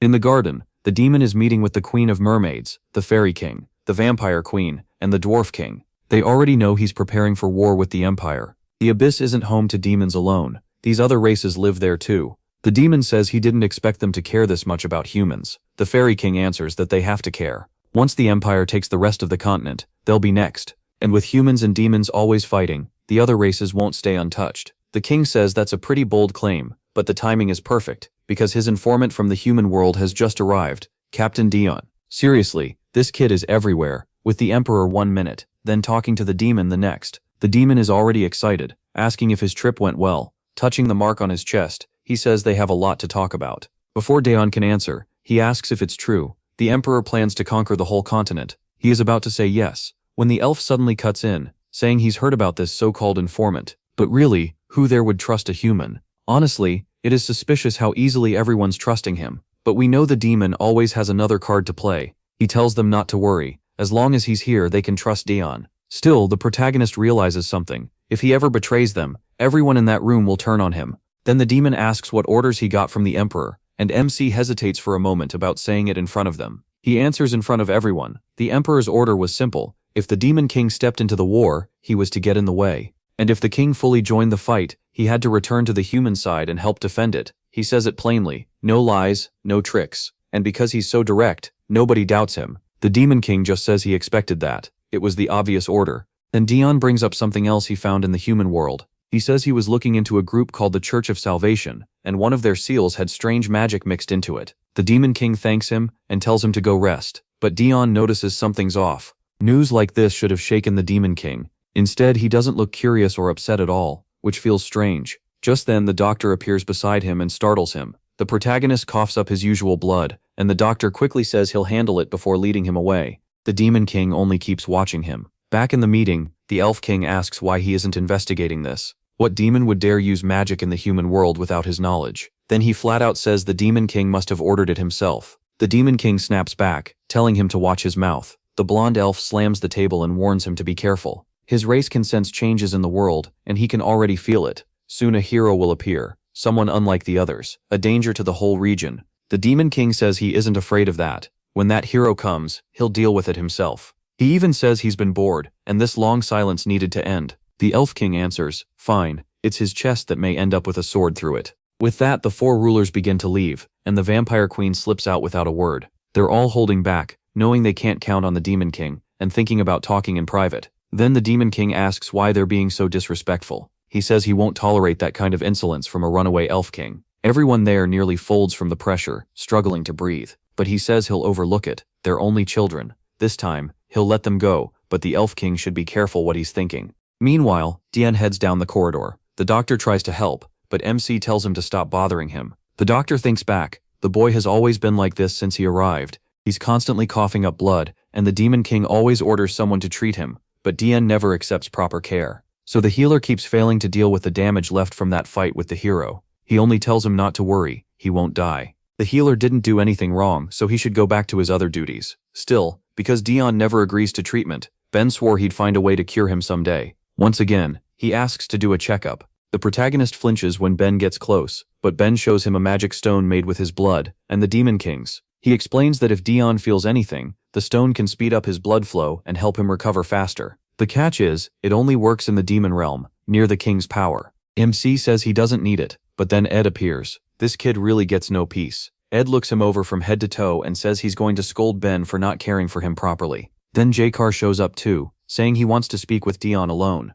Luckily, Ed steps in and pulls him back, telling him to let him rest. And then seriously, he slams J-Car against the wall for talking so casually to the commander. J-Car quickly apologizes, saying he'd met Dion before and even showed him something once. Now he brought a little gift, an oddly lively plant. Ed immediately says there's no way the protagonist is getting that creepy thing. J-Car just asks him to deliver it, and Ed reluctantly agrees before sending him off. A little earlier, Tian had told Ed not to kill him, since he hadn't done anything wrong. Because of that, Ed gave in, took the plant, and delivered it to MC. Now he is in bed, staring at this creepy thing as it lets out bizarre little cries and hums right in front of him. It's so disturbing that he jerks back, thinking the thing is about to kill him. As he moves, a knife suddenly sticks into the wall beside his head, and he wonders if the plant attacked too. But then someone enters, saying he never disappoints. It's amazing he sensed a hidden dagger. This is the commander of the 2nd Division, Rai Renell. Hiding a sly smile behind her hand, She asks how he dodged a throw from someone skilled in infiltration, invisibility, and assassination. Dion barely cares. The weird plant scared him more than she did. Rumler keeps pushing, wanting to know how he noticed her perfect attack. Then she asks if he felt hostility from her. Of course, she says, she'd never dare go that far. She knows he could kill her at any time. Then she tells him to relax and says she brought him a pile of gifts. It's basically a stack of clothes, and she makes him try them on right there. Why? Who knows? All of a sudden, a masked man rushes in, apologizing. He says he knocked but nobody answered. After hearing Tien had returned, he came to pay his respects. Then he smacks his sword into the door like a fool and drops to the floor. A green-haired demon named Velaton, assistant to the 8th commander, comes in to help him. Tien just sits there, completely confused about what is happening in his room. Meanwhile, Rumler waves goodbye and heads out, but stops at the door to tell Commander Hero she'd heard some idiot in the first city talking nonsense about the commander. For some reason, the commander sinks to the floor, and Velaton tells her to stop treating him like that. The protagonist just wants these lunatics out of his room as fast as possible. The 8th commander, Hero, was born from the Demon King's own shadow. He first served as the castle's guardian, but once their land expanded, he was given a secret mission. His job was to stop any demon from leaking what Dion looked like. Whether a demon mentioned him by accident or during the hero's battle, Hero made sure no one learned MC's appearance, also known in the human world as Demon Errate. That's why no one in the Empire had any clue what the commander looked like. Later, Velaton speaks with Hero in another room and says he's glad the information was protected again. He asks if he can finally speak to Dion, and Velaton agrees. Sure, the boy will appreciate everything he's done. He had just started to relax in his room with his little plant when Hero suddenly appeared and stared him down. Tien jumps and Hero says he only came to pay his respects and report on recent events. From the shock, the protagonist spits up blood again, and then Ben rushes in to ask if he's alright. Hero is so shaken that he's ready to kill himself for making the commander suffer, but both of them stop him at once. MC tells him to just return to his usual work, while wondering why Hero is the only demon in the kingdom who looks at him so calmly, like he could kill him if he chose. And since he's literally the Demon King's shadow, he's clearly no weakling. After that, Ben leaves, and Daeon finally gets a moment alone in the room. He realizes he's truly back in the demon world. People belong with their own kind. Since the Emperor ordered him to act as a double agent, he should keep doing his duty. Smiling to himself, he thinks the demon kingdom will eventually fall. The flower shrinks at that smile and makes a scared little noise. Later, he decides the first step as a spy is gathering information. In the library, he looks around in surprise at how huge it is. As he walks by, a girl notices him but keeps reading her newspaper without saying anything. Then she realizes who he is and turns red with embarrassment. She shoots to her feet and loudly welcomes Eret. At once, all the nearby demons bow to him. Dion thinks that even though he's used to this by now, it still feels scary. He decides to grab what he needs and leave, but one book catches his eye. He pulls it from the shelf and asks if it's a report analyzing the Empire. It turns out to be a report on the current heroes, Adelia and Renel, and the protagonist asks if they update it every time new information comes in. He opens it and reads about the first hero, Assild Nemesis. She actively supports the current emperor and the former 9th prince, an ally of Ed. After serving as supreme commander in the 8-Year War, she was made a Marquis, the only noble without a family name. The second hero is Ben Stigma Primero, the illegitimate son of Viscount Lofile. He was drafted into the 8-Year War, given a new surname and the title of Marquis, then sent to fight barbarians on the Empire's southern border. His physical strength is said to be incredible. Seeing that, Dion wonders if they have a file on him too. They do. He's listed as the third hero. Luckily, there's no portrait. The note says that by the Demon King's order, investigating him or showing interest in him is forbidden. MC thinks there's no way the Demon King would overlook something like this. He keeps reading and moves on to the fourth hero. The entry says Cruel Heart is related by blood to the third hero and serves a duke who opposes the emperor. Dion shuts the book with a hard slam, clearly annoyed. He burns with anger, thinking he still knows almost nothing about that weirdo. Nearby demons see his mood and panic, deciding to get away fast. Then he spots another book. It was written by Cabber, no, by the Demon King himself. The first line says a warrior is someone chosen. That chosen one receives the power to destroy the Demon King. Their talent, strength, smarts, lifespan, and everything else are above normal humans. He thinks he already knew that part. The book goes on. Fragments of a warrior can enter humans for no clear reason, turning them into beings called heroes. Even if their power is below a true warrior's, they're still far beyond normal people. Again, none of this is new to Daeon. Then one line catches his eye. It's about the Demon King. The protagonist figures this might finally be useful. Before he can keep reading, the Demon King suddenly appears beside him and quietly asks what he's doing. Startled, MC drops the book. Trying to explain, he awkwardly points at it and says he dropped it. Flustered, Tien turns to him, apologizes, and reaches down to pick it up. The open page says the warrior and the demon king exist as proof that the world is still immature. He lifts the book and wonders what the world's immaturity even means, hoping he didn't damage it. Then he asks what brought his majesty here. The demon king just smiles at the book in the protagonist's hands. He takes it from him and says he needed that one. Tien is caught off guard, wondering why this book matters so much. He studies the demon king, confused by the way he's staring at him. With a pat on MC's shoulder, the demon king apologizes for taking his book. MC hides his irritation and says it's fine. The demon king says he has to leave and tells him not to mind it, just keep doing what he was doing. He wonders if he'd noticed him gathering information, or if that was permission to keep reading. A while later, the protagonist leaves the library still unhappy. The girl there bows and wishes him a safe trip. He walks off with a faint smile, thinking he should just go back to his room. Some spy he is. He'd be better off sorting things out there. On the way, he overhears two demon girls talking. One asks what the celebration is for. Why throw a holiday just because the 5th Squad's commander finally came back? Tien pauses, wondering if some event is coming up. The other girl says that should be obvious. With that woman's personality, she stayed away so long because she got buried in studying the junk outside. MC remembers Ol, the 5th Squad commander, and thinks that fits her perfectly. Even the Demon King kept her outside the castle because of that curiosity. Then the girl adds, this isn't only a welcome back party. Mrs. Ol and her deputy, Sir Darnevan, are meeting.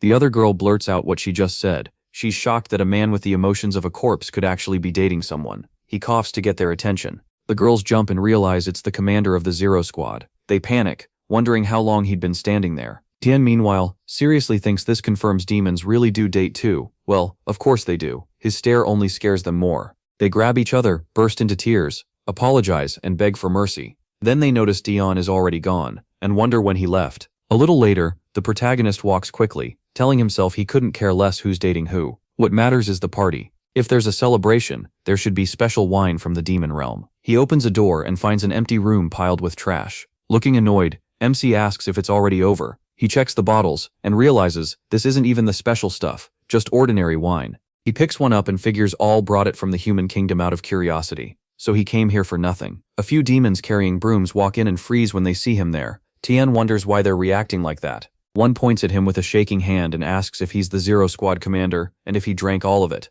That instantly sets him off, and he demands to know what they just said. He thinks he hasn't had a single drop, so are they making fun of him? Two of the demons bolt, shouting that he's using informal speech, so the alarm has to be raised. Dion, totally confused, tells them to stop. Instead, they race through the castle yelling that the commander of the Zero Squad is drunk. The alarm spreads through the whole castle, shocking every demon around. Someone shouts that the commander of the Zero Squad, the demon Eret. Even the demon king is surprised, asking if Eret is drunk already. Soon, a huge group of demons storms into the room. They form up around Dion with shields and weapons ready. The protagonist stares at them, baffled, and asks what they're doing. One demon yells for everyone to hold their shields and prepare themselves. If even one of them falls back, they'll all die, because when the Zero Squad commander drinks too much, he kills everyone. Dion gets furious, thinking he already said he didn't drink. Still, the mood around him feels familiar. Back in the demon realm, everyone always reacted like this to him drinking. Sometime earlier, the Demon King had said this was his direct order because MC loved to drink too much. He angrily asked why he was the only one banned. The Demon King wondered if he truly didn't get it. Deep down, the protagonist knows he really does lose control when he's drunk. Still, he thought they could just stop him if anything happened. That only made him more annoyed. He couldn't understand why these weirdos acted like it was the end of the world. One demon that was face red from drinking. He asked if that demon was the enemy. That was the day everyone truly learned what Sir Eret was like. The demon told him he'd already said no, so why keep asking? If MC planned to get drunk, he shouldn't cause trouble after. But he ignored him and swung the dagger. The demon snapped and shouted that fine, he was an enemy, so what now? Maybe this was for the best anyway. He'd never liked that the Demon King created a special position for Dan and brought him into their ranks. Why should the angry demon had barely asked if that was true when MC drove the dagger into his chest. He coughed up blood, stunned that he hadn't seen it coming. He stared at him with a chilling look, and slowly repeated that he must be the enemy. Then he kept stabbing, and one commander died almost instantly. After that, new rules were made in the Demon King's castle. First, if the Zero Squad commander asks whether you're the enemy, answer no right away. That's stage 1. Second, if he asks why, give the clearest answer possible. That's stage 2. Third, if he seems suspicious anyway, take a defensive position immediately. One demon quietly asks why they're defending instead of attacking, if they want to survive. Another whispers that if they hurt the Zero Squad commander, the Demon King will kill them. The first is shocked and blurts out that this is insane. A third demon quickly covers his mouth, telling the idiot to shut up because he's talking too loud. They must not provoke the commander. The Demon King will handle him. Their job is just to stay alive. Then Demon turns toward them. That terrifies them enough to duck behind their shields, and one of them wonders if he just smiled at them. He starts to speak, but the Demon King enters and tells Eret to stop. At least he was nearby. Demon looks over and realizes the Demon King came himself, and Ed and Ben are with him too. Is this getting out of hand? The Demon King asks if MC can hear him, and the MC starts to panic. He can hear him just fine. He just has no clue how to get out of this mess. The Demon King thinks he's still only at stage 1 if he's this calm. He tells him not to ignore him, and just listen.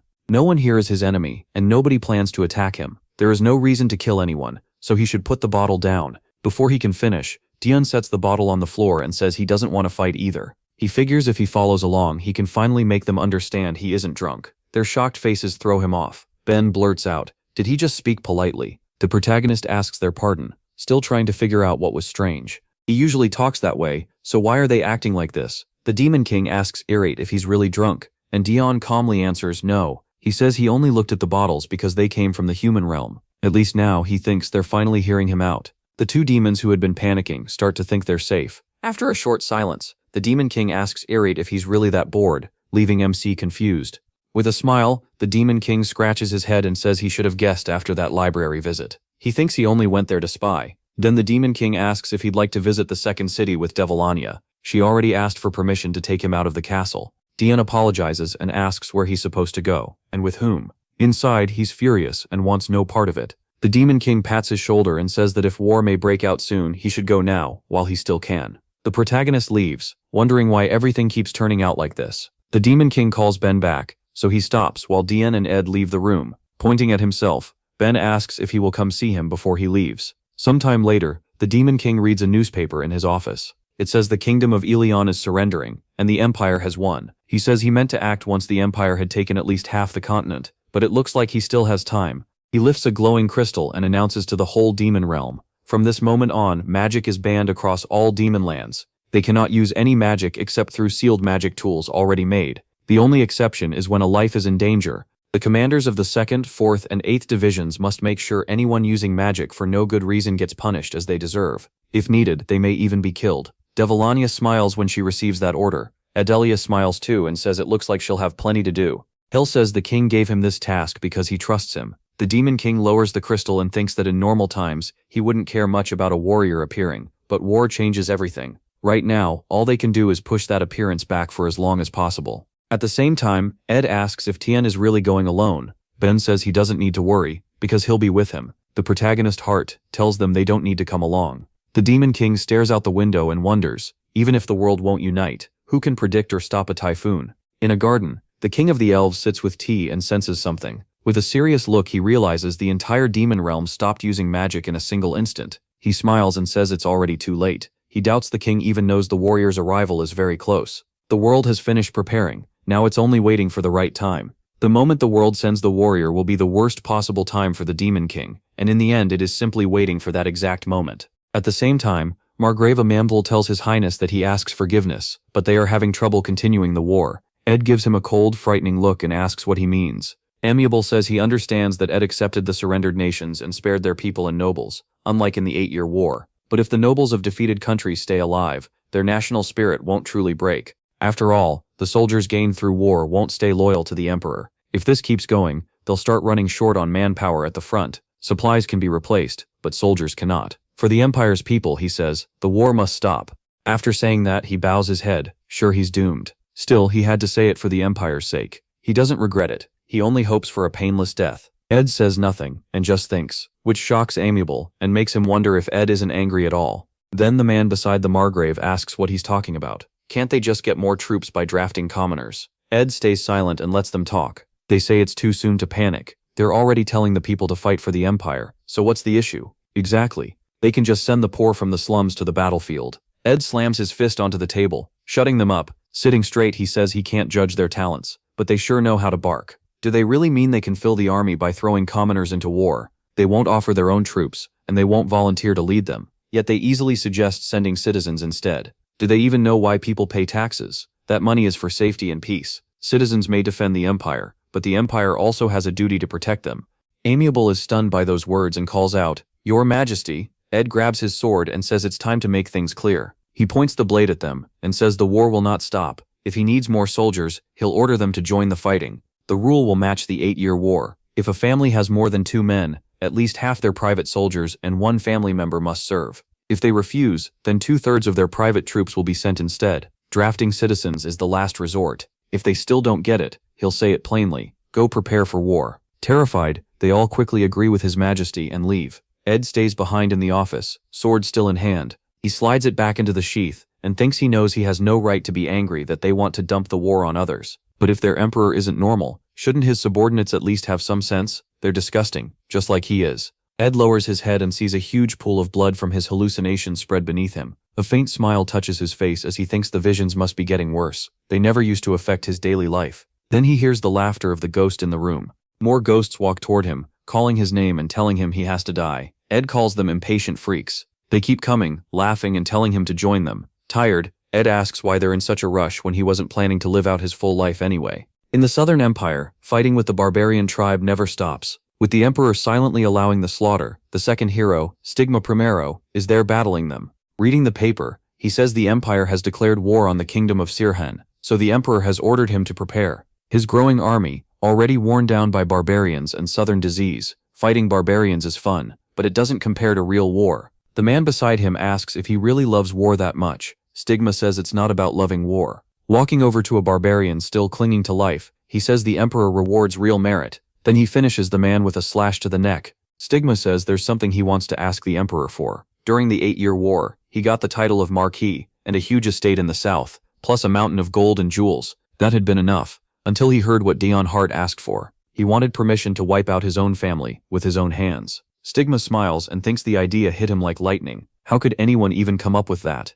It wasn't just shock, it was pure joy. He wonders if MC will join this war. The man beside him says if he means that honorary count, then maybe. But later, Stigma smiles and says he can't wait to meet him. For now, it's time to get ready for war. They should burn the rest, since they might carry disease. He leaves the village, his soldiers set on fire, thinking that just like that freak, he too should ask for the right to destroy his own family. At the same time, inside a carriage, Devilania says with clear annoyance that she thought they'd be alone.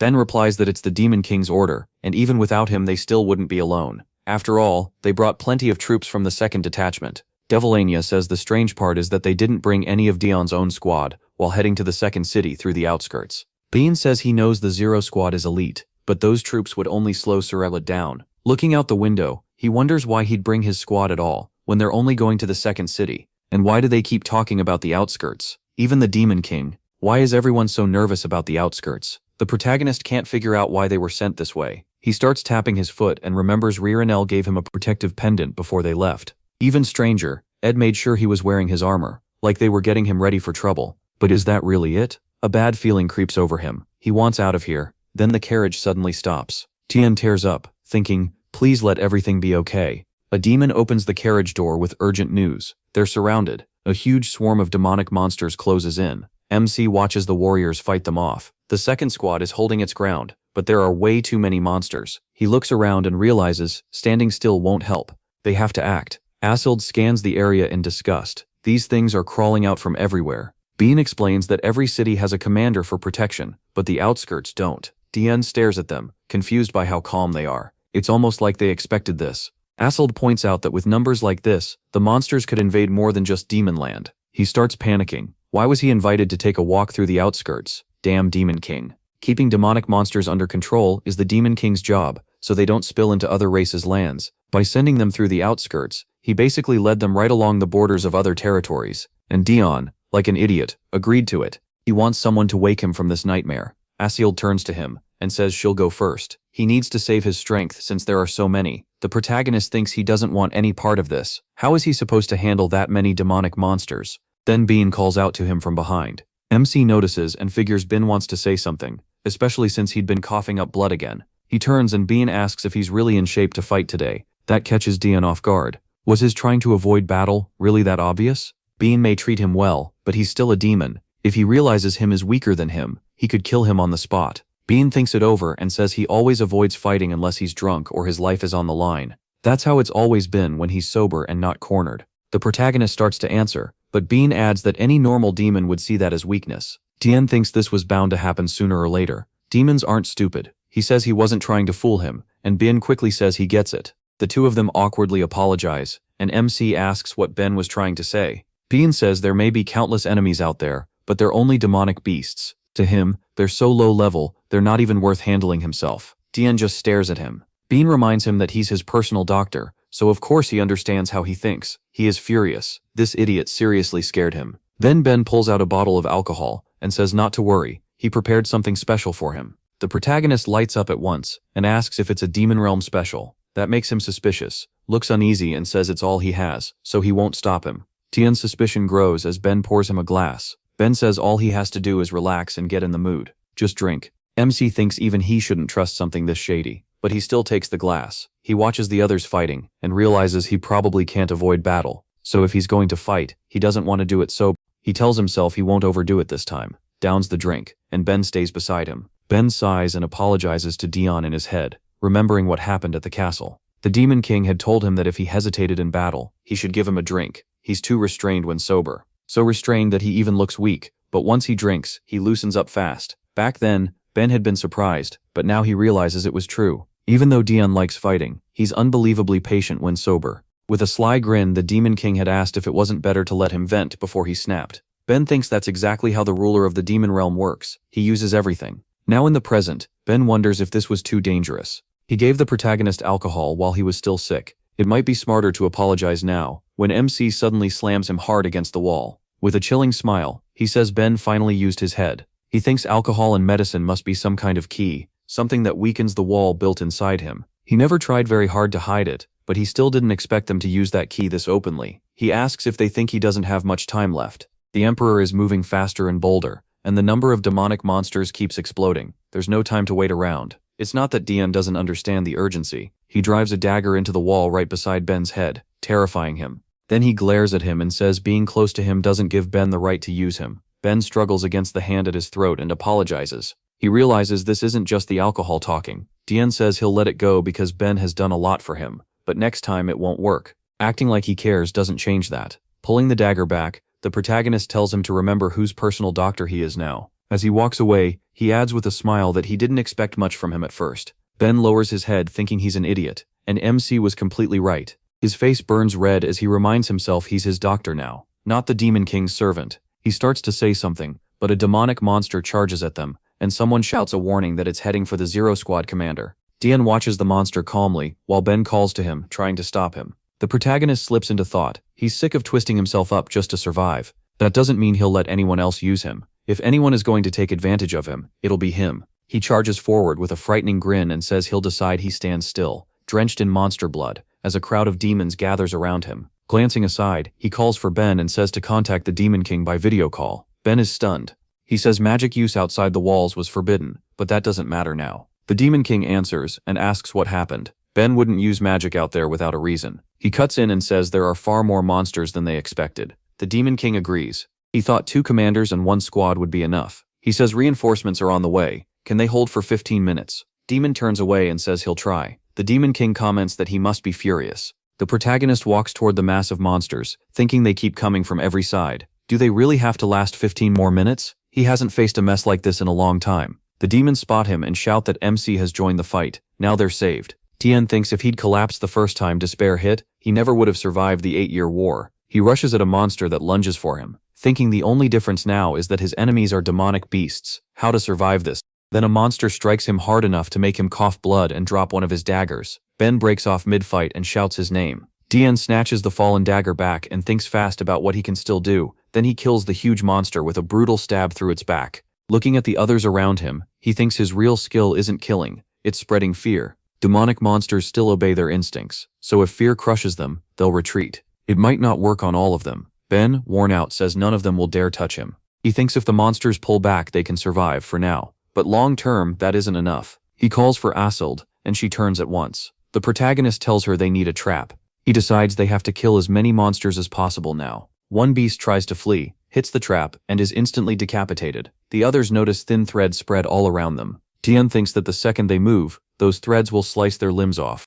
These monsters probably still don't get it. They're surrounded by a web of nearly invisible threads. Devilania says she got them into the trap, but it won't hold for long. So what now? She figures the net-like setup, placed by Sir Eret's orders, has trapped the monsters well and slowed them down. Ben starts treating Dian after the fight and notices something is off. He warns that MC's hand was only patched up for now, so he has to be careful. He just gives an annoyed snort. Then he heads toward the trap, but Devilania stops him and asks if he's really going in there to kill them himself. Without the right skill, those threads would be almost impossible to notice. She isn't doubting him, but Devilani only gives a creepy smile and says he'll see for himself. Sometimes luck is on his side. Right after that, he bursts forward and slips past every hidden thread in his path. Looking up, he spots two monsters coming at him with their weapons. They attack together, but Dion twists away at the very last second, and both monsters hit the trap. The threads chop off their limbs. Devilania stares in shock and asks how that was possible. He pulled them right into the thickest part of the threads. Can he actually see them?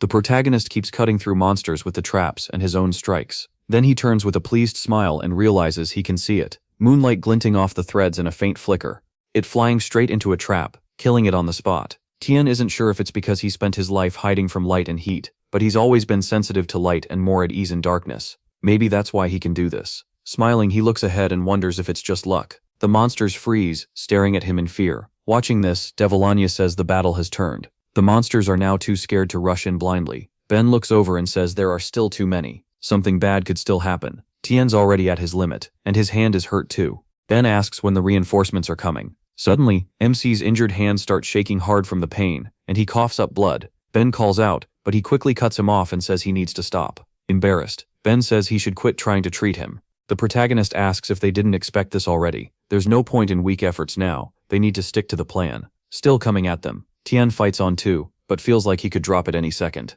Even though he avoided most direct hits, the shock is building up inside him. On top of that, his right arm won't move. Ben, meanwhile, battles a crowd of monsters with his bag, then notices something terrifying and shouts for Sir Adrit. Tian drops to the ground, unable to move, as several monsters rush toward him. He thinks he just needs to hold on a little longer. Then someone saves him, driving a dagger into a huge monster's head. That same person quickly takes down the others trying to reach him. An unknown voice greets Sir Eret. It turns out to be Salaga, commander of the 7th Detachment, saying it's been a long time. She says she ran over as fast as she could, after hearing there was a party. Tian slowly gets up, wondering if she really said party. Staring at her in disbelief, he thinks he's about to die. So what party is she talking about? He grabs his injured hand and wonders what happened to it. Then he notices all the monster corpses around him and thinks, what happened here? Then he remembers the alcohol. Bin gave him wine, and after that he joined the battle. Did he do it again? Sulawa suddenly steps right up to him with an angry look and shouts that this isn't Sir Eret.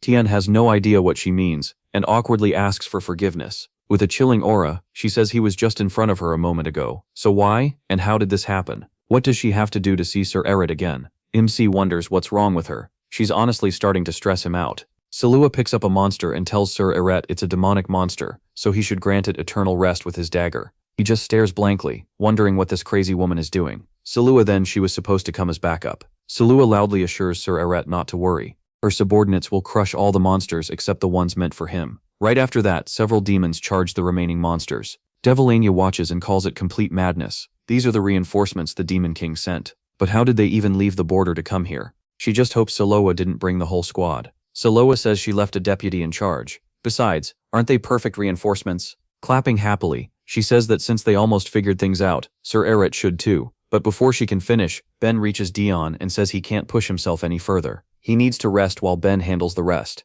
Ben knows he must have disappointed him badly before, but asks for one more chance. The protagonist doesn't remember. Ben turns to the commander of the 7th squad and asks why she doesn't help the commander of the 2nd squad. Salua looks offended and refuses. Later, after the last monsters are dealt with, Devilania goes over and says that except for the ones who escaped, they wiped them all out. Ben says the treatment is done, and MC can move his arm again. MC nods and thanks him. Devilania turns back and says things seem settled now, so isn't it time for the commander of the 7th squad to leave? Salua asks if she really wants her gone after all that, saying she didn't know Devilania could be so cold. Smiling, Devilania says it's for her own good. They are heading to the 2nd city, and she knows who's guarding it. Salua instantly gets angry and says it's the commander of the 10th squad. Clutching her head, she says she'd better leave because she doesn't want to see that freak who doesn't deserve his position. Then she bows to Dion and says she'll look forward to meeting him again. He watches her and thinks he didn't expect her to back off that easily, though he's glad she did. They mention the commander of the 10th squad, which means they're talking about Gossatil. Why does she hate him that much? Sometime later they all reach the 2nd city, where the commander of the 10th detachment greets Sir Barrett with a bow and a smile, saying it's been a long time.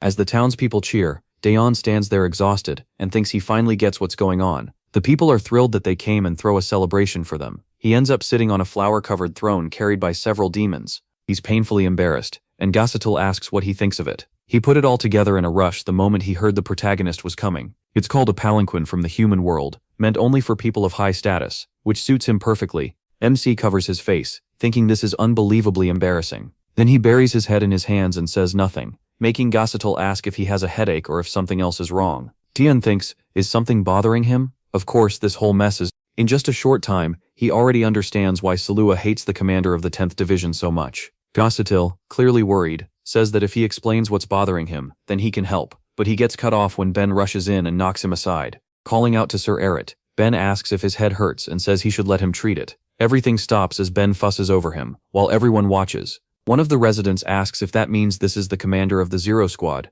saying he wondered who would get carried around in such an embarrassing way. But if it's the commander of the Zero Squad, suddenly it feels cool. Since no one knew much about him, only rumors spread. They can tell he's human because he gives off no demonic energy. But how can a human have an aura like that? Even other commanders struggle to please him. Soon all the townspeople gather to see the mysterious commander of the Zero Squad, a man given that powerful title by the Demon King himself, accepted by the proud squad leaders, while his role and powers remain a mystery. Some even say that after seeing him in person, he seemed second only to the king in strength. Daeon stays silent for a few seconds, gathers himself, and quietly says one word away. Gasatil doesn't hear him, apologizes, and asks if he said something. He repeats himself, and that leaves him stunned. Then Gasatil spins toward the crowd and yells for everyone to get out. He's baffled by all the demons swarming around them. He says they need to clear them out right away. The protagonist is horrified. This fool got it all wrong. The flowers and pollen were making him sick. That's what he wanted removed, not the innocent townspeople. The soldiers start forcing the citizens back, shouting that the commander of Squad Zero is angry and wants everyone gone.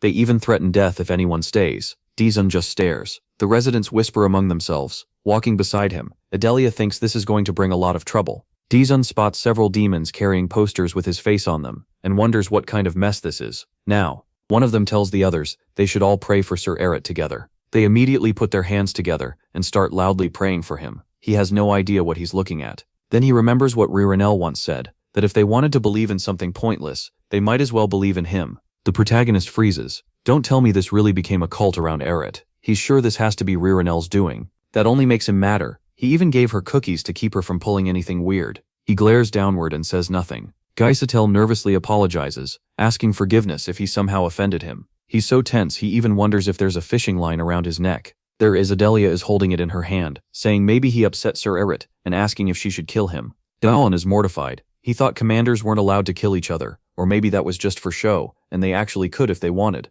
He cuts that thought off and quickly says everything is fine. He climbs down and tells them there's no need to kill another commander. Then he starts walking off, saying they should just go shopping. That was the reason they came, right? Deep down, he thinks one wrong move could get him killed on the spot. Adelia puts away the line and says they'll do as he says. Gasatil brightens up, calls him by name, and promises to serve him with all his heart, like his life depends on it. Daeon thinks he believed he had some protection, but he was completely wrong. That thought leaves him on edge, and he decides he has to stay alert. Sometime later, on a street in the second city, Adelia happily says she bought so many great outfits today. Daeon has changed into clean clothes. Suddenly Gasatil rushes over, cuts in and offers him a mango, saying it comes from the southern part of the human kingdom. Adelia gets annoyed, shoves him back and asks if he can stop interrupting. She also asks where all the bags went. Gasatil says they visited so many shops that they must be hungry by now, and he handed the bags to his men. Daeon wonders why no one can just leave him alone. Then he nearly walks into a horse, but Ben catches him in time. He calls out to Ebrit and asks if something is wrong. Looking ahead, Memsi says the demonic monsters should mostly be near the bay. What's strange is that the castle gates are standing wide open, and with all these goods from the south of the human kingdom around here, is the border really that close to? He stops when Gasatil suddenly turns to him and anxiously asks how he knew that. Daeon is thrown off by the question and wonders what that means. Sometime later, they take down. He reveals that they opened a border near the southern part of the human kingdom. Ben is stunned and blurts out how he managed to hide that. Gasatil asks when else the people of this city would ever get a chance to explore the human world. Since the border had appeared anyway, he figured they might as well enjoy it a little. Daeon is so embarrassed by this whole mess that he smacks his face with his palm.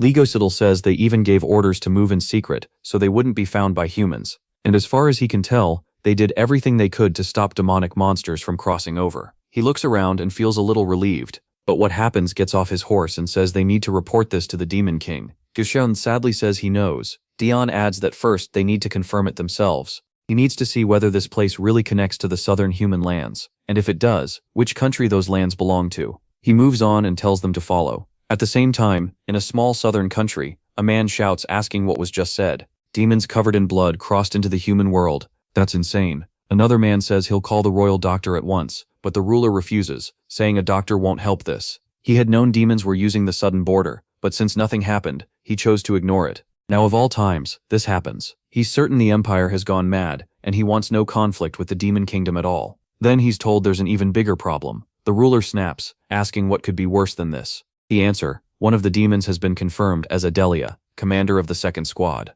As for the other strange figure, judging by how everyone treats him, he appears to be the famous commander of Squad 0. The ruler is shaken and asks what he's doing here. This must be hidden. He raises his voice and says that no matter what they do in the human world, they must hide the fact that the commander of Squad 0 and his group entered his country. Meanwhile, Ben tells Surere to keep himself fully covered under his robe. The sunlight in the human world is much stronger. Dion pulls up his hood and thinks about how hot it is. More than that, why did they all have to follow him? Adelia asks where he wants to go first, the busy main streets or somewhere quieter. The protagonist thinks he wanted to visit the human world alone. They all should have stayed behind, maybe like Gaisatel. Still, Adelia does know this world, so maybe she'll help. He says they should start somewhere they can watch how locals live. First they need to figure out where they are. Adelia says that means going to the market. Ben stops her after noticing someone nearby. She asks what now, and then 3 men bow before them. One apologizes for blocking their way. Dion studies them and wonders if they're local knights. The man lifts MC is confused.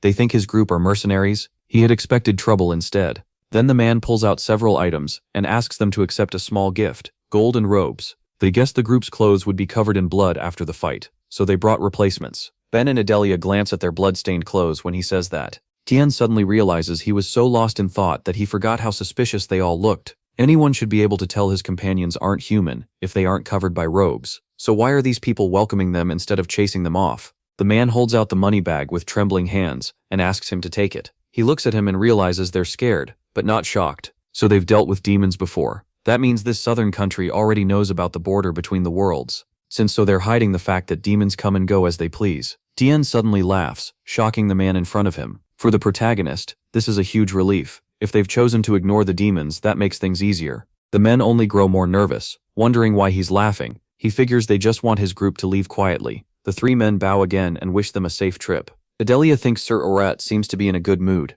MC keeps laughing, amazed they even handed over money. As far as he's concerned, they don't need to worry. He has no interest in causing trouble. The men keep bowing as he and the others walk off, until one of them suddenly looks up. He notices Dion's clothes are far too clean compared to his blood-covered demon companions. That strange presence confirms it for him. This must be the commander of the Zero Squad. They had done all they could for their lord. After that, the group spends some time in the country's market. The protagonist walks through the street, looking around. They're still. He admits it's kind of fun, but first he has to gather information. Then he bumps shoulders with a man passing by. Tien grabs the man's shoulder, and Devilania rushes after him. She loudly calls out to Sir Iret. The man gets nervous and asks if he's okay. Did they really hit each other that hard? Devilania wonders why he's so shaken over a normal person. MC, meanwhile, can feel her suspicious stare and starts to panic. But Ben suddenly grabs the man and shouts, asking how he dared to do this to Sir Iret. The poor man, flustered, quickly apologizes. He asks why Ben is making such a big scene when Devilania stayed calm.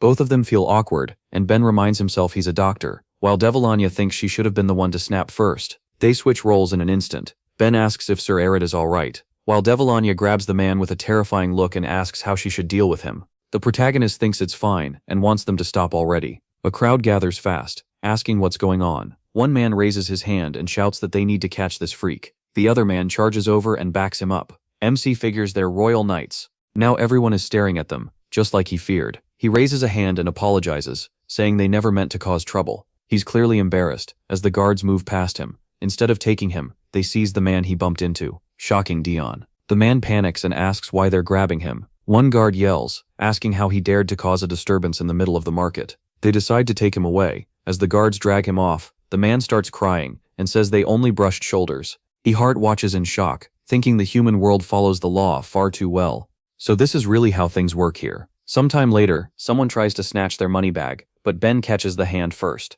With a scary glare, He asks how this little thief dared rob Sir Eret. Did she already write her will? He squeezes the girl's hand hard enough to make her cry. A guard sees this and, confused, tells them to wait. One of the guards takes the girl away, while the other bows and promises to handle it. After a little more time, Tien tries a strange fruit, immediately feels sick, and wonders why it tastes so awful. The guards instantly grab the seller and demand to know how he dared try to poison him. They call for the scoundrel's arrest. The protagonist thinks the fruit was just a little spoiled. There's no need to jail the man over that. Every time something happens, the guards appear right away. Sometime later, the locals beg for mercy, saying it won't happen again. They can't understand why the knights are even here. Dion frowns and figures they're trying to settle things quietly before it turns into a public mess. The townspeople whisper to each other not to go near these people. They can't keep investigating like this. They need to head back. Then he hears someone nearby loudly complain that he said not to sell DST leaves to just any merchant in town. Want to import DST leaves. An annoyed seller says maybe they should meet these Dan merchants and see what kind of freaks they are.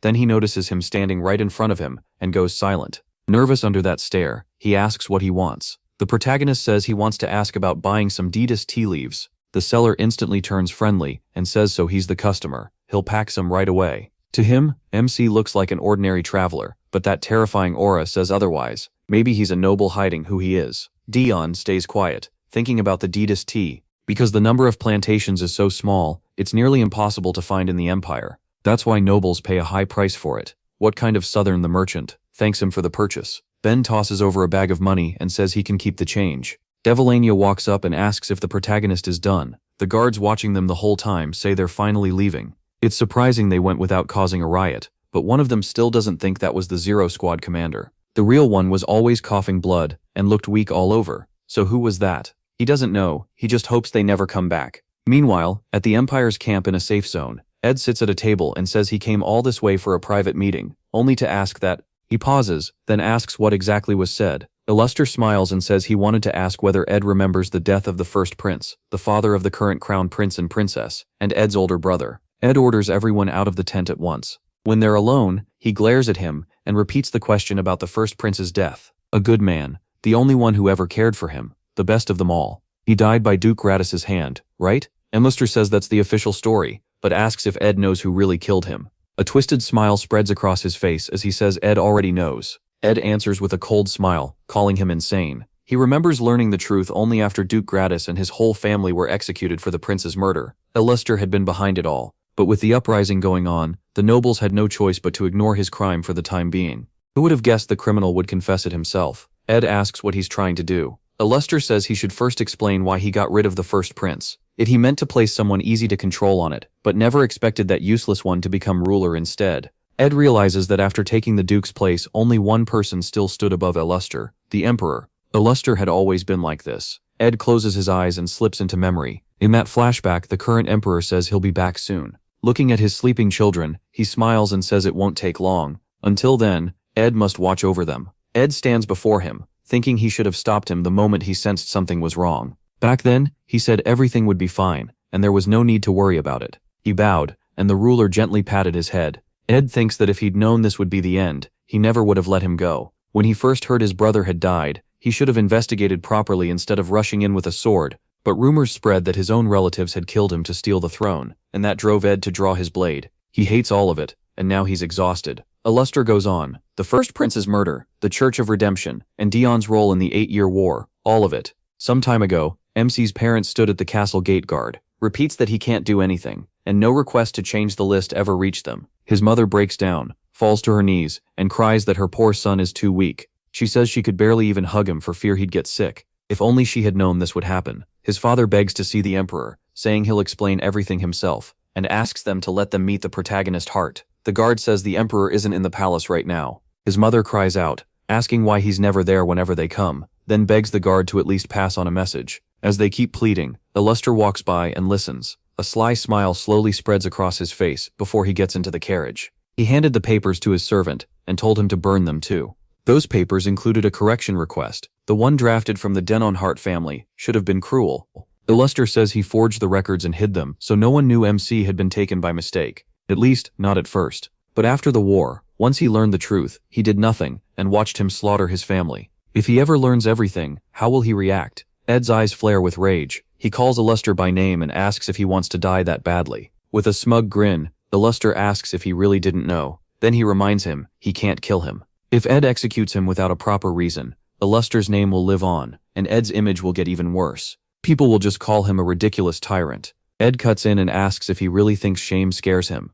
Luster says no, that's not the point. The real damage would be to the royal family and its heirs. He's sure Ed doesn't want that, and he keeps smiling like a snake. Then he adds that Ed acted ignorant all this time, so doesn't that make them partners in it? Ed glares at him and says the second Luster finds an opening, he just won't shut up. Luster says of course he'll drag this out as long as he can. He's waiting for the day Ed kills him himself. After leaving the tent, Luster thinks the Emperor is only alive because he isn't allowed to die. That look in Ed's eyes is the same as before. If Luster wants his plan to work, Ed has to stay alive. Ed buries his fury and vows he won't rest until Luster dies, the most miserable death possible. As he prepares to ride off, he thinks the same thing. He won't die before killing Luster. That's the real reason he came here. He also managed to gain influence inside the Revolutionary Army. Everything is moving just as he planned. Later, Ed rides off alone in no clear direction. Behind him, members of the Revolutionary Army race through the trees after him. He notices but keeps going. Then he yanks the reins and stops his horse. He stays still for a moment, hearing only the wind. Ed glances back with a grin and says he only wanted to clear his head, but it's hard to do that when pests keep chasing him. Right after that, the revolutionaries step out from hiding and draw their weapons. Ed looks them over and asks if they came all this way just to meet him. At the same, Daniel returns home and calls for his mother. His mother, knitting in her rocking chair, says she heard he'd come back after the mission. She touches his face and notices he's been hurt. Daniel smiles and says there was a clash with a bloodthirsty knight on the way to Ilion. It's nothing serious, so she shouldn't worry. Holding her hands, he admits he can't hide anything from her. She tells him she won't ask what he does or where he goes, because she trusts him. For a world where everyone is equal, without class or rank, one man gathered people to kill the emperor. His mother gives him a scarf she made, and gently tells him to be careful. He's the one calling for the throne to be destroyed, and a fair world built for everyone, and he does it for her. Daniel's mother was a noblewoman who ran away with a commoner. She kept living that simple life, even after his father was killed by a cruel noble. Even as stress made her weaker, she never stopped talking about her dream. When Daniel was little, she told him about a world with no kings or nobles, no social ranks, a world where everyone could rule their own life and work freely.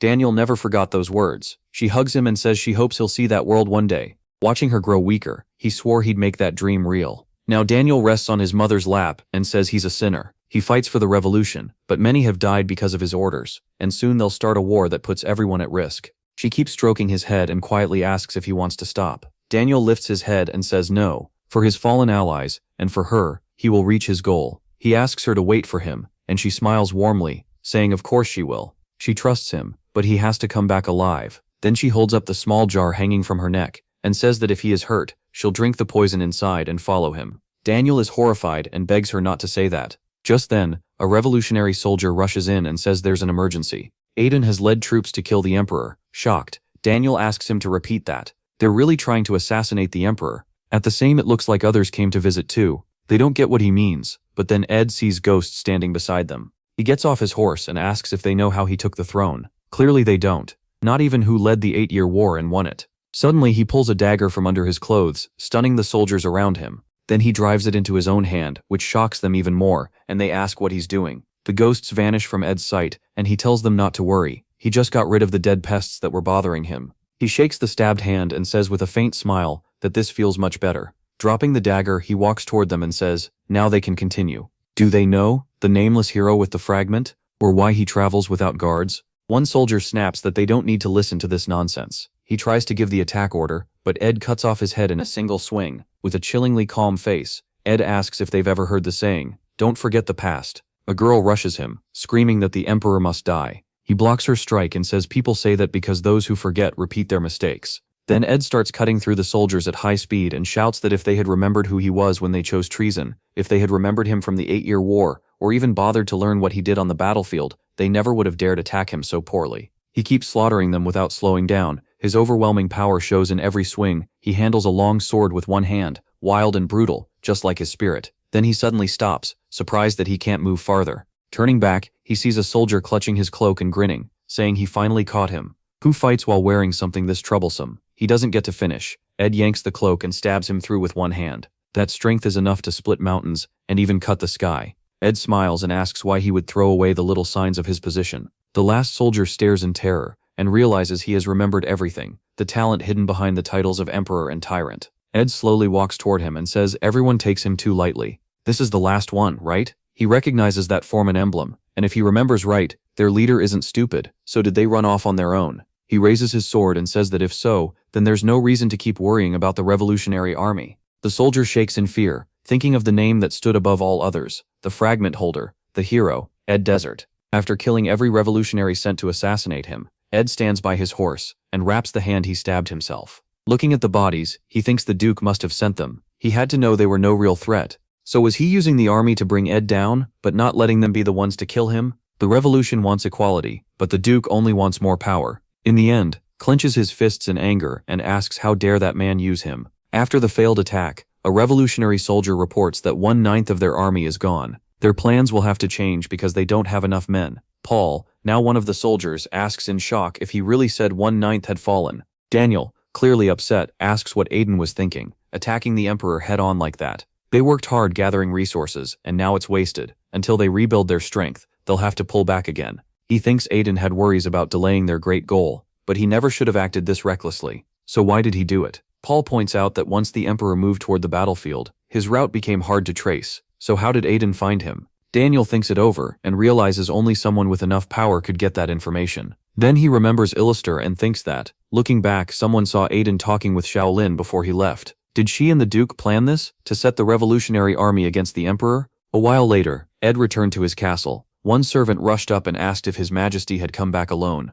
Ardo ran over, saw the blood, and shouted that the sun had barely risen, and he was already ambushed. Ed just answered that if he had died, then that would have been fate. Ardo, deeply shaken, asked how he could say that so calmly. Walking past him, Ed said it was only a joke, then asked if the Chancellor really couldn't tell a joke from the truth. Ardo wilted at that and begged him not to joke about something like that. Ed fell into old memories and asked the Chancellor if he remembered. One of his sisters said she wanted to make their country rich. One brother wanted to build an empire so no one would ever look down on them, and another dreamed of uniting the whole continent. They had so many plans that they could spend all day talking about them. But because of what he did, none of them got to make those dreams real. So now it was his duty to fulfill their wishes. He said he couldn't turn away from the path he chose. That was why he had to carry such a heavy burden. With every hour of his life already planned, he couldn't even picture dying in some pointless way. Ardo looked at his hand and noticed the wound on Ed's left hand was still bleeding. He figured Ed kept reopening it. The man meant to be the Empire's center suddenly looked fragile. Ardo told him that duty mattered, but he still shouldn't throw away his own safety. Ed cut him off and said he should have led with that. He didn't think his body had any real value, so what if it ended up near death? Then he stopped, turned, and smiled, asking if Ardo really wanted to waste precious military resources fixing a piece of meat. Ardo was horrified and could only cry out to His Majesty. Ed kept walking and told him not to worry. He planned to burn bright to the very end, and thanks to someone dying soon wasn't even on his mind. At the same time, in the Demon Realm, a new commander of the 9th Squad, Trover, had appeared. He was already in a fight. Calling out Earthquake, Trover claimed magic was his specialty, even though he mostly relied on his heavily trained body. His opponent was Durnavan, deputy commander of the 5th Squad. Durnavan dodged aside and thought it was just a crude power hit. He sent magic to his fingertips and struck fast with claw attacks, but Trover blocked it with a shield skill. Aseeld and Jakar sat together, watching the match. Velatin was there too, following the fight. Dion sat beside Ririnel, wondering why Trover shouted spell names when he barely used magic.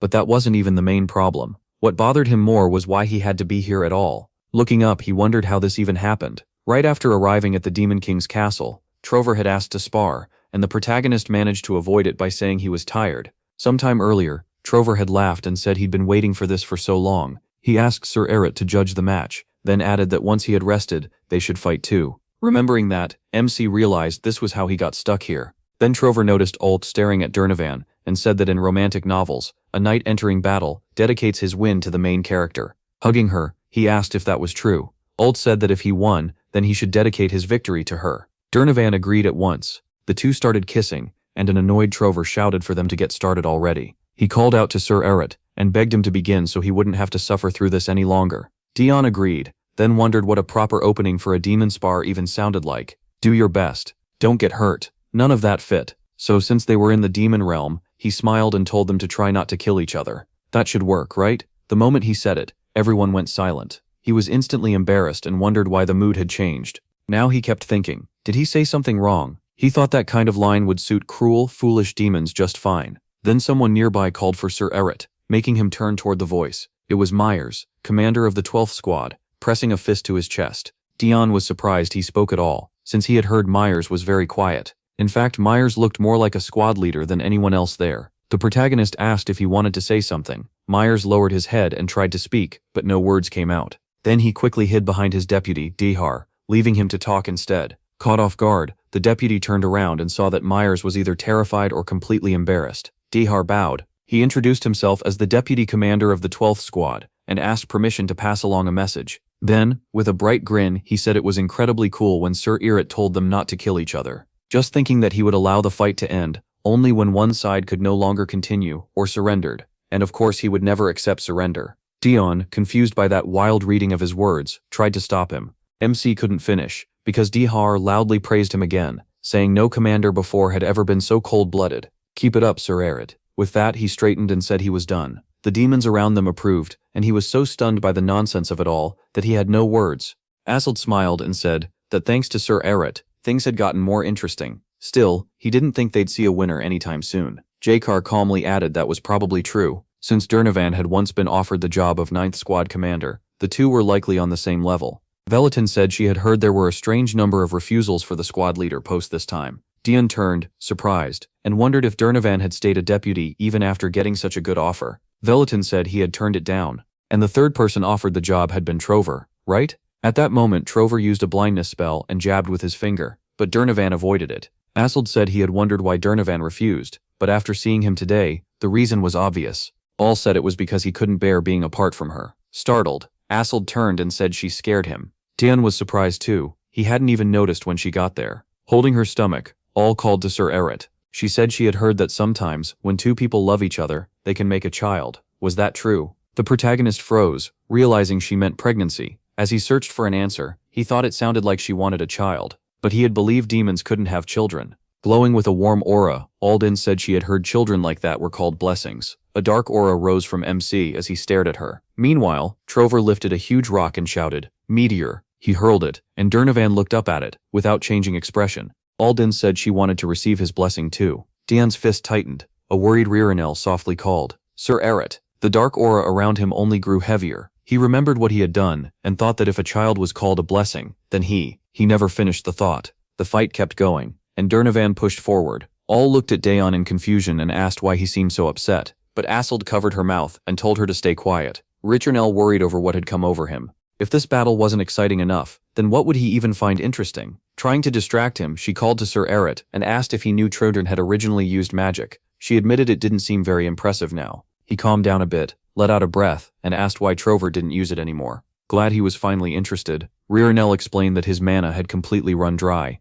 Mana used for magic couldn't be restored, and she was sure Dayan already knew how flow control worked. But because Trover cared more about fun than anything else, he burned through all of it, and he hadn't had much mana to begin with. The protagonist asked if that meant the commander of the 9th squad could never use magic again. Ririnel said no, there was another way. They could use the Demon King's power stored in their bodies. Since they were all his children, their bodies were made from his power itself. You could call it the purest and strongest mana there was. It could be used. Dan immediately understood what that meant, staking your life on it. Watching the fight, he realized Trover knew all this and had still wasted his mana just for fun. He really was insane. Trover then slammed down with a heavy punch. Durnovan barely dodged and got back up, muttering that the guy was annoyingly slippery. Now looking a little tired, Durnovan asked if he was done yet. Trover leaped at him and shouted, asking if he really hoped for that. Then he stacked move after move. Earthquake, blind, and a physical buff. MC thought he had literally combined every skill he had. Dust burst up and MC covered his face with one hand.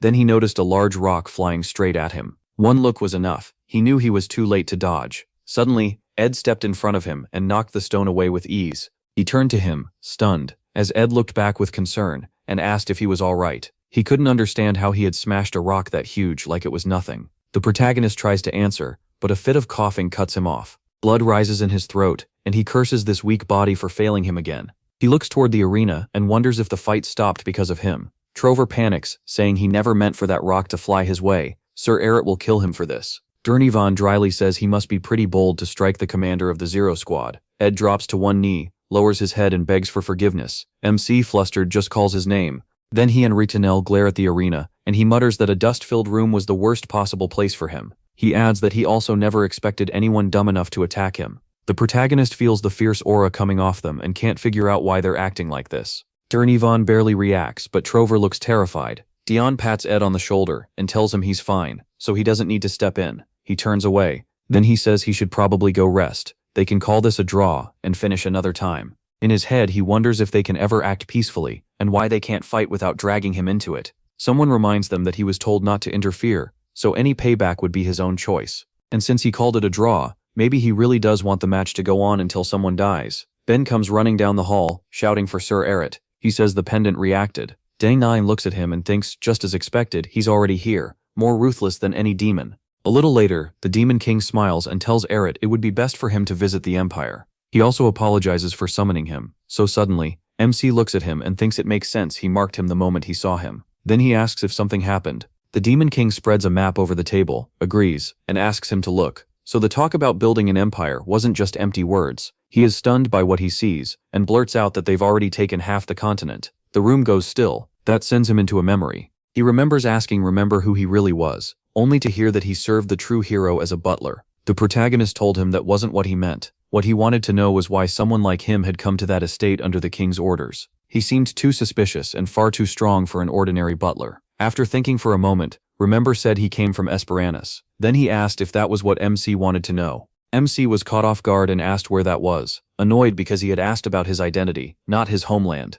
Back in the present, the Demon King says the Empire won't stop with the human world. Sooner or later, it will point its blades at his kingdom too. That leaves no reason to keep watching from afar. Dark energy spills from him, as he declares he'll join this game. He places a hand, burning with power, on the map, and says he'll turn everything against the Empire. He'll even change this war from a simple human land dispute into a fight for the survival of both humans and demons. Tian watches, moved, and realizes the real war is only starting now. The Demon King pulls out his watch and says he has to leave at once. It's dawn in the human kingdom, so if he goes now, he'll arrive by morning. He notices the watch and is about to speak, but the Demon King asks if he's interested in it. He says it's useful, since telling time in the demon realm is hard. The protagonist bows and says he'll be going then. As he does, he remembers he still has that watch and feels a little embarrassed that he likes it so much. After returning to the demon realm, the king had simply handed him the first thing within reach, still trying to give him something. Demon is about to leave the office when the Demon King stops him and says that this time he can come back without gifts, but he still needs to bring something useful, information, for example. Later, the Demon King sits alone in his office and says he didn't want to send him, but it has to be done by the rules. This war is a game between him and the Emperor, and the prize is MC. He pauses, sets his wine glass on the table, and thinks that the only real rule is simple. If either side tries to seize or kill Daeon directly, that side is a coward and loses. So he has to play fair, because he doesn't want this fun game to end too soon. That means using him carefully. At the same time, the protagonist walks down the hall, saying he has to leave on a mission right away. Ed answers that he understands, and will start packing immediately. Back in his office, the Demon King says MC is a very useful card, but a dangerous one too. With a sly smile, he says a war of attrition is about to begin. Sometime later, Dian stands in his room, thinking he's sure to end up in battle before long. Will he have to bite down on that rag again and go through that nightmare? The thought pulls him back to the war. In that memory, someone handed him a rag and asked if he was sick. There were no visible injuries, yet he kept coughing blood. The man asked if he was an imperial soldier. He shot him a cold look and warned him to leave, or he'd kill him. The man said he'd heard weak soldiers were always the first targets in battle. Whether he was swallowing blood or biting a rag, he should hide it. Doreen suddenly grabs his head, making Ed worry, and ask if he's alright. The training ground really wasn't the best place for this. Before Ed can finish, the protagonist says he's fine. He wonders who this kid really is. He doesn't need to hide his condition anymore, since everyone already knows. But back then, that advice had been useful. Ed still asks if he's really okay, and says he should get checked, just in case. MC says there's no need, it's just stress. Then he looks at his bag beside the flower and says he'll be back soon. Sometime later, he rides out on horseback, when something shifts inside the bag. A flower pokes out and starts breathing. He remembers Hien telling that flower it had to watch over Sir Eret in her place. After a while back at his estate, Remember stands before him with a teapot, and says he's glad he returned safely. He thanks him for taking care of the estate. Remember says he only did his duty, then asks why the protagonist didn't leave that bag with the servants. MC's hand starts shaking as he holds the cup, and he asks if that's what he means. There's something important inside, so he'd rather keep it close. No way he could trust the servants with it. He's already getting nervous, wondering what that stupid plant is about to do. He remembers how shocked he was when he first found it in the bag, and asked what it even was. Dainton thinks back on it. When did it sneak in there? If anyone finds out, it'll be a disaster. No one can know. Then the flower starts making noises, startling him so badly he breaks into a coughing fit while drinking tea. Remember asks if he's alright, and tells him not to rush, he'll pour another cup. He quickly grabs the bag, thanks him, and thinks the thing just needs to stay quiet.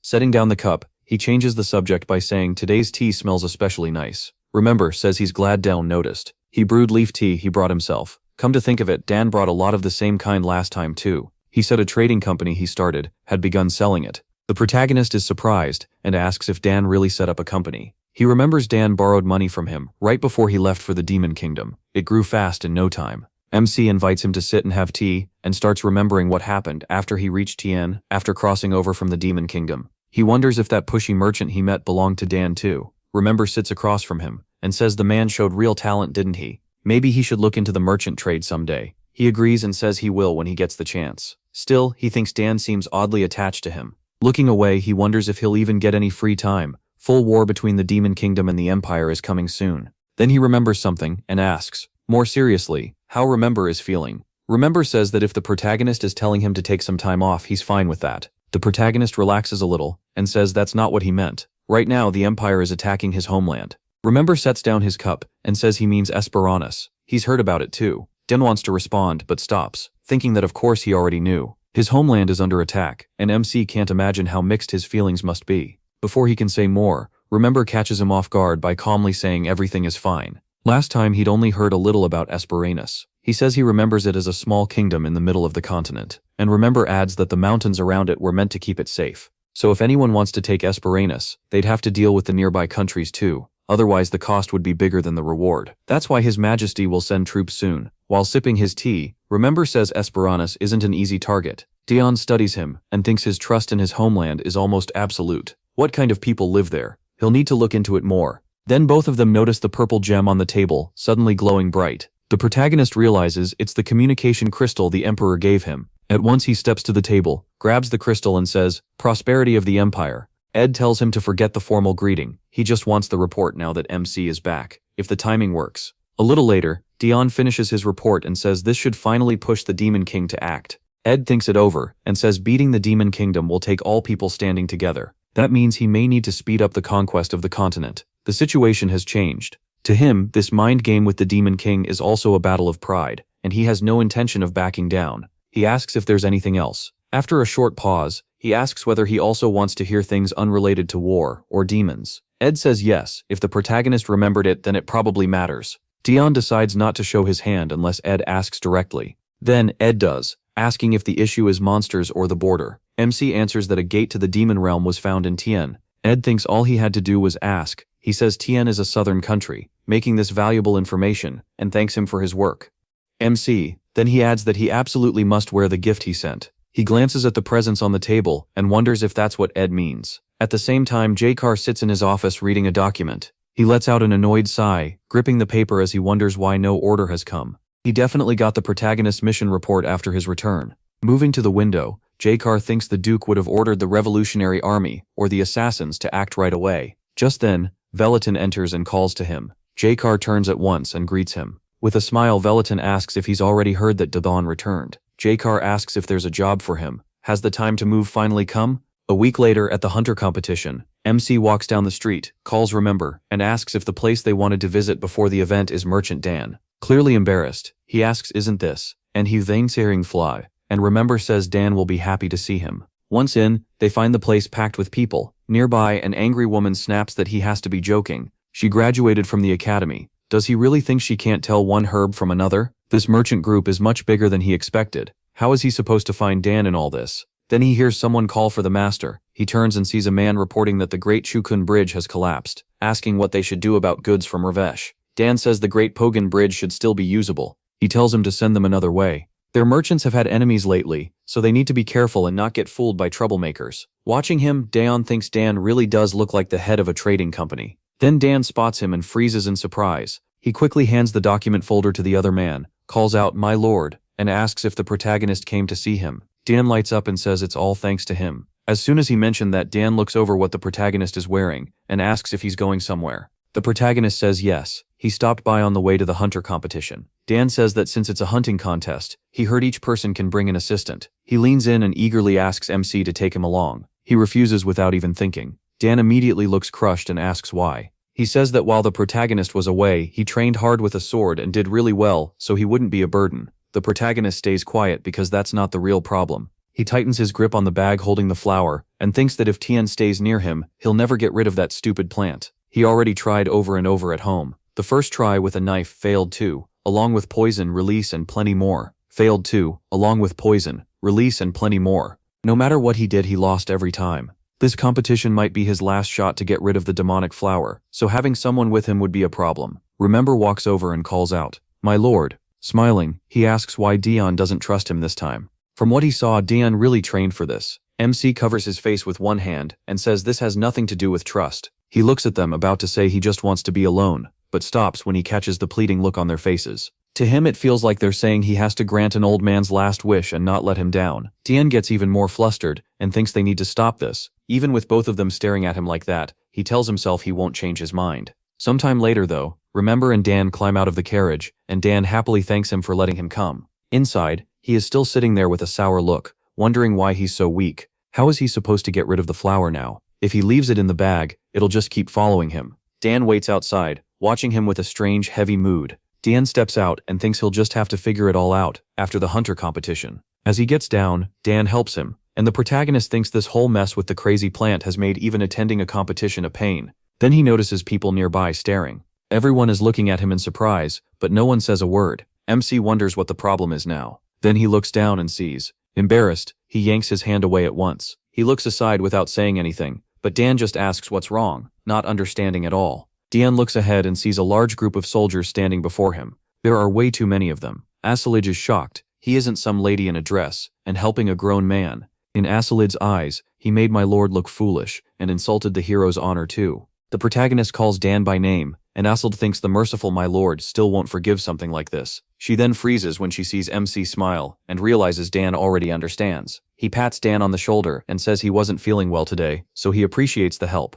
Still, he says Dan doesn't need to do that again. The soldiers smile, seeing that he forgave him. Anyone would have understood if the Count wanted to hit the guy, but instead he forgave him. Maybe the rumors really were wrong. They say he's a wonderful person. Hearing that, Asilij smiles happily. She thinks they finally saw how noble their lord is when he forgives a subordinate. That's the kind of man he is. Dion, meanwhile, feels awful about the whole thing, and thinks he nearly died from embarrassment. He didn't even think about how strange it looked because he'd gotten used to that kind of treatment in the demon realm. No matter what he told Dan, it would only make him sound ridiculous, so he drops it for now. He's sure Remember will lecture Dan later anyway. Dan follows behind him, still giving off a dark mood. Asilij calls to the protagonist, saying he's traveled a long way, and asking if he feels alright. The protagonist says it's been a long time since they met. One soldier asks the captain if he should carry the bag. Dion instantly pulls it away and says everything is fine, no one should touch it. MC takes the bag back and asks where the others are. There really aren't many people here. Leon starts to answer, then suddenly stops. Elpidius walks over and says it's because he called him in early.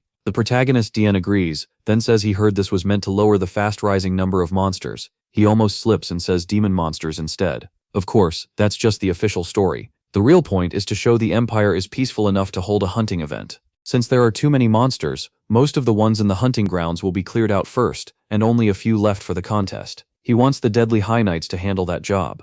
Gesturing aside, he adds that he's not forcing them. If they refuse, he'll hand it to the Imperial Knights. Tien says it's not that he doesn't want to. Elpidius explains that the Imperial Knights took losses. Some also stayed up all night cleaning up the chaos they caused. Nearby knights awkwardly hum to themselves, and MC thinks they're ridiculous. He bows and says he appreciates the offer and will gladly place the High Knights under his command. He thinks that Elpidius asks what he's talking about. Obviously, Dion has to lead them himself. He looks up in surprise and asks what he just said. Sometime later, someone shouts that the Imperial Knights must hold formation and not fall back. That person thinks the Imperial Knights are easy to manage because they follow a clear system. But only the protagonist can control the reckless High Knights. Everyone knows that. One High Knight rushes ahead yelling that they should charge and kill everything in sight. The Imperial Knights are stunned, saying they can't attack without a plan. As the fight starts, one knight claims the horned monster as his target. The rest of the High Knights tear through monsters just as brutally. An Imperial Knight stares in shock and calls their fighting style barbaric. He turns with a frightened look and says they must be copying their leader.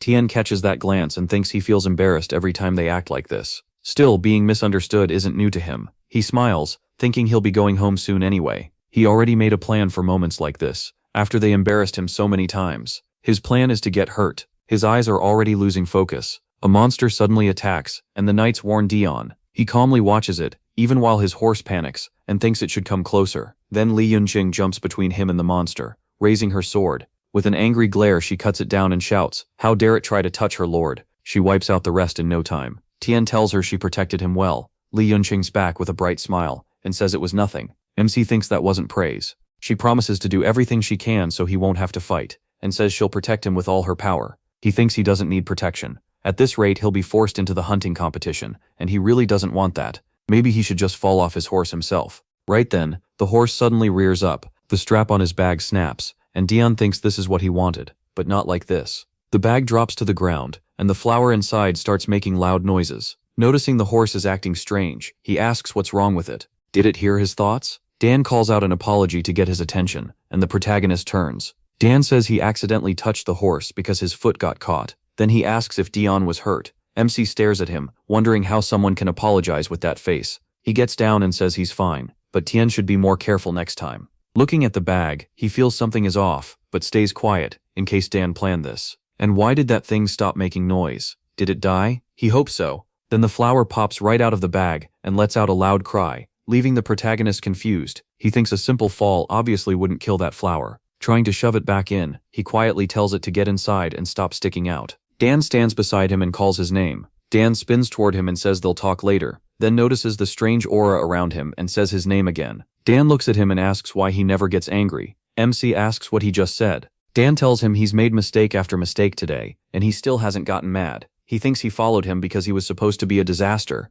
To him that title should have meant rage, but all Dion showed him was patience and kindness. What if the Count isn't really a disaster? The protagonist looks at him and thinks Dan almost seems to want him to get angry. He's about to answer when one of the knights suddenly yells that more monsters are coming. Everyone needs to focus. MC rushes forward and tells Dan they'll finish this talk after the hunt. To Daeon, this feels like his chance to go home. Dan watches him with a dark look, wondering if he really is a disaster after all. He charges in, thinking that this time he'll definitely get hurt and go home no matter what. Then he spots a huge monster and thinks that one will work too. It's not so massive that the injuries would be too serious, if he's lucky. Li Yunqing cuts in front of him again and kills the monsters he was rushing toward. As she attacks, she loudly demands how they dare. Daeon watches her and thinks, is this happening again? Then he notices another monster nearby and decides this won't work. He needs a different target. He locks onto another monster and thinks that's his next ticket home. One knight happily shouts that he killed it, but another grabs his clothes and argues that he saw it first. Then both of them stop and stare in surprise. They look at Dion and ask what's wrong with their captain. He is staring at them so fiercely. The protagonist glares, wondering why they're trying so hard. He scans the field and wonders about the others. One knight suddenly turns and shouts that he missed one. Dan spots it at once and knows this is his chance. He spins the dagger in his hand and dashes straight for the monster. The knights are shocked when they see how he's moving, and they realize he might be using that stance. They hope he isn't about to use that skill. With a sly smile, Dan runs at the monster, thinking he's finally going home. Then he hears shouting and turns at once. He looks back to see several knights charging after him. They tackle him, yelling that they have to stop the captain, then hold him down and anxiously ask if he's hurt. Furious, MC shouts at those idiots and asks what they think they're doing. Because of them, the monster got away. One knight says the captain was about to use a dangerous move, the same skill as before, right? Dan asks what they're even talking about. The knight explains that it's a skill that boosts his top speed and the power of one body part for a short time, making him the fastest and strongest at the cost of terrible damage to his bones and muscles.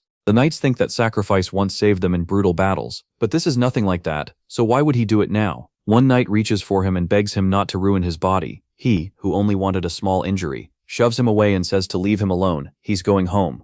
The high knights won't let go. Crying, they ask if he thinks he's some kind of worker bee, and say he's upsetting them. Tian coughs up blood and says they'll suffocate him at this rate. A knight walks over. That can't be right, they need to find more monsters. Then, embarrassed, he adds that even if he wants to, they still need to save some for the contest. The others wonder if he still wants more blood after all this. It's creepy. The senior knights tell their captain the competition will start soon, so he just has to hold on a little longer. Soon he'll get plenty of chances to kill as many monsters as he wants. They think they're lucky to have him with them. Then, one knight turns, and something strange catches his eye. Is that Dan, standing off to the side and watching them? Later, back at the knight's camp, Dion lies on his bed and asks, does this mean he still has to join the hunting contest? A flower pokes out of his bag and starts making noise. That makes him think about the event starting soon, and the Emperor being there too. He remembers what Ed said. Since Ed brought up the contest, MC is sure he had a reason. Could this be tied to a war? Rolling over, Dion thinks about how much he hates this. He never wanted any part of it,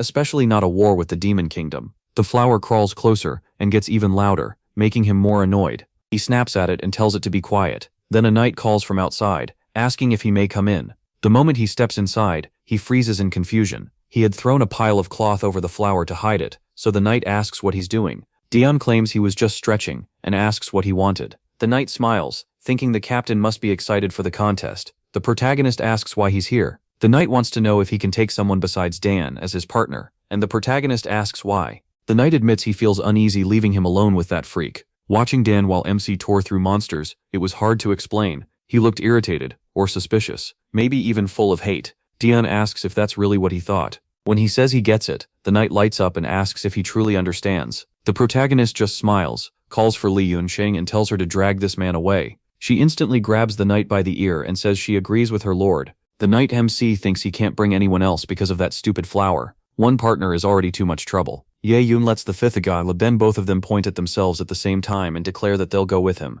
They immediately glare at each other. Ye Yun says guarding her lord is her duty. She asks if it's his turn now when she'd already been with the captain before. As Dion heads out, he says he's taking neither of them. That shocks them both, and they turn to ask what he just said. As they leave the tent, the knight keeps warning the captain that something is off about Dion. The protagonist says he doesn't care, or rather, it's his choice. The knight gets upset and asks why he's acting like a child. Won't he at least give them a real reason for being so stubborn? Dion thinks about whether Dion really is suspicious, then recalls their recent talk.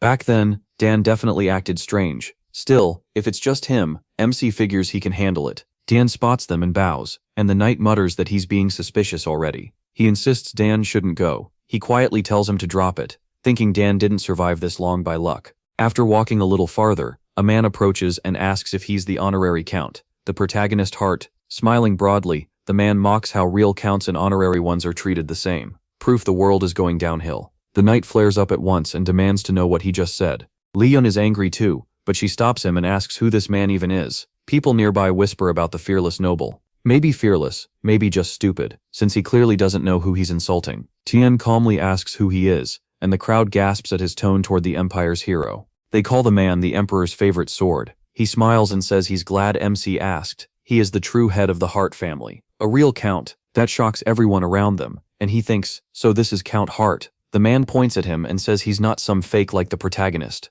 People whisper that this must be the real Count Hart. They thought the family was dead. Some guess he's from a side branch, and that turns out to be right. Since collateral branches existed, some descendants could have survived. The knight gets furious and asks how he dares insult Dion. He wants permission to deal with him so he'll never talk like that again. MC only laughs, remembering that Cruel refused the title of Count. So in the end, the family head became some cast-off from a side branch. He steps right up to him and with a cold stare offers his congratulations. He says he hopes the man does his best. Inside, the protagonist thinks the Hart family will soon vanish from history. The thought of his family dying makes him shiver with joy. The man clearly hates MC's attitude, turns away, and mutters something under his breath. Dion smiles, sure the greedy relatives picked a normal idiot they could control as the new head. In his eyes, the family would be better off gone than led by someone like that. Then Elpidius steps forward, and loudly asks if everyone is ready. He thanks them all for making time to come, and says he hopes they enjoy themselves without accidents. They may begin when ready. By imperial tradition,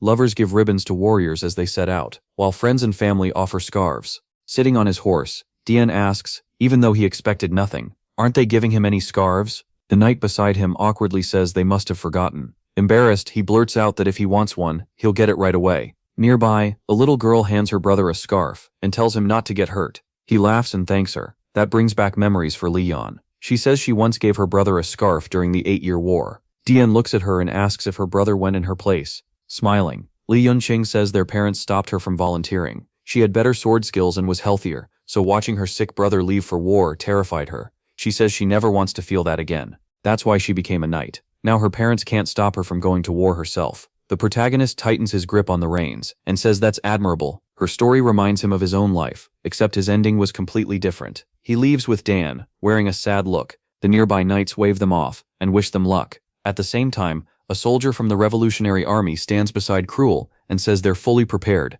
They've gathered enough weapons and assassins that even Dion won't survive. This is the perfect chance to kill him, and Cruel agrees. He recalls what happened a few days earlier. Alistair said he'd work with archers and assassins during the hunting contest. Even if things went wrong, he believed he'd finish what he started. Cruel sat beside him and asked if he knew where Dion would be. Alistair said not exactly, but he had a good guess. MC hates crowds, so if they bait him with monster tracks, they can corner him. Cruel looks at him and thinks the Duke knows him well, yet Cruel knows almost nothing about the Duke. With a sly smile, Alistair asks if it's finally time for the protagonist's life to end. In the present, Cruel moves through the forest, thinking MC has walked right into the hunting contest without suspecting a thing. There, he spots the new Hart family patriarch, who asks why they're going on foot. He says horses can't get through this area. Then he asks why the man keeps following him. The patriarch grumbles that he isn't chasing anyone. Tian ignores him, checks the area, and thinks he's reached the right place. Now he can pretend to hunt while getting rid of the flower. He wonders why the patriarch came somewhere this empty. That's suspicious. Suddenly arrows fly at them, but Dan spots them first and tackles the protagonist out of the way. He is stunned when he realizes they were shot at. They tumble across the ground, and his bag flies off. Tian holds his head and groans from the pain. Looking at Dan, he asks what exactly is going on. The man kicks Dan away. Dan falls onto his back, shocked, as several arrows slam into the ground between them. He stares at them, while Dion searches for the attackers. He spots a group of armed men and mutters, "Are they seriously not tired yet?" The whole group charges, shouting that they have to kill him. MC and Dan rush into battle against the revolutionary soldiers. He knocks aside attack after attack with his daggers and thinks this is bad. As he prepares to strike back, he admits he should have listened to the knights and brought more men. After killing one soldier, he wonders why he has to work this hard. Then he spots the patriarch hiding behind them. Dui Ching spots his distant relative hiding behind a tree, trembling, and realizes he's completely useless. Dan has only just begun learning the sword. Glancing back, the protagonist catches two soldiers closing in on him. He retreats at once, knowing he doesn't have the stamina or skill to handle all of them. Using a tree for support, he plants a foot against it, then turns with a blank stare and sees he's completely surrounded. One soldier notices and smirks, telling the others to fire now. Right after that, Dan sees a swarm of arrows racing toward him. Caught off guard, he has no idea how to escape.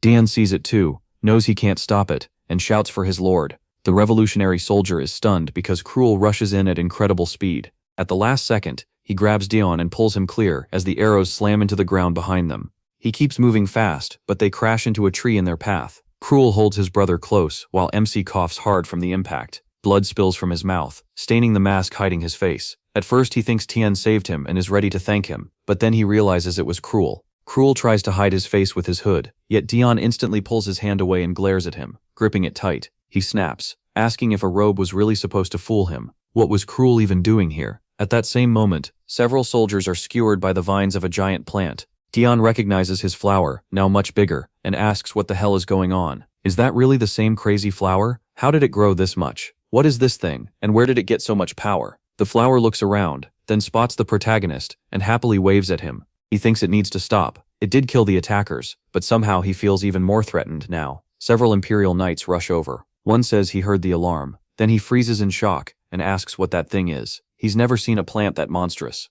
The patriarch peeks out from behind the tree, screaming that it came from Dion's bag lying nearby. He yells that the flower saved MC from the assassins, so MC must be controlling it. The knights stare across the clearing and wonder if the count really owns that monster. He gets up with an irritated sigh. He shoots the patriarch an angry look, stunned by the nonsense coming out of his mouth. Rumors about Dian are everywhere. So is this man fearless or just stupid? Looking away, the protagonist figures Cruel has already slipped off. Both of them are a headache. Either way, things are turning against him, so he needs to deal with the demon flower first. He steps up to it and it stares back while making loud noises. MC wonders if he really has to destroy it this time. That would be nice, but if he could have done it, he already would have. All of a sudden, the plant wraps itself around him. He never saw it coming. Startled, he yells, asking what it's doing. The thing squeezes him hard, making him cough. The knights can only stare, speechless, weapons still in hand. One finally turns and blurts out that he thought Dion and the plant were on the same side. Even the patriarch is stunned and says that can't be right.